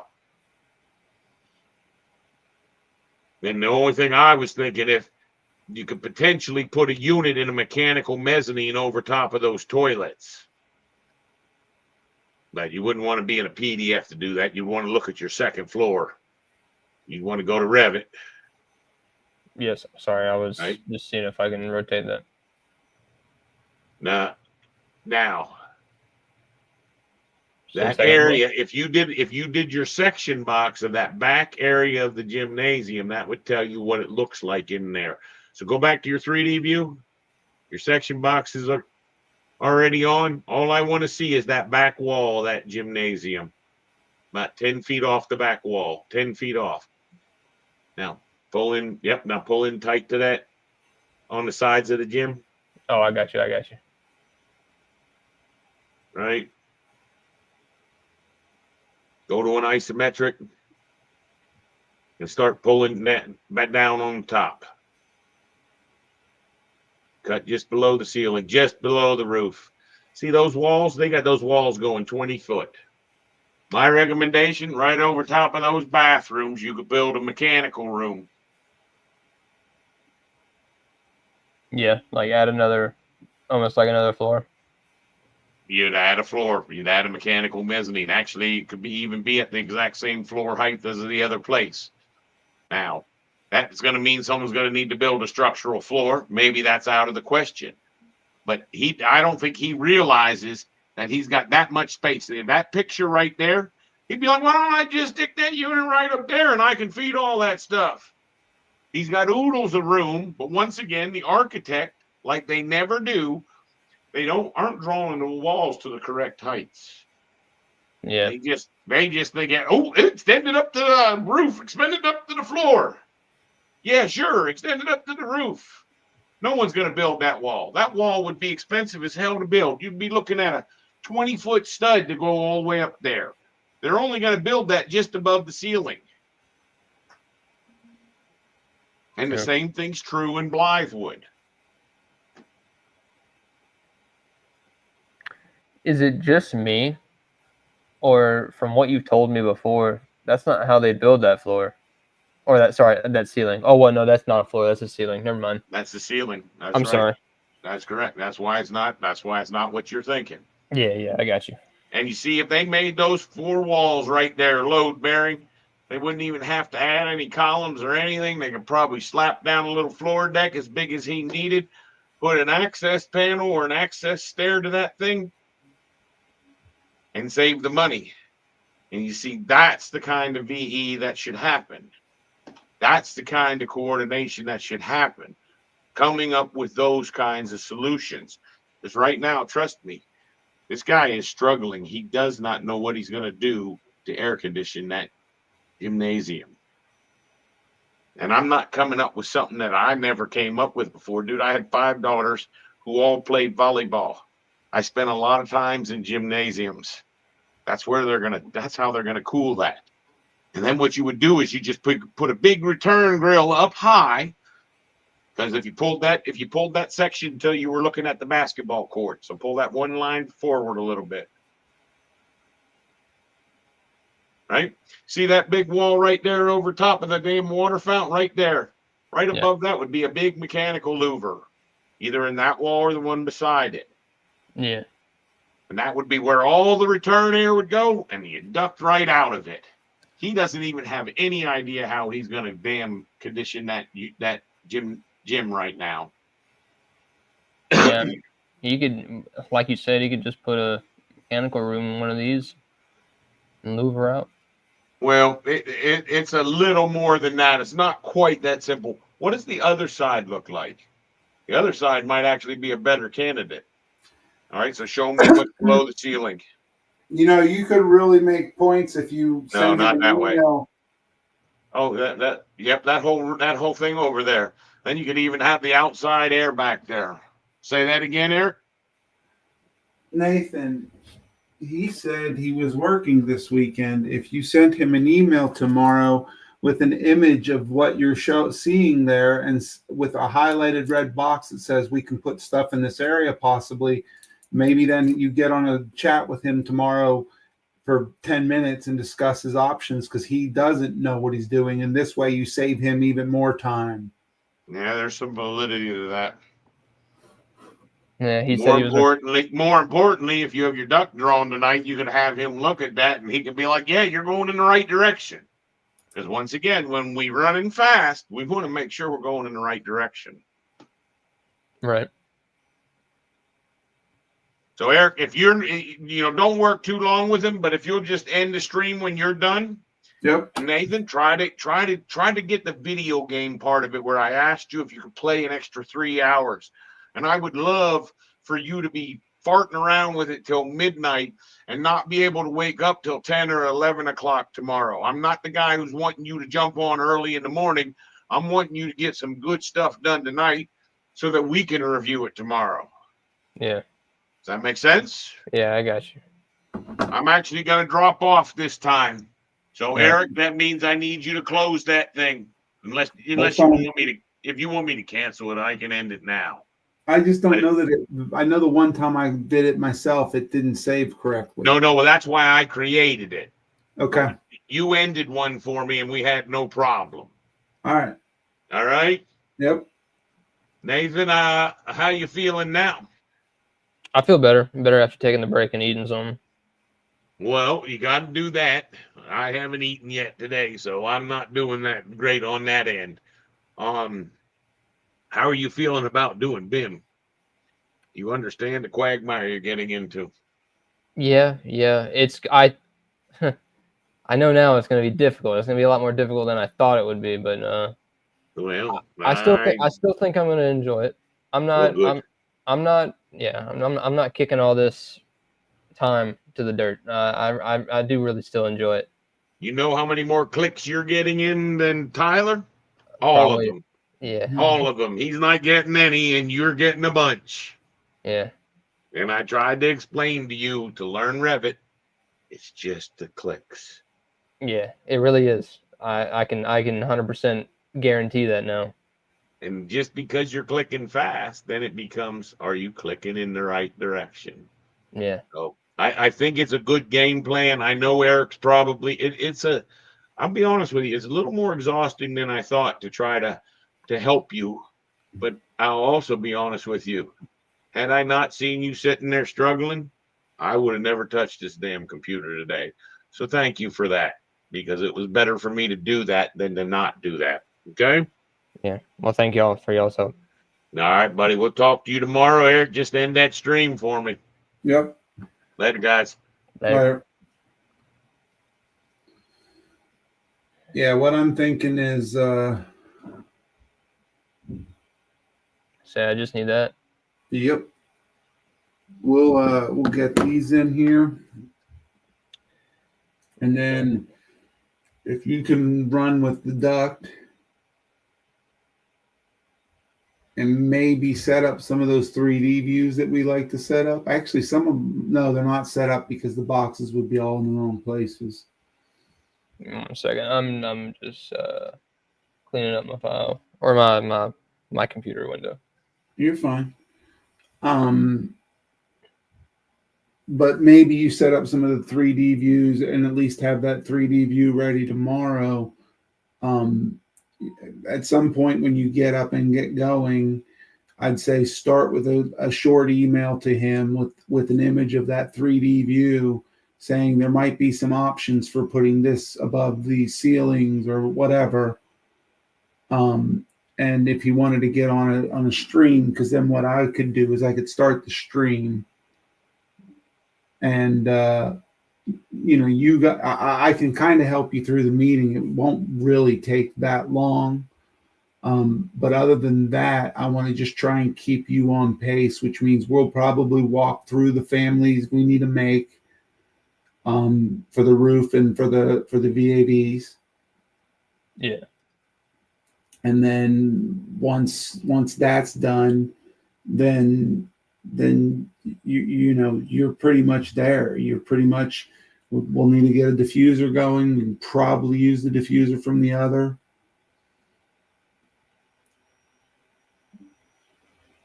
Yeah. But and the only reason I say that is I'm going to try and take some time. I'm hoping to get to go see my other grandson tomorrow. His birthday's tomorrow, so That'd be nice. yeah. I haven't talked to my daughter yet, so I'm not 100% what's going on. Well, definitely don't, you don't have to 100% focus on me. I don't want to. Yeah, no. I'll schedule around it. The only thing that might be a problem is if you do work late and sleep in a bit. I may be out the door soon, sooner than I normally am. Yeah, that's fine. I'm confident. I can get in contact with him and talk to him.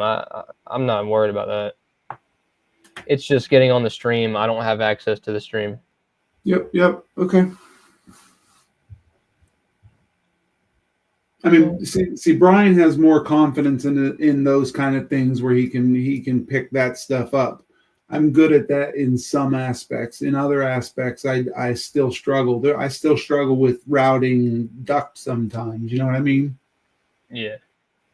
I have not done as many models as him because inside, working with a company, you're stuck on one project or maybe two projects for 6 months. Right. You're looking at your first month of work. You've done 2 disciplines for a project, and you're doing a second project of a discipline now. I'd put that corner right on the corner.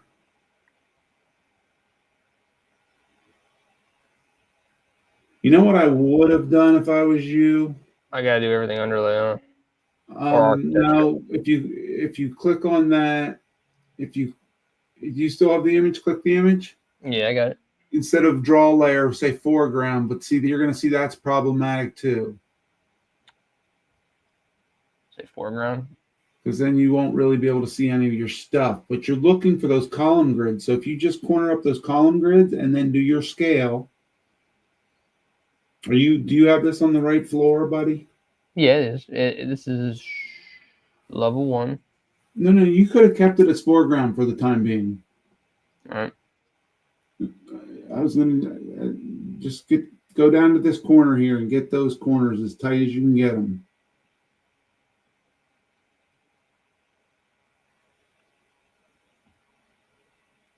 want to be able Nope, to nope. see Back that. out, back out, back out, back out. I just want to be able to see it. It looks like that. All you're looking at is the two crosshairs of the black lines against the black Oh, line. I see. I see. I see. Right? Now, Let's maybe zoom in. zoom in and give it a small nudge. You're pretty good. That's pretty good. All right. Now do a scale and go from that intersecting corner. Right here. Yep. Go up. Go up. You want to try and get your longest distance.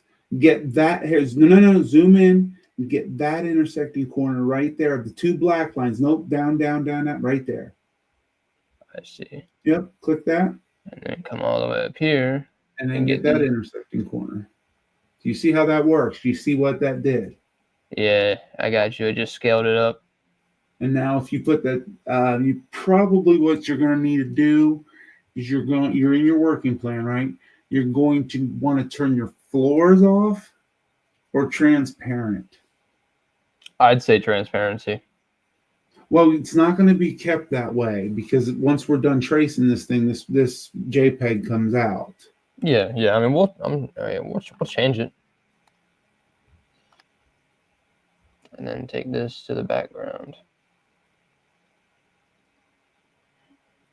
No. Now you still have ceilings covering it, so you might want to do your Right. ceilings. Do you remember how we would do that? We would do one that had floors and ceilings, and we would have it as a filter. And Yes. don't sweat that right at the moment. Actually, it looks like we might have our filter still in there. So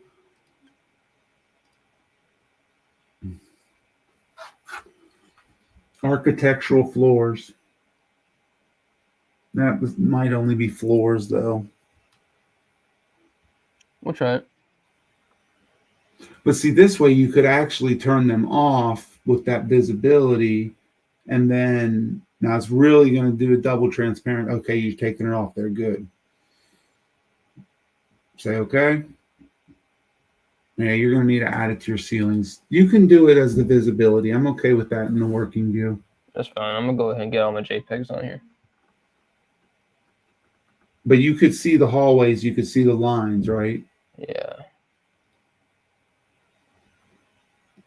Not sure what that green is. It might not be ceilings. Or in the classrooms, it might have been something else. It might have been a floor. Oh, shit. I left my water outside. I got to go get my water. I'll be right back. All right. Oh, shit. I can't believe I did that.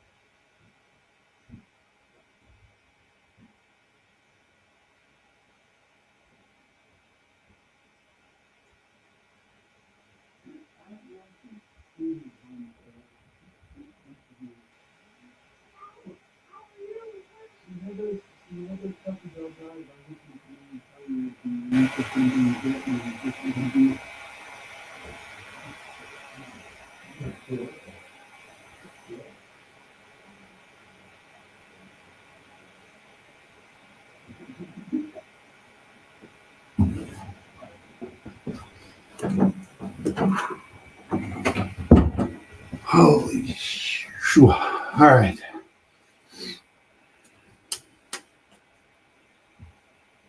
I got roofs and floors, and I need ceilings.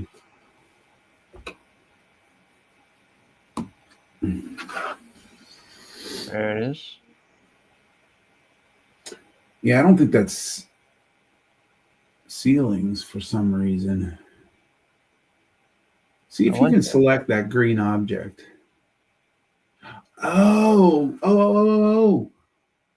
Is that just the department thing? Oh, you're talking about this. Yeah, nuke that. Huh. Haha. Hell yeah. I'd adjust that filter back, take it back to just floors if that's all it was. Yeah. Sorry, just trying to be No, you're okay. proactive. There you go. Boom. Nice. All right, so remember that on the other floors.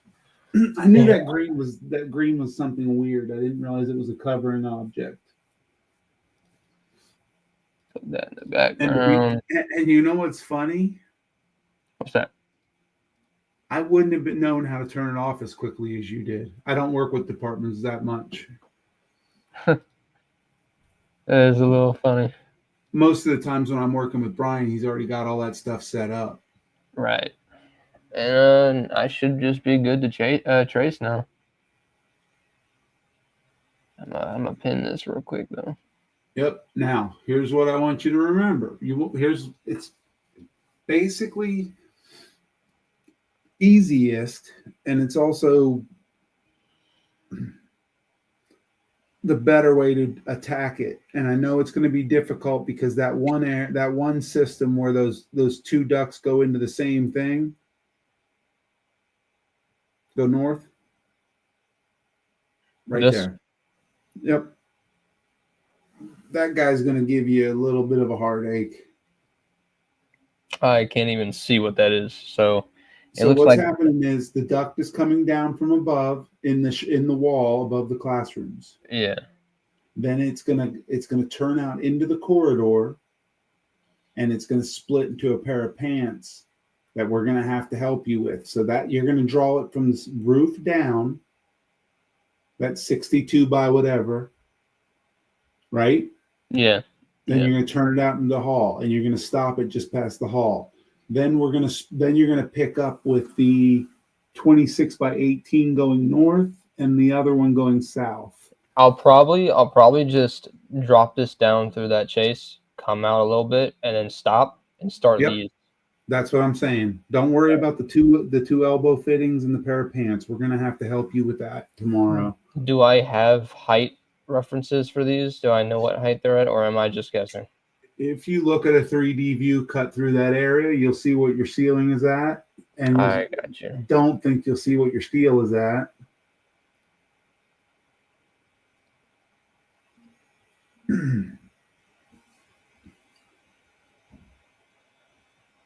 So just tab on one of your ceilings. Nope, that's a floor. That's a floor. Oh, that is a floor. That's a ceiling. 10 foot. 10 foot. All right. So what, like? I'd say center them up at 12 foot. Center them Yeah. up at 12 foot. All right. Sounds good to me. Go back to your plan view. Now, this is going to go off of track of what we're trying to do, but go back to the 3D view. Duplicate your 3D view and make one called coordination. Actually, you might already have it now. Yeah, but I don't have nothing there. Turn your section box off, or that right there, and then there you go. Now you have it. Now you have your coordination view. Make sure you turn your architectural model off once you get started. Turn it off in that 3D view, and remember to be working in the coordination view. Right. Do you know what I mean? I'm not trying to be difficult. What is that? Multiple families selected. Select just one of those guys. Columns. In the file, in our file? Yeah. How's that possible? I don't know. Did you copy something in from the architectural file to this file? No, I haven't touched it since we did all the families. I would say delete the heck out of those. Columns. They'd be in structural, no? They might be structural columns, yes. Structural columns. These guys. Delete.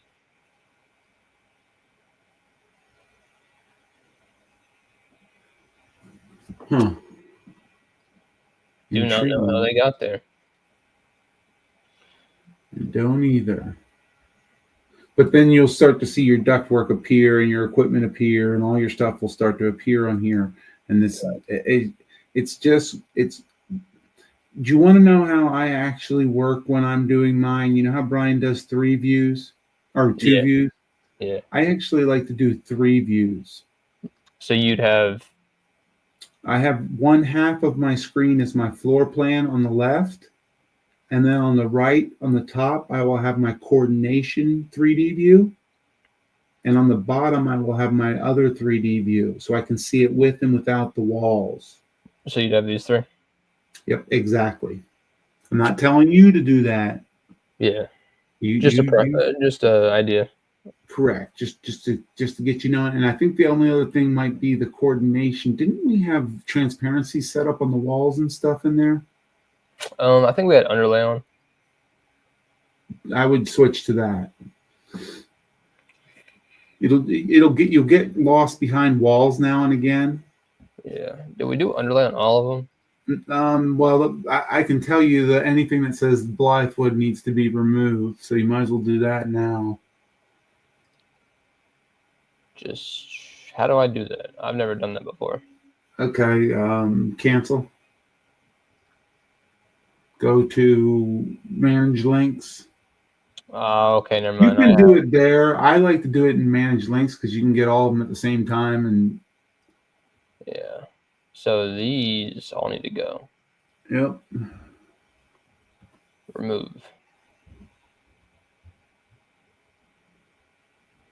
Huh. Is that good? Is that what we want? Yeah, that's fine. Don't leave here yet. Scroll down. Delete supply air legend. No. Delete level 0A all the way down to level 04. Get rid of those. And that's good for now. I think some of those other ones we probably can get rid of, but don't do it yet. Those are your legend ones. Yeah. We might be able to reutilize some of that. And the bottom 3 are going to be images you just brought in. Yeah, we're good. That's good. All right, cool. And you would just do a little bit of this, a little bit of that. There you go. And you'll see how much nicer that works when you have the section box on and you have duct to see. Yeah. And All that's right. it. That's it. Duct away. Oh, one more thing. Go ahead and go to that first one that we're going to start doing. What do you mean? First VAV? No, the first that drop in the shaft. All right, select your duct. We want to be mitered elbows with taps. Is that what he told you? Mitered elbow with taps. He did not tell me which ones to do. That's what we're going to be using, mitered elbow with taps, because I noticed we might have to go back and put radius elbows, but he had mitered elbows somewhere I saw. All right. I can't see the number. Whenever you hop off or whatever, I'm going to refer to the PDFs on my other screen. But do you remember this number? Not a problem. But oh yeah, you're good to go now. But remember, that's coming from the roof, so you're gonna draw it at. You're gonna either draw it on the roof level and go down 4 feet, or you're gonna draw it on the 4th level and start at plus 16, so that you're through the roof. Yeah, I'll probably just start roof level and go down. Yeah. And all right. Correct me if I'm wrong. Give me 1 second. Well, you know what? You won't know where to go down because you don't have this shaft area on the roof level showing up. Yeah, that's what I was going to ask. I didn't, because I actually can't tell where the chases go down to, like what level they go down to. Well, you'll see it. Why are we not seeing those walls? Did he say they weren't built in? if those chases aren't on the architectural, just hit them right where he has them. If you ask me, it's on the center of the wall. All right. It's on the center of the wall. That's because they're going to take it equally out of both rooms. Yeah. So just make sure you're on the center of the wall when you start your thing. Why can you not? Is there not a wall there? Right here. Oh, because you're in your duct command. Yeah, yeah. Okay. But you should be able to snap if you're trying to draw duct. You should be able to put your height. You're not in it anymore, right? Click on that No. wall. Hover on that wall. Okay. I don't understand why it wasn't letting you snap to the center of it. I feel Well, like I had my underlay and pin objects off. Could that be yeah, why? but you should be able to still snap. They should still pick up their snap points for important things like centers of walls and column grids. Mm, It's fine. You'll get it in there, and you might have to align it or put a dimension on it or something. You'll figure out how to center it up. yeah, that's fine. We've taught you enough of those things. Make sure those ducts as they're going down are centered up. Let me see Yep. the roof drawing one time real quick. You brought that image in too? The roof. Do we have a roof image? I thought there was there was only 3, but it's on the 3rd level maybe. Maybe it's on the 3rd level. Yeah, that's the roof. Wait.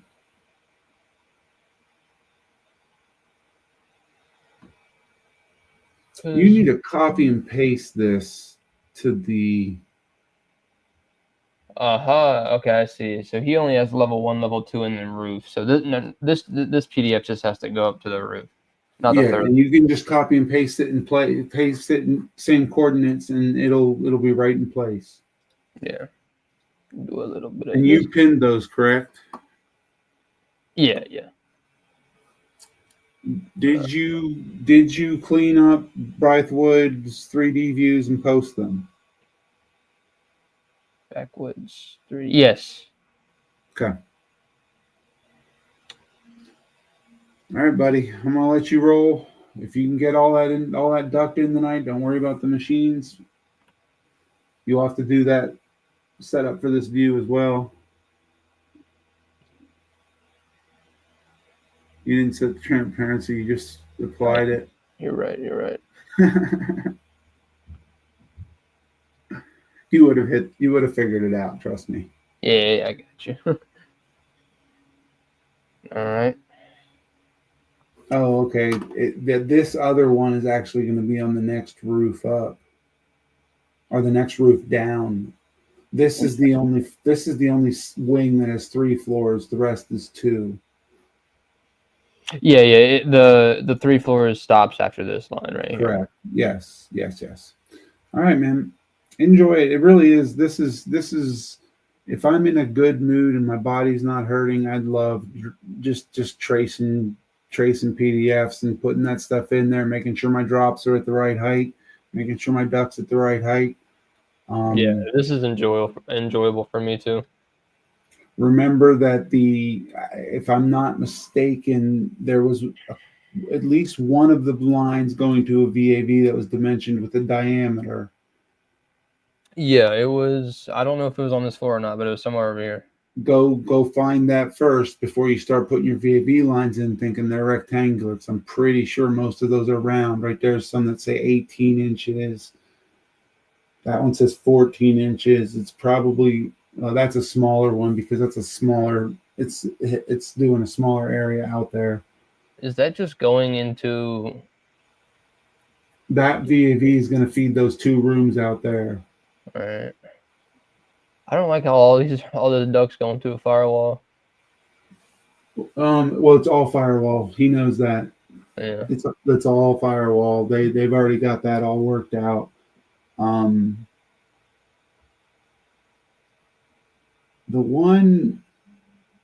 back down to the bottom one of those 2 rooms you were looking at. Let me just see that area, not that area, but that whole area. So that's where that's being supplied right there vertically. You can see the return and the supply, the X and the slash Yeah. in the middle of the Supply hallway. return. Yep. That's what the X is, the supply, and the slash is the return. That's how you can kind of pick up on that. He does that old school.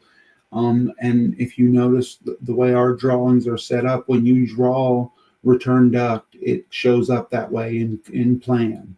Right. Yeah. Okay.